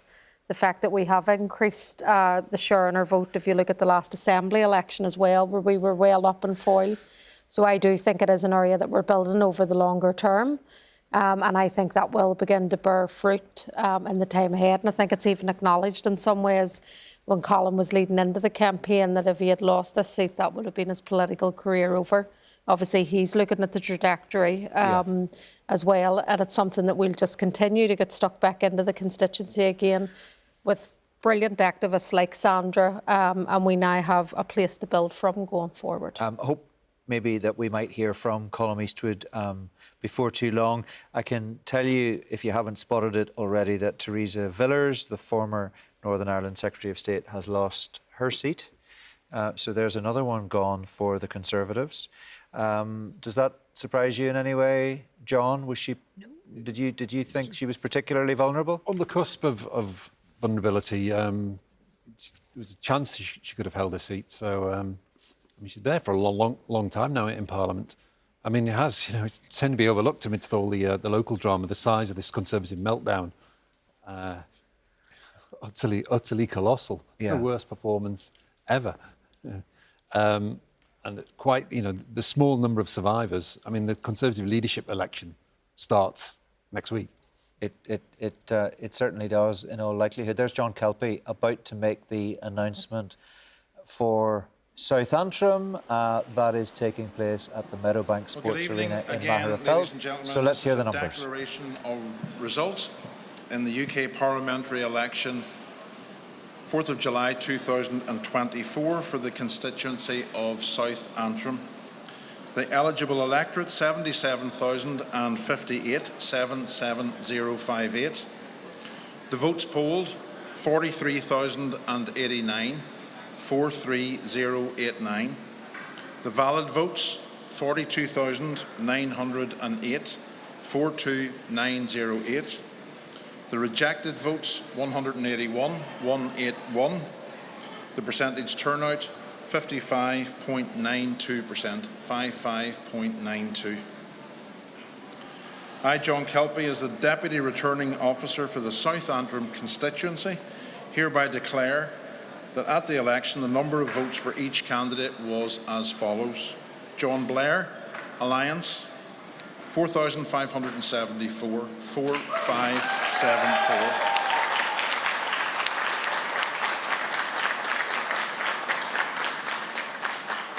Paul Girvan, Democratic Unionist Party, DUP, 8,799, 8,799. Declan Kearney, Sinn Féin, 8,034, 8,034. Mel Lucas, TUV No See Border, 2,693, 2,693. Roisin Lynch, SDLP, Social Democratic and Labour Party, 1,589, 1,589. Siobhan McErlane, N2 for Life, Unity and Economic Justice, 367, 367. Robin Swan, Ulster Unionist Party, 16,300.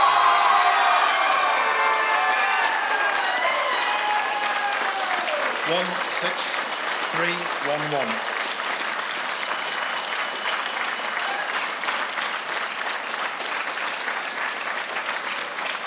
And Leslie Veronica, Green Party Northern Ireland, 541, 541. So I declare that Robin Swan is returned to serve in Parliament for the South Antrim constituency. Thank you very much. Yep. Two people speaking to me at once. So Robin Swan has won South Antrim by something in and around 7,000 votes. That was not close, it has to be said. Paul Girvan won 8,799, Robin Swan 16,311. Let's hear what Robin Swan, the former Health Minister, has to say. For South Antrim.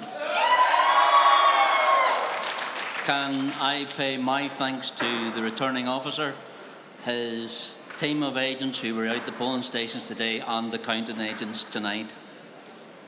Can I also thank the other candidates of South Antrim who I believe fought a clean and honourable campaign over the last few weeks. And can I also thank Paul for his tenure of South Antrim during the past 7 years. I also want to especially thank the electorate of South Antrim who have placed their faith and confidence and trust in me to be their Member of Parliament.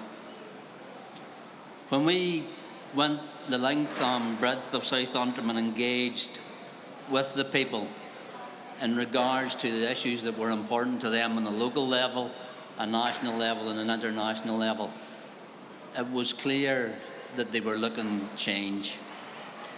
And I want to thank my party, the Ulster Unionist Party, for putting their faith in me and putting me forward as their elected representative and candidate for South Antrim. Can I pay a special thanks to my family for their support, but also to the South Antrim Ulster Unionist team and the wider party who came and supported me and the party throughout this campaign to return an Ulster Unionist MP.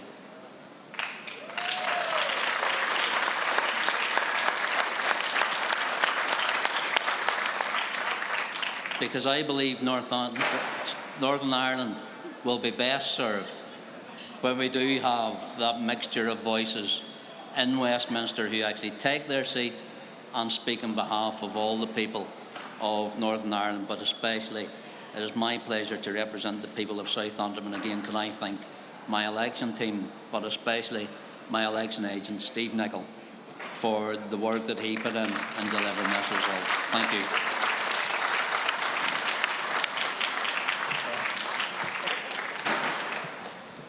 Deputy Returning Officer. That was Robin Swan. Paul Girvan is now conceding. He has lost that seat by quite a margin, it has to be said. Just a quick word, David, on that. 7,500 votes. It's the biggest majority in South Antrim since 1997. Again, no one had had a majority north of 3.5 since 2000. So Danny Kinnan, when he won it by 989 votes. I know Michael will remember that. But this is, he's really exercised the swingometer there. OK, let's go to Magherafelt and speak to the First Minister, Michelle O'Neill.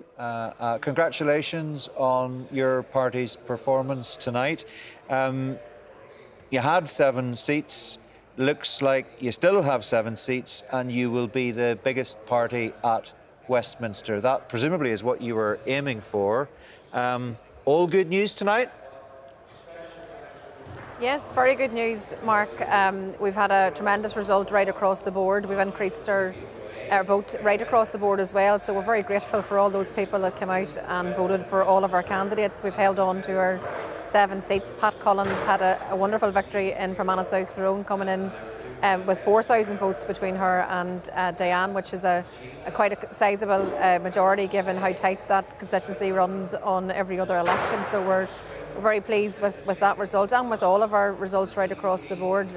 Hugely positive, and I'm very pleased by the fact that we fought a very positive campaign, a very engaging campaign, and that the voters have responded. And even as I stand here now at the wee hours of the morning, we are actually running very tight in East Derry between Kathleen McGurk and Gregory Campbell.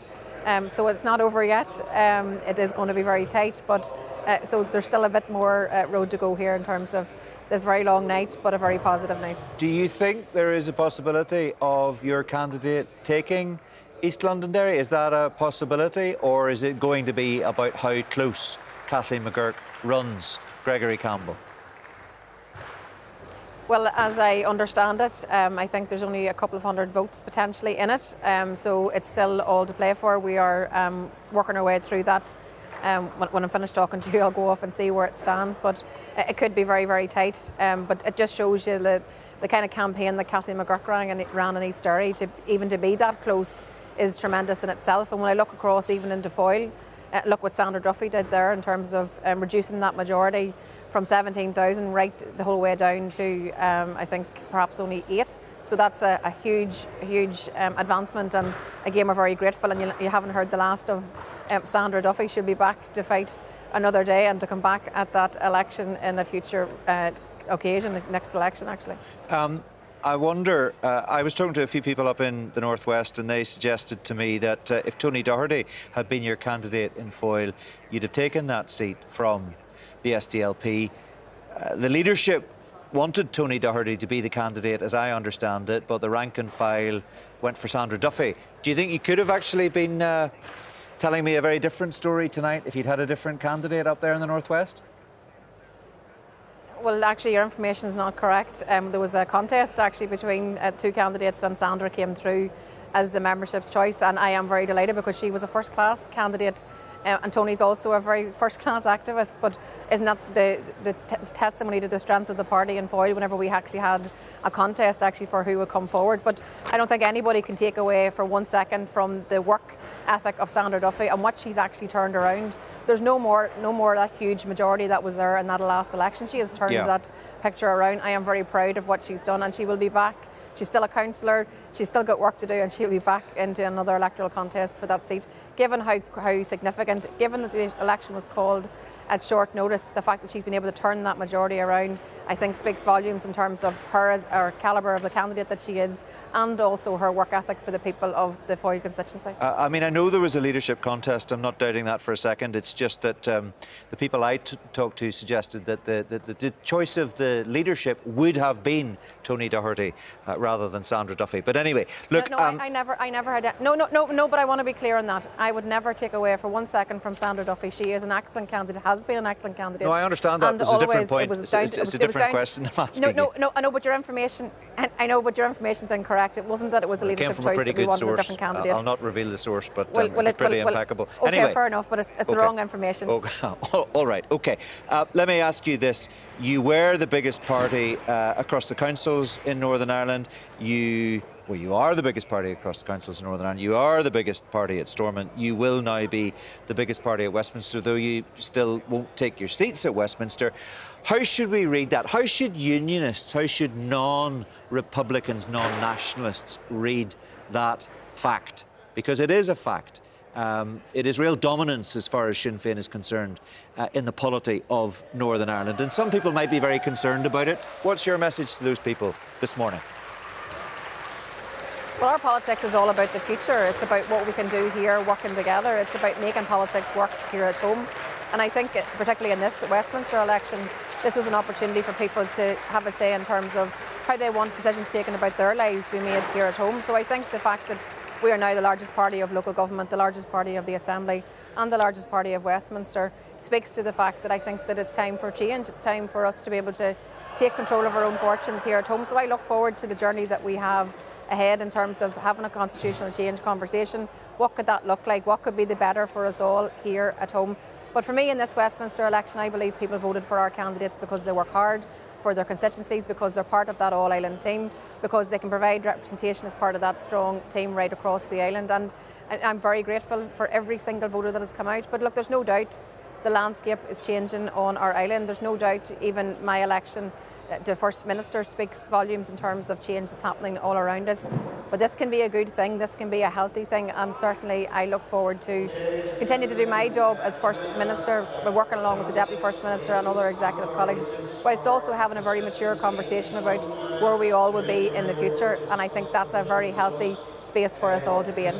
Are you at all concerned about what the future of Stormont might be if the DUP has a really bad night tonight? A couple of seats still to be declared, but it does look like, as I'm sure you know, North Antrim has been lost by the DUP and won by Jim Allister, and that is a real shift and a shift in a direction that doesn't maybe help the DUP work with Sinn Féin in future.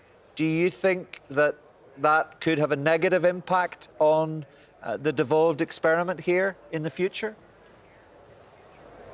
Well, I think this election shows that the electorate here want progressive politics. They want parties that are going to work together. They want us to deliver for them here at home, and they certainly want us to deliver in the Executive and the Assembly. That's where all of my energy is focused. And as for the DUP's election result, it's for them to dissect that, and it's for them to work out what it means for them for going forward. But there's no other show in town in terms of local politics. It is in the Assembly and the Executive, and that's where we all must work. I will turn up on Monday morning to do my job as First Minister and to be at that Executive table and to work with the other parties that are around that table. And I hope that no one actually steps any way away from making politics work here at home, because that's where we all need to be. I asked you there a moment or two ago what this result means for non-nationalists, unionists, and I suppose others. What does it mean for nationalists, do you think? The fact that nationalism is now in the driving seat in local government, in the devolved Assembly and the Executive, and now in Westminster as well? I think it means change. I mean, it speaks to change. As I said, I think my election as First Minister really very much chimes of the change that's happening. I mean, me becoming First Minister in a state that was designed to ensure that that would never happen speaks volumes in terms of the fact that this place is changing, and that's a good thing and a healthy thing. And I think for nationalism, it's not lost on them that the enormity of that change, that this actually has come about, and that we are now the largest party of the Assembly and local government and Westminster. But I am determined to continue to work for everybody here. I want to build a brighter and better future for everybody here. What I want for my children and grandchildren is what I want for everybody out there. I want them all to have a roof over their head, access to good employment, good payment, good pay at the end of the week or the month's work. I want them to have access to education. This is about building for the future, and I think that's how nationalism views where we are right now. This is about very much a change in space that we are in, but we all have a stake in the future, and I want us to work on that together, and I want us to plan for the future together. I think we have all collectively been failed by the partition of this island, and we've all collectively been failed by 14 years of the Tories over their tenure, and we now have an opportunity to do something better. And even more than that, I think we've got an opportunity for a reset of British-Irish relationships, with the Labour Party coming in to play people who have skin in the game in terms of the Good Friday Agreement, and people who are part of the architecture of it. And there's an opportunity now, after the whole debacle that has been Brexit, the whole debacle that has been Tory austerity, to actually try to fix some of those things. And I look forward to working constructively with a new Labour government in terms of what they can do to help our local executive to deliver good public services for the people here. You know, my number one ask of the Labour Party on Monday, whenever I get a chance to meet with them, or over the weekend actually, it will be to say that we need a proper funding model. We need our public services to be funded. We have work to do here, but we're asking Labour to assist us with that work. And I hope that we can get that good response, and time will tell if there is a difference of approach there, but I would hope that it'll very much be a difference compared to what we've had for the past 14 years of the Tories, who have wrecked the economy and devastated our public services. OK, got to leave it there. Michelle O'Neill, appreciate your time. It's been a long day and a long night for you and for all of the rest of us. Congratulations. Thanks very much indeed for joining us on the programme. It's exactly 6 o'clock. We're staying on air until 20 past 6 because there's still a couple of results to come in, and they could prove to be very interesting indeed. And that is East Londonderry and North Antrim. But we'll pause for a moment or two, cross to Clare, and get some analysis with Newton and Deirdre. Yes, and what a 20 minutes left we have, Newton and Deirdre. Let's reflect on the night so far, though. Deirdre, what has been your story so far? Well, notwithstanding the recount, the story of the night has to be the fall of the House of Paisley. I mean, it's extraordinary. No one predicted this, and maybe that says why we shouldn't be involved in gambling. Of all of the predictions, this was barely mentioned, and this North Antrim seat is the jewel in the crown of the Paisley dynasty. And the big question is, what does this now mean for the DUP? Because, to be honest, some people within the DUP probably be quite happy, and they will say, now we can move on, we can put that part of our party as history, and we have to think about what the future looks like for the DUP. So they will be thinking about regrouping, what that means for them and how they can move forward, and what position do they now hold in terms of the left, the right or the centre. And actually they can move on from the Brexit debates, which has actually torn the party apart for the last 8 years, and I think there'll be some serious soul searching for them. But I have no doubt that the headlines tomorrow will be dominated by the fall of Ian Paisley, a man who could withstand a recall petition, and also, I suppose, ironically, the fact that the endorsement from Nigel Farage was a complete. Well, we heard there from Jim Allister, didn't we, saying that the recount had been requested by Mr. Paisley. We're still waiting to hear what the situation is with that. Newton, what about yourself? Well, Deirdre is correct that there will now be deep soul searching in the DUP, and there'll be people that will be glad that Paisley has gone. But the signal from this disaster for the DUP is all over the place, because they've lost to the TUV in one constituency, to the UUP in another, to Alliance in another. That's the complete set of possible alternatives for unionist voters in these unionist constituencies. So what is the message that they take from that? They're just being rejected across the board everywhere. And in North Antrim, of course, the signal that's coming from losing to the TUV is, no, you must become more hardline. You need to take a more hard Brexit stance, whereas in Lagan Valley, where they've lost to Alliance, the signal is, no, you must move towards the centre. So they don't know. I mean, what do they do to this? I think that they're going to freeze in complete horror for quite a while. Well, I think they are, but I also think there's an opportunity for them, because we have a new Prime Minister, and Keir Starmer is the most unionist Prime Minister of a generation. And actually, in many ways, he could be the solution to their problems, because he does want closer alignment with the EU. That means they could address some issues around the Irish Sea border. He is determined to maintain the union. So actually, they need to move towards the left as opposed to the right, because that's where their natural home will be. You're absolutely right, but that has been obvious for a while. And even before tonight's epic developments, the DUP was finding that very difficult to do. Now they've got a set of mixed signals, and they've got Jim Allister looking over their shoulder on the green benches in Westminster. Sitting beside Farage. Yes, and also in North, what has happened in North Down is also adds to the confusion, because Easton, as an independent, has been more to the harder line of the DUP when he was in it. So they've got a vast range of confused signals to process here. And I suppose they will reflect after this. They'll think about their campaign, they'll think about their messaging, and they'll think about the boundary changes as well in places like North Down, if that played into it. It's interesting, though, that neither of you wanted to pick up on the hat-trick that Sinn Féin have achieved tonight. Well, I suppose to date, the whole discussion around nationalism has been fairly mundane. The debates have been largely around unionism, around the DUP, the impact in the DUP, and for Stephen Farry to lose his seat. And when he gave his speech, he talked about the masterstroke of Easton. And the masterstroke was to leave the DUP and become an independent. And that's how he won that seat. Yes, I mean, there hasn't actually been any change in Sinn Féin's position. They have grown their vote, but they have the same number of seats. So this is a DUP disaster. That's the story. That's the change. We gave John Tonge a bit of a hard time earlier, didn't we, about Saoirse Eastwood and his predictions, albeit last year, for her hopes to gain that MP seat in Lagan Valley. Deirdre, you were rather scathing about the decision from Sinn Féin to parachute in a candidate into Fermanagh South Tyrone, namely Pat Cullen. She has succeeded. Thoughts on that now? Well, I suppose what I was talking about was in general, bringing in the celebrity candidate, and it has worked for Sinn Féin. And I think Deirdre was quite right by saying you don't call Fermanagh South Tyrone early. And we were just commenting on that it almost appeared to be called an hour in. Yes. So I think we were reflecting on the celebrity and the fact that it didn't work in North Down. It clearly has worked in Fermanagh South Tyrone, and they will be very happy about that. So I think it's a mixed bag in terms of celebrities, but for Pat Cullen, it certainly has worked. I wouldn't go as far as humble pie there, Deirdre, but almost. No, not quite. And I suppose another one to mention tonight is Saoirse Eastwood's victory in Lagan Valley. And it was nice to hear her say that she felt it was a very special moment to be the first woman to be elected in that constituency.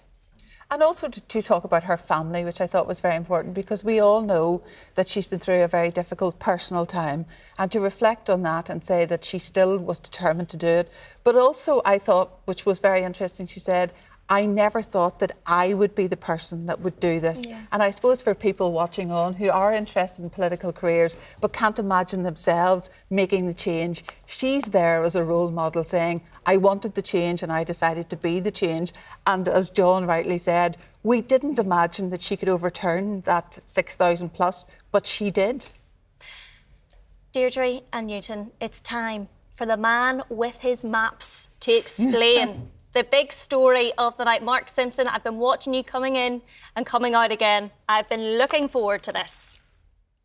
Well, most of the votes have now been counted. And this is how the political map of Northern Ireland now looks. As you can see above me, Sinn Féin have the most seats. It hasn't been a good night for the DUP. So let's look at one of the places where they lost out, Lagan Valley. Let's look at the result in Lagan Valley. It was the Alliance Party which took the seat. Saoirse Eastwood had a majority of almost 3,000 votes, you can see it there, and this is a constituency which previously had always been won by a unionist, right back to 1983. Let's now go west of the Bann and look at Fermanagh and South Tyrone. Let's look at the result there. Sinn Féin's Pat Cullen took this seat, and she won it in the end reasonably comfortably with a majority, you can see it there, of more than 4,000 votes. Before we go, let's go back east of the Bann to North Down, another seat which was expected to be close, but look at that. The independent unionist Alex Easton ended up well ahead, and he snatched the seat from the Alliance Party's Stephen Farry. Wow, it's been a long, long night of counting. There have been some very significant results. The new House of Commons is taking shape, and we've got a brand new political map here in Northern Ireland. Mark, thanks very much indeed. A brand new political map is right. I think it'll take us a while just to get our heads around it, won't it? Any updates? Anybody got any more white smoke from the outstanding counts? David? Just interesting, with Fermanagh South Tyrone now that result declared, there are now no seats out west that unionism is competitive in anymore. They're being pushed now completely back toward the eastern constituencies with FSD gone. Right, that's interesting, and there's much for unionism to reflect on, I think, after this election. Interesting to hear what Michelle O'Neill had to say about what this result and the success for Sinn Féin means for her party, for nationalism and also for unionism. But what did you make, Mike, just as a unionist at the table, of what Michelle O'Neill had to say there? I mean, she seemed fairly determined not to annoy unionism again. Yes, but you're asking the question, what should non-nationalists think about the success of Sinn Féin? And I think what we need to do is not just acknowledge that our offer isn't sufficiently appealing to the electorate, but actually do something about it. So if we look at Lagan Valley, this time around, we had Jonathan Buckley bemoaning the fact there was a split vote. Until this election, that was never an issue, that there were multiple unionist candidates, because you were always going to get a unionist MP. It might be DUP, before that it might have been an Ulster Unionist. In the same way, in South Antrim, you've got a DUP and an Ulster Unionist fighting, and one of them's going to be the MP. So the question I'm taking away tonight is, where's next after Lagan Valley? And if you look at the results in East Antrim, you've got to say that's where it is, because the Alliance candidate was 1,300 votes short. And yet, if you combine the DUP and Ulster Unionist vote, you've got 21,000. It's clearly a unionist constituency. So we have to realign. And yes, it will be incredibly messy to try and do that, but it is also, and equally, incredibly necessary. Is it not more difficult than ever for the R word to be delivered within unionism, realignment? I mean, I can see the way you, as a progressive, I'm right in saying I don't think you like the word liberal, but a progressive unionist, you want to go in one direction. Jim Masters had a really good night tonight. He wants to go in a completely different direction. You heard Sammy Wilson talking from his count about the direction he wants to go. Nigel Farage is the man as far as he's concerned. Yeah, but if you think about the DUP and indeed the Ulster Unionist Party, you've got progressives and traditionalists in the same party, and that makes it very different, very difficult to be coherent, to offer a simple message to the electorate. And I think we're suffering because of that, notwithstanding the fact Robin Swan did incredibly well tonight. Of course, yeah. And Armstrong did well, John Stewart did well, Robbie Butler did well. But in the big picture, it's not enough. Yeah, I mean, absolutely no question whatsoever that the Ulster Unionist Party has done what it set out to do, get back onto the green benches, and Robin Swan has done that, and done that with some style. But do you not think there will be those within nationalism who will be looking at this and saying, at the end of the day, it's a victory for nationalism because unionism is knocking lumps out of itself. Meanwhile, nationalism now, Sinn Féin specifically, is the preeminent party in local government, in the devolved administration, and now in Westminster, as far as Northern Ireland's concerned. That's quite something. That is the hat-trick. Yeah, and knocking lumps out of each other tends to be internal within parties, not just within unionism. So we have to realign, and we've got to give a proposition to the people that you're either going to be progressive or you're going to be traditional. And I know in the long term which side's going to come through. Yeah. If you're just joining us, by the way, you may have been expecting to join the BBC breakfast programme, and well, I'm not going to apologise for the fact that it isn't the breakfast programme. We're here because we still have two really, really close, outstanding results to bring you: East Londonderry and North Antrim. And I want to talk about those in a little bit more detail. Ian Paisley looks like he has lost that seat, which the Paisley family has held for 54 years, lost it to the leader of the TUV, Jim Allister. He is asking for a bundle recount, and we think that sounds a bit of a technicality, and people around the table have suggested that it might not amount to very much because the gap is somewhere in the region, we think, of about 450 votes. Carl White was saying there a moment or two ago, didn't think it was going to take very long. It's like everything tonight, it's taken longer than any of us expected. So that's one story. The other story is how close things are in East Londonderry between the DUP's Gregory Campbell and Kathleen McGurk from Sinn Féin. And we're going to do a little pincer movement here, David, you and I, on our political editor, Enda McLafferty, because whenever we have to do it, Stephen Walker's been messaging me saying, don't let Enda off. That's right. Now, you predicted on Red Lines that Gregory Campbell would win East Londonderry, but that his majority would be cut. It was 9,607 in 2019, and you said, oh, it's going to be a lot less than that. And I said, how much less? And you said, I'll tell you what it's going to be. It's going to be, do you remember? 5,333. 5,333. I was close. Well remembered. Well, it looks like it might be a couple of hundred. 200. Yeah. So you were, well, what do they say? Close but no cigar. Yes. We did give him an allowance for 300 votes either side, but yeah, but not 5,000. Sorry, Andy. Not I'm in 5,000. good company tonight because I don't think anybody here predicted where we would be. No, absolutely with not. many of the results here tonight. So We're sorry. We're I'm not in deleting Red isolation. Lines from BBC Sounds as we speak. Yeah. I mean, actually, if we went, David, we could probably find something where you made yourself a hostage to fortune as well. I don't know how enthusiastic people will embrace predictions when we do that series of constituency profiles in future. And look, who could have second-guessed any of this? We didn't expect us to be sitting here at, what time is it? 13 minutes past 6, waiting for knife-edge results in East Londonderry and North Antrim. But here we are. What do you make of where unionism is at this stage in proceedings, David? Well, obviously they're falling back again. There's likely only going to be 7 unionists returned. There were 8. So again, it's just further retreat. But however, though, I think what Mike has said is actually, is actually some good insight. I think if you look at the unionists, they've actually done well. John Stewart, there were less than 2,000 votes between Sammy Wilson, Danny Donnelly, and John Stewart in East Antrim. Robin Swan done well. Gavin Robinson did well. You know, these are kind of the more moderate, reasonable unionists. So for all the talk about, oh, your hardliners doing well, Ian Paisley's in trouble. Sammy Wilson was run close. Yeah. But you know, as I said to Mike there a moment or two ago, you know the kind of realignment that Jim Allister's going to want. You know the kind of realignment that Sammy Wilson's going to want. It's not the kind of realignment that Mike Nesbitt's going to want. No, exactly. I pity the next Secretary of State having to face Jim Allister every 2 weeks in the House of Commons. That is going to be, it's going to be a different dynamic because you will have that voice from Northern Ireland. He'll be, you would imagine, a very effective parliamentarian. He'll be an incredibly effective parliamentarian at Northern Ireland questions, and he will be a very different face for Northern Ireland, and he'll have a group of friends in the Reform Party alongside him there. Again, we've yet to be determined how close that relationship's going to be in practice. Yeah. Well, it might be a wee bit tricky on occasions, but theoretically it should be a close relationship. Theoretically it should be a close relationship, and you would imagine for Reform, Jim Allister will just do all the Northern Ireland running for them, but it will be, look, I mean, if he gets onto the Northern Ireland First Select Committee, he will be there at Northern Ireland questions. He will get the all question to the Prime Minister as well.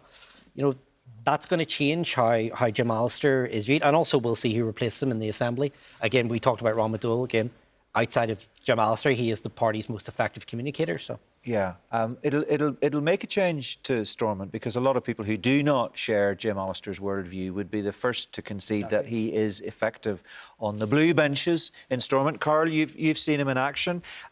You know, when he's pressing a point home with a minister, he does it very effectively. Yeah, he's a lawyer's mind, and he has a lawyer's ability to concisely and quickly articulate the point that he's making. He had a very funny story a couple of years ago about the cost of mints that MLAs were eating as they walked past the speaker's chair. You know, it was a great piece of journalism and bit of crack. In a way, him leaving the Assembly will probably add a bit of stability to it, notwithstanding his impact in Westminster. I think it'll be interesting to see who Alex Easton co-opts. There's been a lot of discussion about who that will be. And there's Johnny Bell has been mentioned, and Alex Easton didn't confirm or deny it. And we saw him there. He was there he's today. now grown a beard, and he was in and around Alex Easton at the Count Centre. Yes, well, he's changed a lot, and he was there today helping out. So, I wonder, would he be a thorn in the side of the DUP if he finds himself back at Stormont? Well, I can't answer for the DUP, but he's no Jim Allister. You know, definitely not. He's no Jim Allister. Well, nonetheless, he could make life a bit tricky for the DUP if he wanted to, couldn't he? Presumably. David, you've seen him up close and personal in the chamber? Yeah, but whether he has the ability to be as effective as Jim Allister is questionable. Can I just pick a hole with what David's just said? Because you said there would be 7 unionists.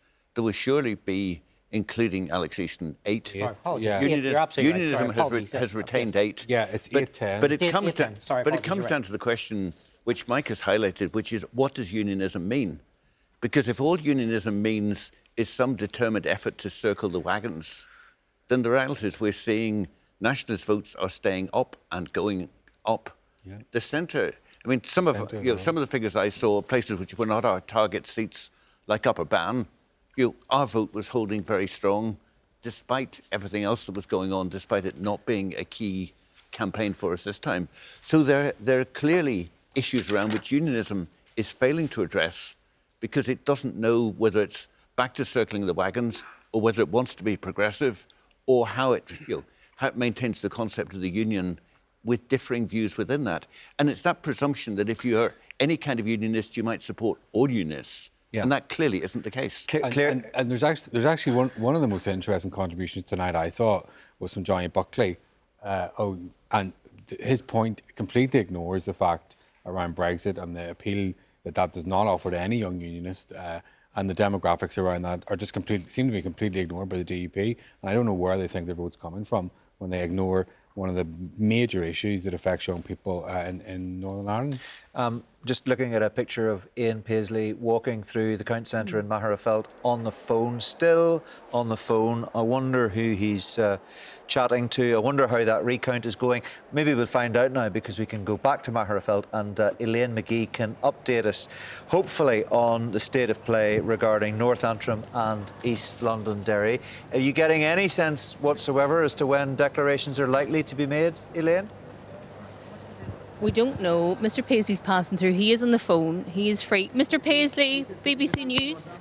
Mr. Paisley, BBC News. Can you just tell us how you're feeling at the minute, Mr. Paisley? Just an insight. I know it's a difficult time. I appreciate it can't be easy, but can you just give us a sense of how you're feeling at the moment? Any way back for the seat? Have you spoken with Jim Allister? Is the recount due any time soon? No. Silence again from Mr. Paisley. We did try to speak to him there. We don't know is the honest answer at the minute mark as to when we'll know the final outcome definitively in North Antrim, but Elaine Mitchell has been across this constituency throughout the night. She's with us now. Nothing there from Ian Paisley. What are you hearing, Elaine? Well, he's being very tight-lipped. He's sitting up in the corner. Now, the North Antrim count is very far away from us, so we can't actually see what's going on up there. But I have been told that there were 451 votes between the two top people.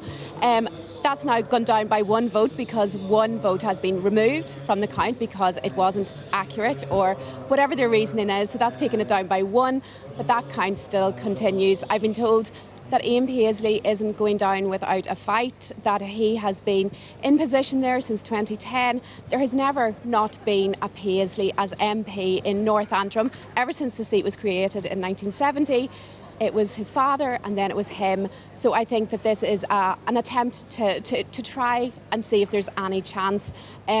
The TUV are sitting there very comfortably. I don't think that they think that there's any chance the result is going to change. Okay, thanks very much for that.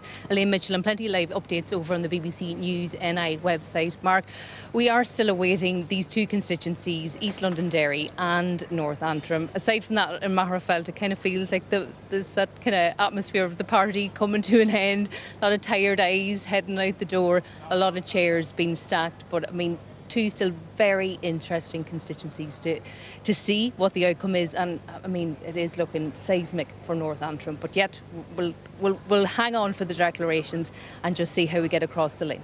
Yeah, I mean, who would have thought, Elaine, when we came on air at 5 to 10 last night, that at 22 minutes past 6 you and I would be having a conversation about nip and tuck for DUP candidates in North Antrim and East Londonderry. I mean, you would never in your wildest dreams have guessed that.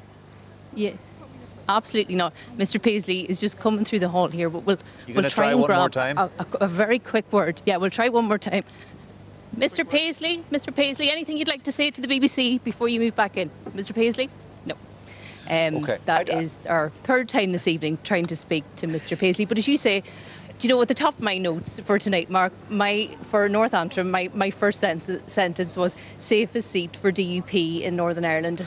And as election goes, you just never know. You just never know. You never know, indeed. Well, look, the drama continues. If there's any white smoke, we'll come straight back to you, Elaine. Thanks very much indeed for your tenacity and persistence. I have to say, Enda, if you didn't want to speak to the press, why would you march across the public area, which is rammed with journalists, not once, but twice within about 3 minutes? I mean, what is going on there? I think the toilets are down there, actually, in that part of the hall. I think the toilets are that part of the hall. Okay. I suspect he may So have that's been the answer to that question. I suspect he's going to the loo. He may have been going to the toilet and coming back again. Okay. But you'd think, I mean, would you not think he could say something? You could just say, look, we need to wait and see. It's not over yet. It's tight, but, I mean, to say nothing is remarkable. It's not like him, first of all, but he is in a very difficult place. Well, he's not normally stuck for words. Well, he is tonight. There was something your reporter said. We were chatting there, David, about there's one vote has been removed. Yeah. That does suggest a wider recount than just a bundle check. Well, the TUV have texts to say that it might go to a more full recount. Yeah. But the TUV say they are very relaxed about that. So we may be a while yet before we get to the end of this drama. Well, could it simply be that Ian Paisley doesn't want to be seen to be going down without a fight? He wants to exhaust every avenue open to him before he concedes that he's lost the seat. I mean, you would do the same thing, Mike, if it was you, wouldn't you? I would never be in that position. Well, you know, listen, don't make yourself a hostage to fortune, but you can understand after 54 years of the House of Paisley, as we just heard it described. Far from the first time a losing candidate or a candidate who thinks they're about to lose hasn't asked for a recount to save a bit of dignity. But I have to say that this is the first time that Ian Paisley has found himself in this situation. He's learning as he goes tonight, and he could never have imagined that this situation would be what would confront him. Yeah. He doesn't know what it's like to lose an election, and he's very close to it now. So that's probably why he's scrambling hard to make sure that he doesn't go down without that battle. Yeah, and his father, the last time his father lost an election, you were saying was what, effectively 1969? Yeah, so he went to all those county centres with his dad, and he saw his dad win massive majorities, whether it was in North Antrim or in Europe. He always saw his dad. The East Londonderry result is imminent. Gregory Campbell there, who's been the MP for a long time in East Londonderry, and if he's successful here, would be Northern Ireland's longest serving MP. I'm saying that, and John Tong is nodding in agreement. I've got that right. He was walking across there. I mean, he seemed to be, I don't want to read too much into it, but he didn't seem to be slightly shaking his head. Could have been about anything, of course, you wouldn't know. He doesn't exactly, and it has been a very, very long night. He's got his team around him there. They don't look the picture of positivity, it has to be said. When you consider how bullish he was over the deal earlier this year, he was one of the chief people out there arguing for it, and you've had the famous postage stamp saying what opponents of it had delivered. So, you know, I mean, and again, this is new territory for Gregory Campbell. Yeah. To be in a fight that is as tight as this, we should remind ourselves his majority in 2019, 9,607. His smallest majority was when he first won it by 1,900 votes. So Yeah. it's just even tighter than that. If he got in, Mark, do you think he'd be Father of the House? Well, let's ask John Tong if was that's coming. the case. Would he? I Would he think be? there's a couple of longer-serving Conservative MPs, although Peter Bottomley has lost his seat tonight, so I'm not sure who the longest-serving Conservative MP would be. There might be someone who's even longer. Well, we'll see if we can do a quick check on that and work it out. I'm not going to say yay or nay at this stage because I frankly don't know.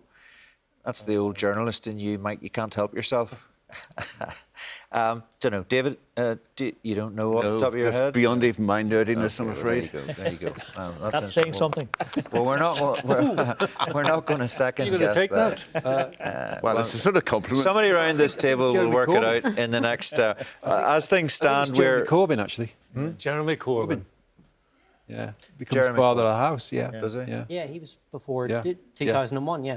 Which is a bit of a nominal position, it has to be said. Doesn't really carry any particular weight. It's a titular role, isn't it? I suppose there's a certain amount of kudos and stature with it. Yeah.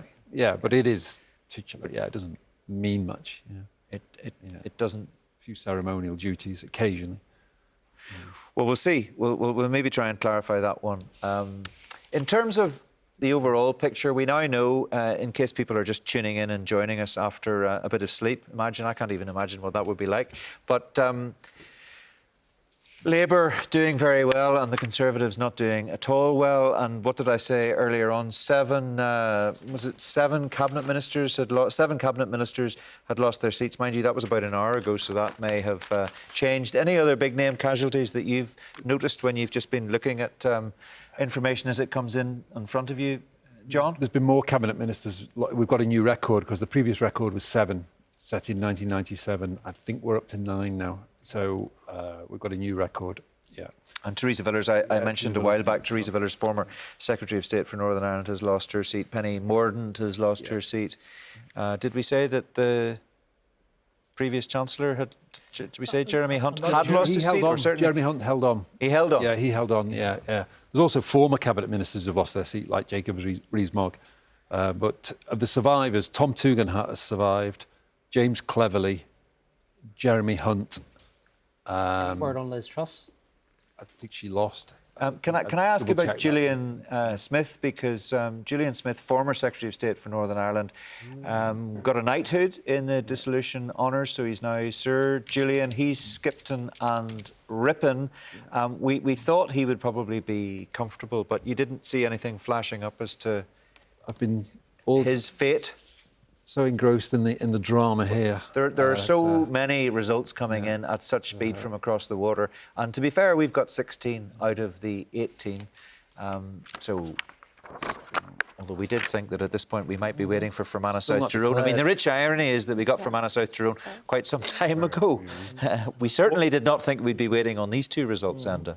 Well, these are the two safest seats, or they were the two safest seats for the DUP coming into this election. Who would have thought we're here tonight and they're on a knife edge, both of them. One going to a recount and the other, we're not quite sure yet, but we know it's very close, only 200 or 300 apparently, keeping Gregory Campbell in his seat for now. What was on paper, the safest DUP seat and the second safest DUP seat are what's keeping us up and keeping us from waiting. our beds. We're just looking at a picture. I'm looking at a picture on a big screen. We can maybe cut it up for you at home of Ian Paisley and his campaign team at the Count Centre in Magherafelt. He just had a conversation with John Kelpie, who of course is the man in charge running the operation there, and I've seen Ian Paisley nod his head to whatever John Kelpie had to say to him. So whether that will proceed with the next stage or what we're going to do with this recount, but there's certainly instructions being passed along there somewhere. OK, I'm just being told by my producer in the gallery that we now know there is a full recount in East Londonderry. Oh. It should be illegal an extra after bundle 6 of a.m. Sinn Féin votes found.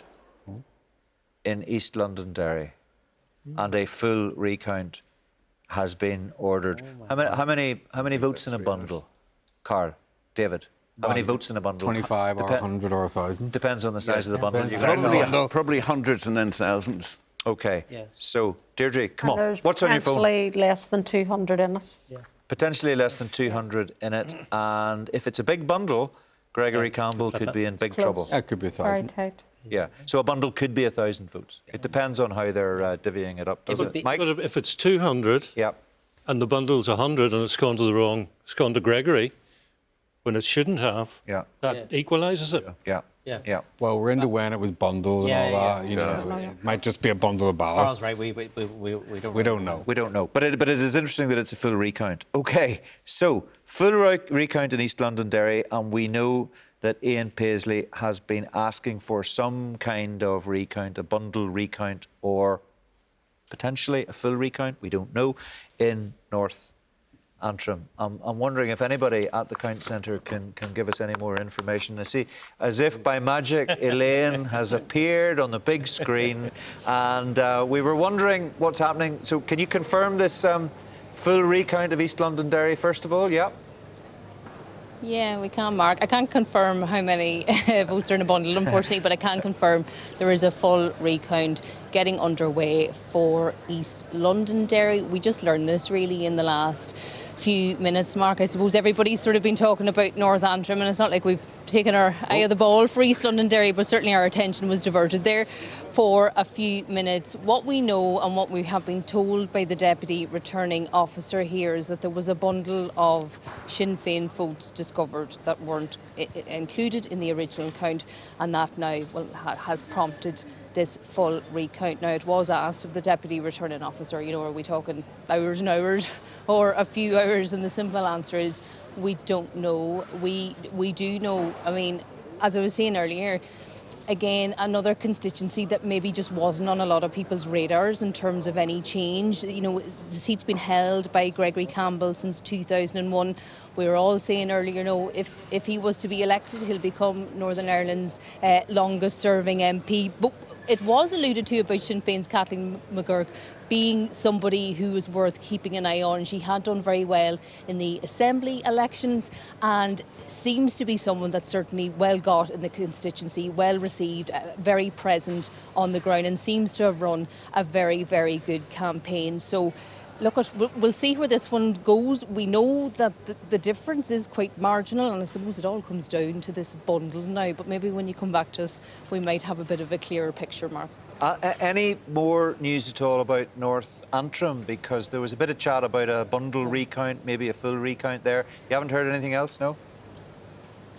No further updates since. For anyone who's just joined us, we have approached Mr Paisley now a number of times. He is not in a place currently where he wishes to speak to media, as some people might have seen earlier. But we do hope to speak to him at some stage. No, we're no clearer. We are told again it shouldn't take the hugest amount of time, Mark, but as to specifics, you know, we just don't know. And I said at the top of the programme, I don't even remember what time, just after 10 o'clock, you know, last night that, you know, from Anna South Tyrone was the last one across the line at 6:59 a.m. And sure, what time are we at now? We're still 2 constituencies out here in Meadowbank. And if you are just waking up and if you've missed any of the results, there's loads over on the BBC News NI website, our colleagues on Good Morning Ulster. So there's loads of places where you can get informed if you're not with us here.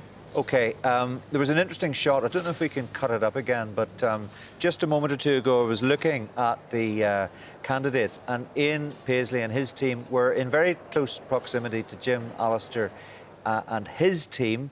No, they're not evident in that shot. Actually, they were just a second ago. But they've been making the point to you, Elaine. They're in there in the middle of that scrum, but they haven't been chatting to each other. And John Kelpie's addressing them in RDC there. He's talking to the candidates. He's talking to them. That's John on the right with Kelpie. Yes, just he's got thick set glasses on. You can just see the top of his head with a bit of short grey hair.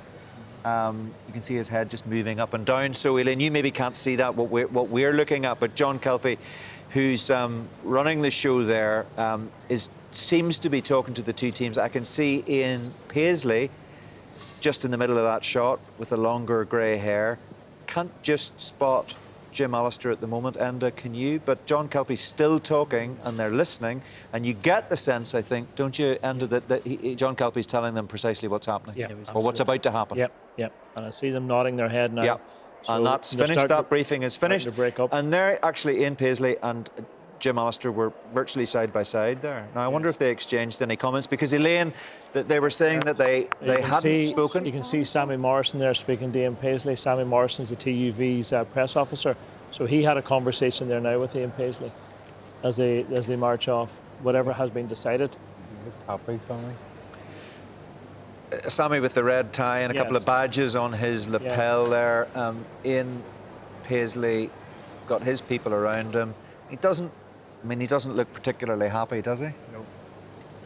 Paul Frew's facial expressions a minute ago were Yeah. not the expressions of somebody who was on a winning side. The smiles are all on the TUV side.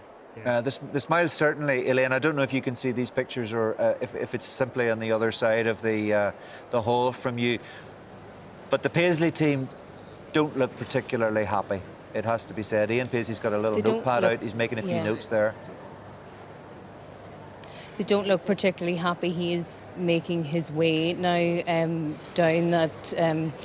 Down through the Count Centre here. The media can't come across this barrier, so we'll wait for Mr Paisley to move towards us and see if he is in a space to address the media and see what he's going to say. He is sort of very furtively making notes there. I would imagine that he is prepared to say something, but, you know... As you Are you going to run after him again, Elaine, for the fourth time?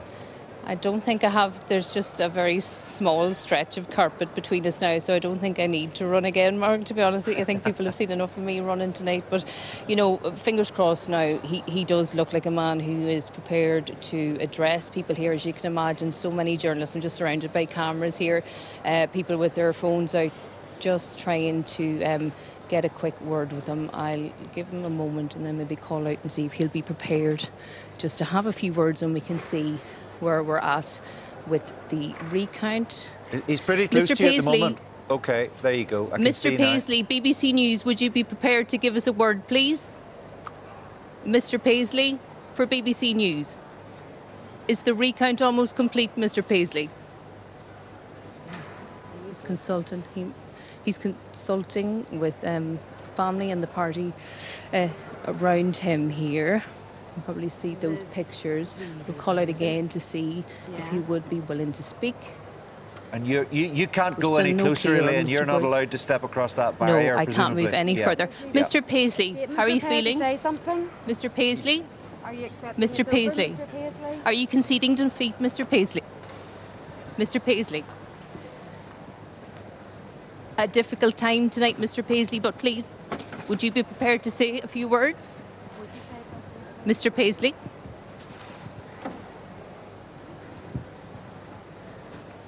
Where is he going and what is he doing? Mr Paisley, would you be prepared to speak to us, or do you wish to wait to Yeah. until afterwards? Mr Paisley? I think it's safe to say Mr Paisley isn't going to speak to me at this point. We'll see what he does here now. Bear with me a second.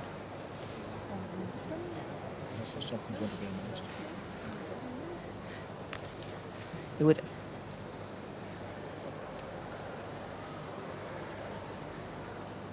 Enda. Yes. Thoughts as we watch this? Well, I think they've moved to the platform now, so unless they're waiting for some sort of an announcement to be made about the process, or maybe even a declaration, because that's the position that Ian Paisley is taking up now.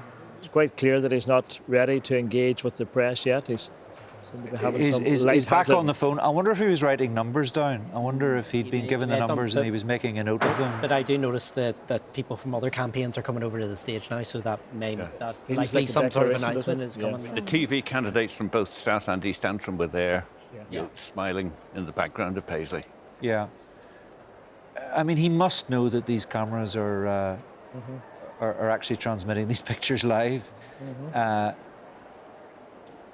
So it does look very much like, Elaine, it looks very much like he is waiting for something to happen and doesn't want to say anything in advance of that.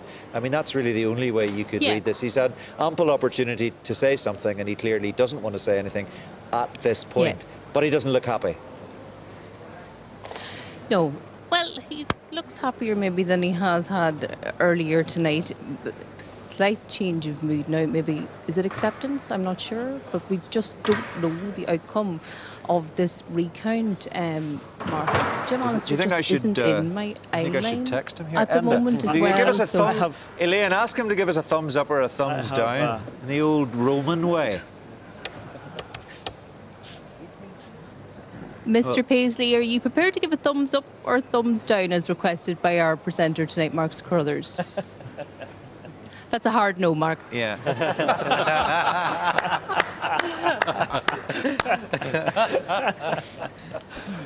No, couldn't be any harder.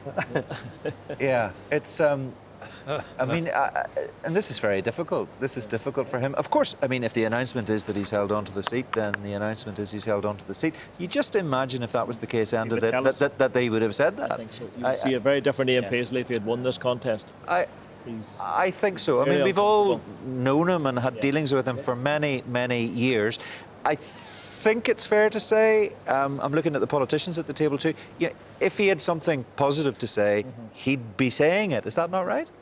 David? Yeah. He would have something to say if it was at all positive. And, you know, in fairness to him, it's a very big personal gunk when you and your father have been there for so long to actually have to lose. Jim Allister, we're looking at now. He's doing interviews. Jim Allister talking there to... Here we are. For the North Antrim. Oh, here we go. Here's the announcement. This is the declaration.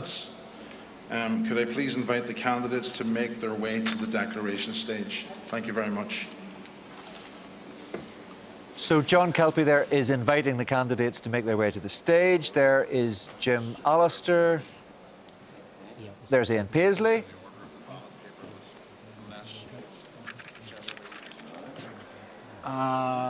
Ian Paisley has his arms folded, and there's not much chit-chat between Ian Paisley and Jim Allister, it has to be said. Sean Mulholland there from the Alliance Party. Helen Maher from the SDLP. Yep.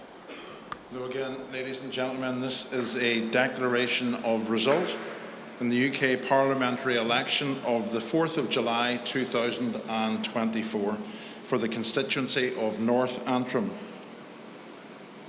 The eligible electorate, 74,697, 74697. The votes polled, 41,361, 41361. The valid votes, 41,185, 41185. Rejected votes, 176, 176. And the percentage turnout, 55.37, 55.37. I, John Kelpie, as the Deputy Returning Officer for the North Antrim constituency, hereby declare that at the election the number of votes for each candidate was as follows.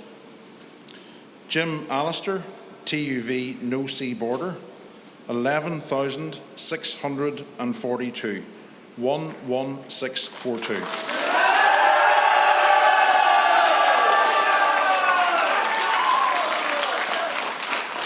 Helen Maher, SDLP, Social Democratic and Labour Party, 1,661, 1661.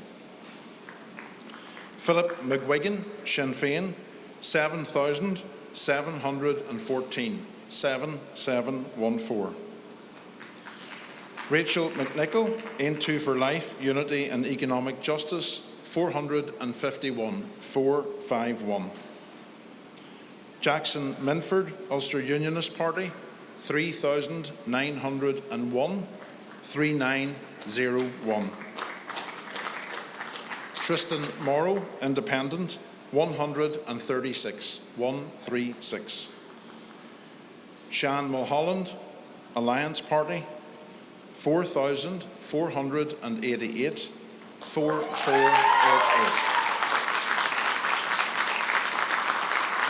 Ian Richard Kyle Paisley, Democratic Unionist Party, DUP, 11,192, 11192.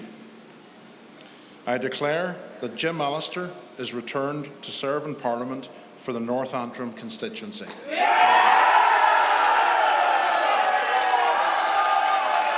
So, 450 votes in it, 54 years of the Paisley dynasty swept away. Let's hear from the victor, Jim Allister. Of this count, and for all the staff who worked so hard yesterday. There is no escaping the fact that there has been a political earthquake in North Antrim of seismic proportions. Today, we mark an occasion when, after 54 years of DUP and Ian Paisley dynasty, North Antrim has taken an alternative course. That is an alternative course which signals a number of things. Amongst those is a very clear indication that the Unionist people of North Antrim will not be taken for granted. And certainly will not be taken for fools. Because the DUP, just a few weeks ago, sought to hoodwink every Unionist in this province when they pretended that the Dud-Donaldson deal had got rid of the REC border and restored our place in the United Kingdom. Those were brazen falsehoods. And the people of North Antrim called them out as such in this campaign. And therein is the reason why I am now the Member of Parliament for North Antrim.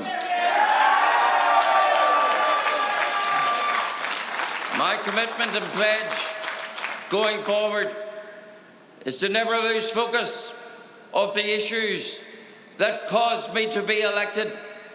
The partitioning of our nation by a foreign EU border, the imposition upon Northern Ireland on 300 areas of law of foreign sovereignty by a foreign parliament.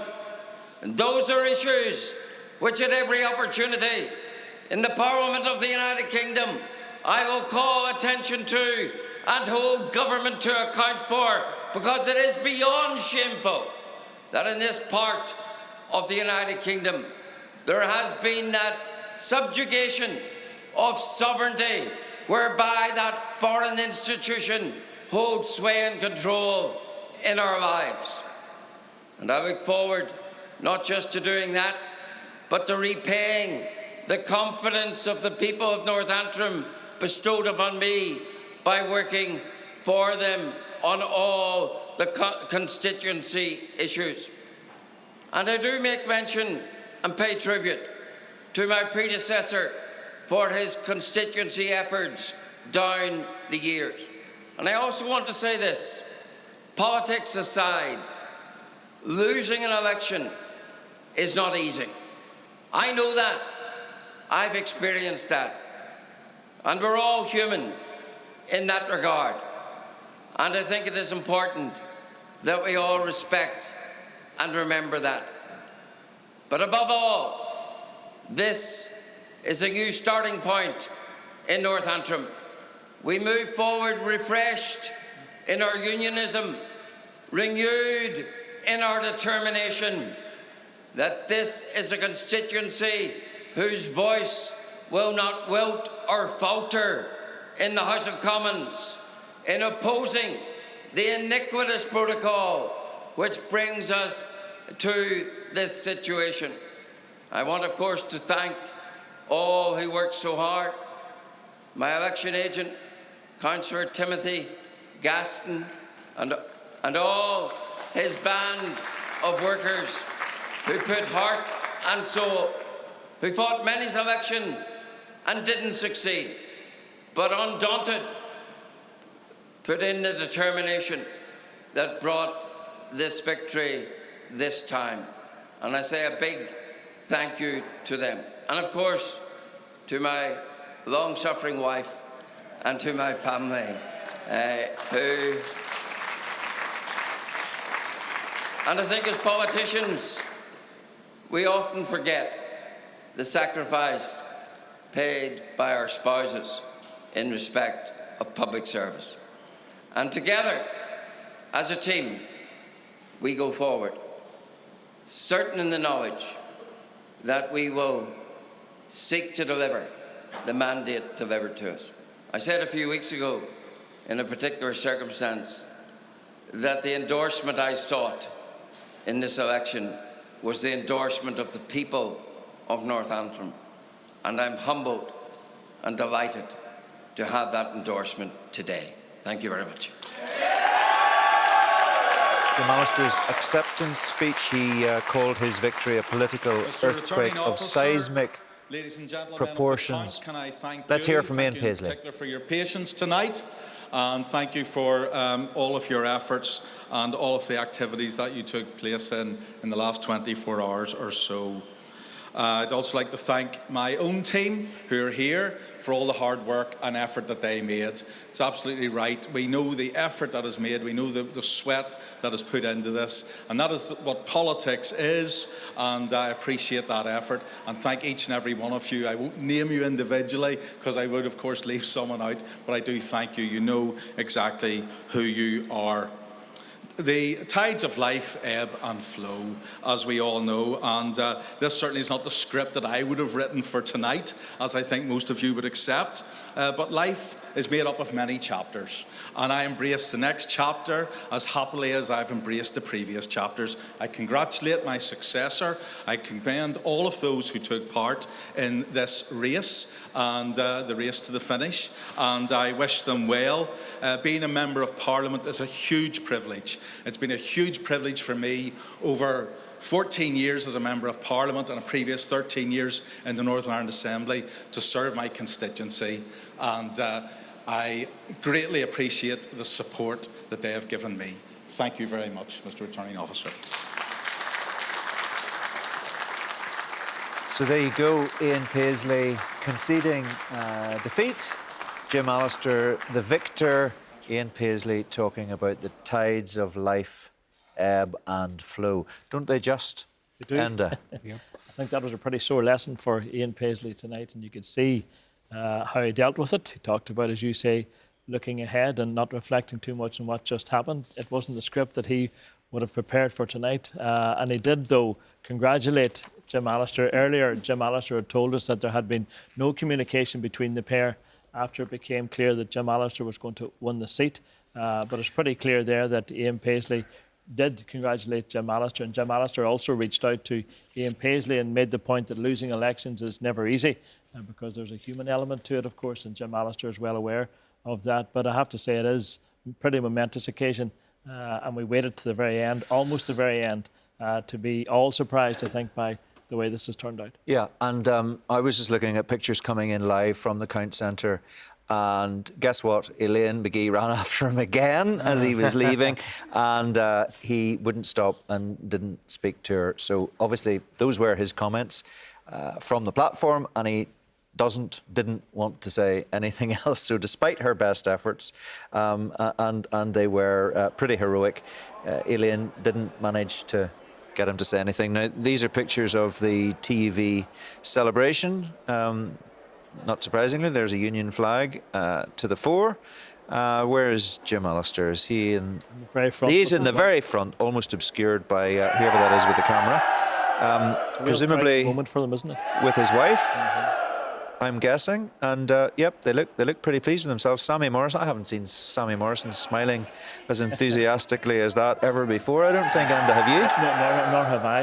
And I'm not quite sure they expected to be standing where they are this evening either. I'm sure it caught them as much by surprise as maybe the rest of us. I'm going to look at the numbers in detail in just a second or two. I don't think we've announced this yet or mentioned this yet, but Liz Truss has lost her seat. So she's gone, and that's very interesting. Here we have shots, I think, of... we're going to see some shots of Ian Paisley leaving the Count Centre. Are we able to cut those up? Yeah, there we are. So this is him leaving the building. we've been in here for so long, I didn't realise it was daylight outside, folks. It's Like to say a brief word to your voters? okay, so that's the shot that I saw with Elaine. She got her steps up tonight, I tell you, didn't she? She did brilliantly. So there you go. She tried one last time, and I don't want to say failed, but she was unsuccessful despite her best efforts. Liz Truss unsuccessful despite her best efforts. Shall we look, folks, at the results in a bit of detail, just in case people missed those numbers for North Antrim? Here they come on the big screen. Hopefully I can see them. There they are. Jim Allister, 11,642. That majority of 450. Ian Paisley down there at 11,192. And the raw figures, David McCann, of what he got last time round, 20,860. So it hasn't quite halved, but it's not far off. There's a near 24-point swing against Ian Paisley. This is on top of, by the way, a 11.5-point swing in 2019. So the scale, the erosion of his support from 2017, it really is something. Yeah. So there's the share. TUV 28.3%, DUP 27.2%, and then we go down to Sinn Féin Alliance and the others. And here's the change. This is significant. You can see this is, again, just to explain it, based on an estimate of the 2019 results, taking into account the new boundaries. The TUV, well, TUV, of course, is going to be up 28.3 because they didn't stand last time round, but the DUP down 23.7. That's the worst ever vote share for the DUP at Westminster level since they started contesting elections there in 1970 at Westminster. So give us the swing again that you calculated. 24 points. 24 points. And there was 11.5 percentage point swing in 2019. So it's been over since 2017. The support has just evaporated for Ian Paisley. Yeah, that's interesting stuff. John, thoughts on that when you see the raw data? Absolutely amazing. If you think back to the 2017 election, last time the TUV stood, and what did they get? I mean, Ian Paisley got about between 6 and 7 times the size of the TUV vote. Now, obviously, Jim Allister's high profile and Tim Gaston, who stood in that election, but it's still an extraordinary turnaround. I don't think anyone outside the TUV, and even probably not within the TUV, anticipated that result. I think that's very true. I'd just quite like to go back to Elaine. I think we can do that now. Elaine McGee at the Count Centre in Magherafelt for us. You tried valiantly. We saw that last effort, Elaine. You chased him to the door. Oh, did you see it? Yeah, oh no, we did. We did. We weren't going to allow viewers to miss that. I was just saying you really got your steps up, but it was still a hard no. He wasn't having any of it. It was still a hard no. Ian Paisley was resolute, I think, in not speaking to the media, which can be an understandable position to take, because while politics can be a brutal game, I suppose you have to think of the emotional impact as well when your family has held a seat for such a long time, 54 years, and he talked about that, which I thought was quite poignant in some ways. The tide, life, flows and ebbs, and I suppose he's taken maybe a more retrospective look at what's happened for now, and maybe the questions of what went wrong and what didn't go right will come later. But I did try one last time to get a word with Mr. Ian Paisley, and I got as far as the door, and I just asked him, Mr. Paisley, do you have a message for your voters? And he blew a kiss, not to me, I might stress. I think it was very much directed towards the voters of North Antrim, but that's all I could get, I'm afraid. OK, well, better than nothing, some people might say. I need to ask you, well, that's North Antrim wrapped, and who would have thought is all I can really say to that. 450 votes in it, and if it had gone the other way and Ian Paisley had won the seat by 450, we would be saying he'd got a Houdini-like escape, and how close Jim Allister had come. I don't think any of us would have thought for a second it would have been 450 votes in favour of Jim Allister. What about East Londonderry? I know you've been focusing so much on Ian Paisley and what's been happening with North Antrim. Have you got an up-to-date idea of what's happening as far as Gregory Campbell's attempt to hang on to that seat? What we're being told, Mark, is that we won't know those results for at least another 45 minutes. So that's where we're at the minute. we're not any wiser on what constitutes a bundle. Like the Sinn Féin bundle that was discovered, if you're just catching up on this story now, the Deputy Returning Officer confirmed to us earlier that a bundle of what were Sinn Féin votes were discovered. So that prompted now this full recount, but it could be another, where are we now, 7 o'clock, it could be well up to 8 o'clock before we're fully in the picture of East Londonderry. But East Londonderry is quite a story in itself. Gregory Campbell had, I think, I'm sorry if I have this wrong because it's just so early now, but I think a majority of around 9,000 in 2019, and it's down now to a matter of hundreds, we're told. So, I mean, it really has been quite a night, and I think it goes to show journalists and pollsters and commentators, we can make all the predictions that we like, but it will always be the electorate that has their say in the end, Mark. Yeah, well, you're absolutely right. Gregory Campbell's majority in 2019 was 9,607. It seems, does it, that Gregory Campbell... I've got the benefit of having paperwork in front of me, and you're there without any paperwork easily to hand. So 9,607. You're hearing that he is a couple of hundred votes ahead, but then there's this bundle of Sinn Féin votes which wasn't properly taken into account. Now, we've had a conversation about what constitutes a bundle and how big is a bundle, and I'm being told by people who've been at many counts over many years that a bundle could be 50 votes, a bundle could be 1,000 votes. Have you any idea at all how big the bundle in question might be? There's a question for you. No, I honestly don't. I wish I could. I can't tell you how big the bundle is. I'm afraid not. And I'm not going to run around after the bundle either. No, we'll just have to wait to see what comes from East Londonderry is the most honest assessment I can give you. I'm not going to attempt a guesstimate. No. I've been talking for too many hours. You're absolutely right. Don't make it up. I just wondered if you had any sense at all of the size of the bundle. Well, look, we'll leave you for a moment or two. If you hear any more while we're on air for about another 10 minutes or thereabouts.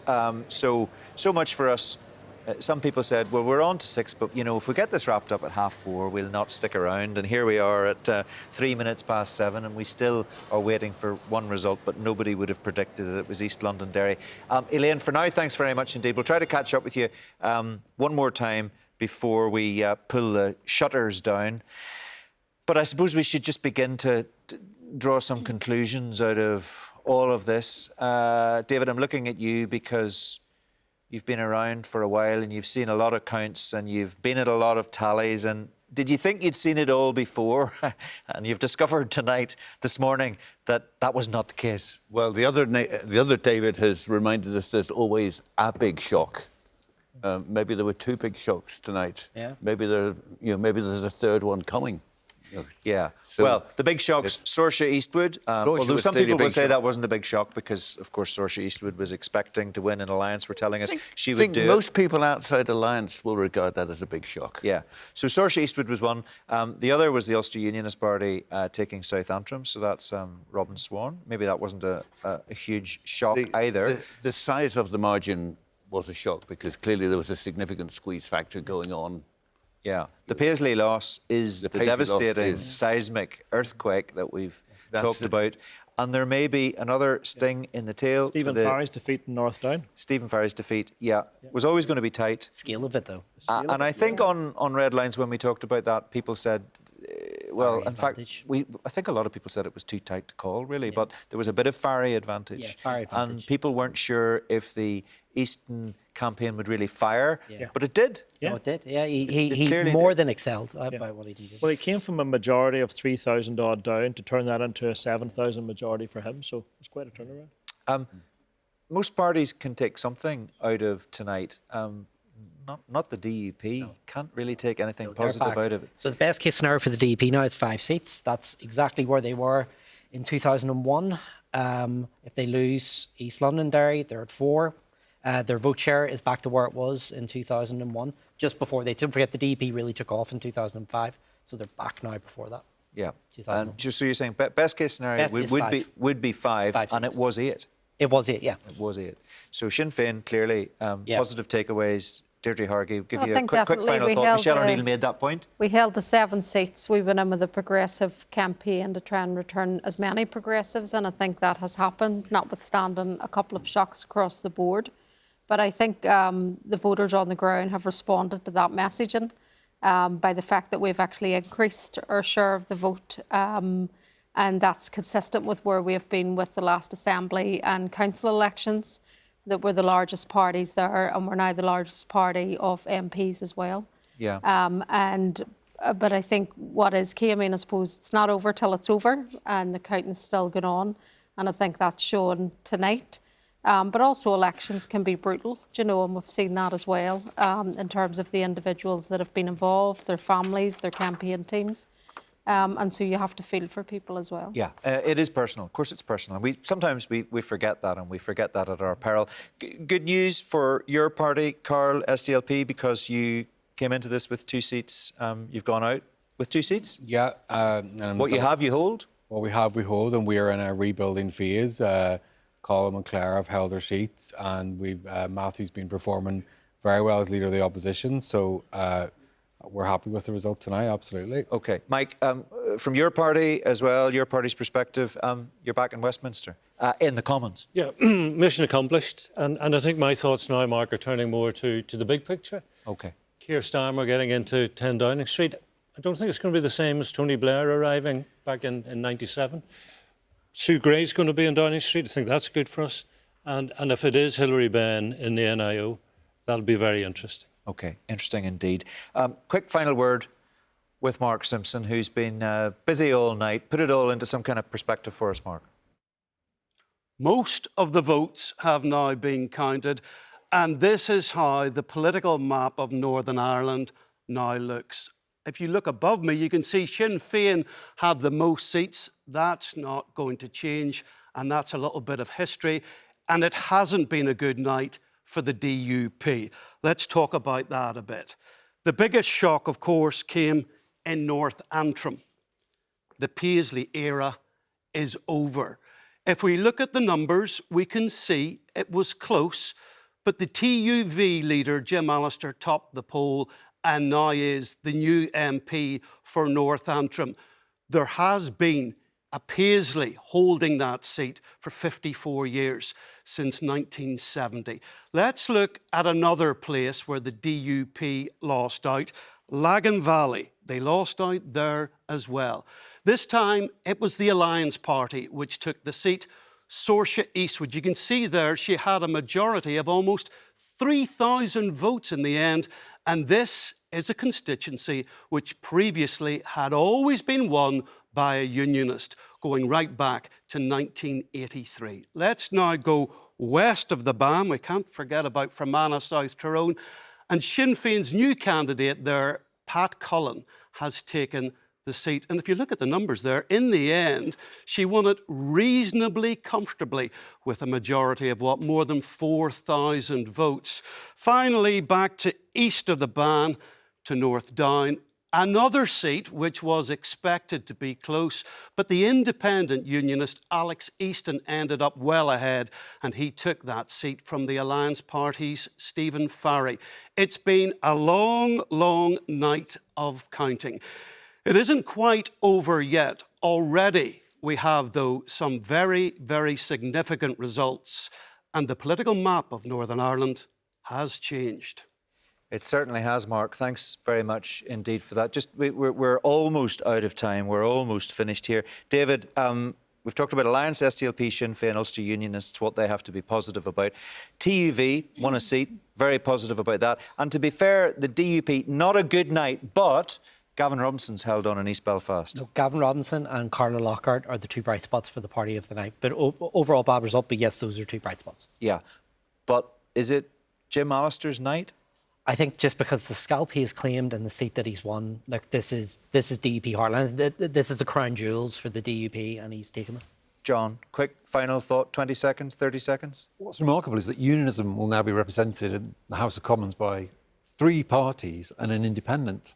Almost as many parties or figures as you get for the whole of England. I think that's extraordinary. On the nationalist side, Sinn Féin will be very, very happy with their performance. They perform really strongly, and the SDLP will be perfectly satisfied, job done with their 2 defences. Yeah, so some people will be very pleased, and some people are going to be bitterly disappointed. Stephen Farry's going to be bitterly disappointed. Ian Paisley is going to be... I mean, you just can't begin to imagine what he must be feeling like. Well, at you the can moment. imagine his journey home now this morning after what's happened. And I think we probably all underestimated the sense of disillusionment among DUP voters, that so many of them decided to stay at home and not come out and support the party. And that, of course, is going to force a major rethink now within the party for Gavin Robinson as to what they do next to try and re-engage those voters who have quite simply turned off from their party. Yeah, we're all going to have to adjust. Our coverage of Westminster is going to change because the personnel has changed and changed substantially with Jim Allister being there.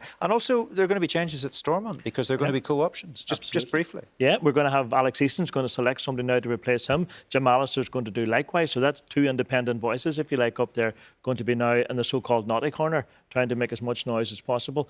Jim Allister's going to be a tough act to follow, we have to say, because he was a one-man opposition for a long time at Stormont and very, very effective. And you would think maybe that Alliance would want to find a way back for Stephen Farry into the Assembly. Yes, I think that could happen. We know that Cirque Eastwood now is on the way to Westminster. That's obviously a vacancy there. That could well be the opportunity for Stephen Farry now to slide back into the Assembly once more. OK, fascinating stuff. Got to leave it there, folks. We're out of time. Thank you all very much indeed. It has been a night of high drama here and across the UK. Who would have thought the tectonic plates would have shifted quite so much? We'll be assessing the outcome of all tonight's stories through the rest of today and across the weekend, of course. The BBC News website will continue with coverage, including a live stream of Good Morning Ulster, and BBC Newsline will be on BBC One tonight at 10 to 7. And don't forget, we'll have a further election coverage this weekend in Sunday Politics, which starts at 10:15 on BBC One Northern Ireland and iPlayer. But that's it from everyone here. It was a long night, and for some, definitely a nerve-jangling one from all the team on a remarkable night. Thanks for watching and listening. From all of us, bye-bye.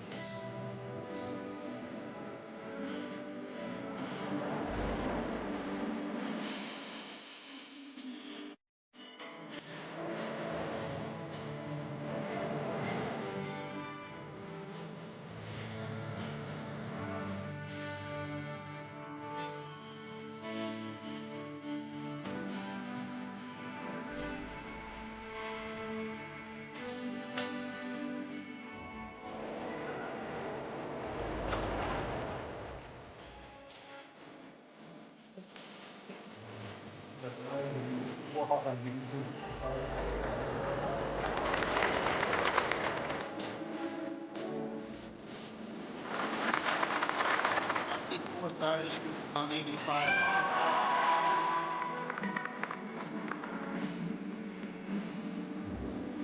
Sure that the way is optimal.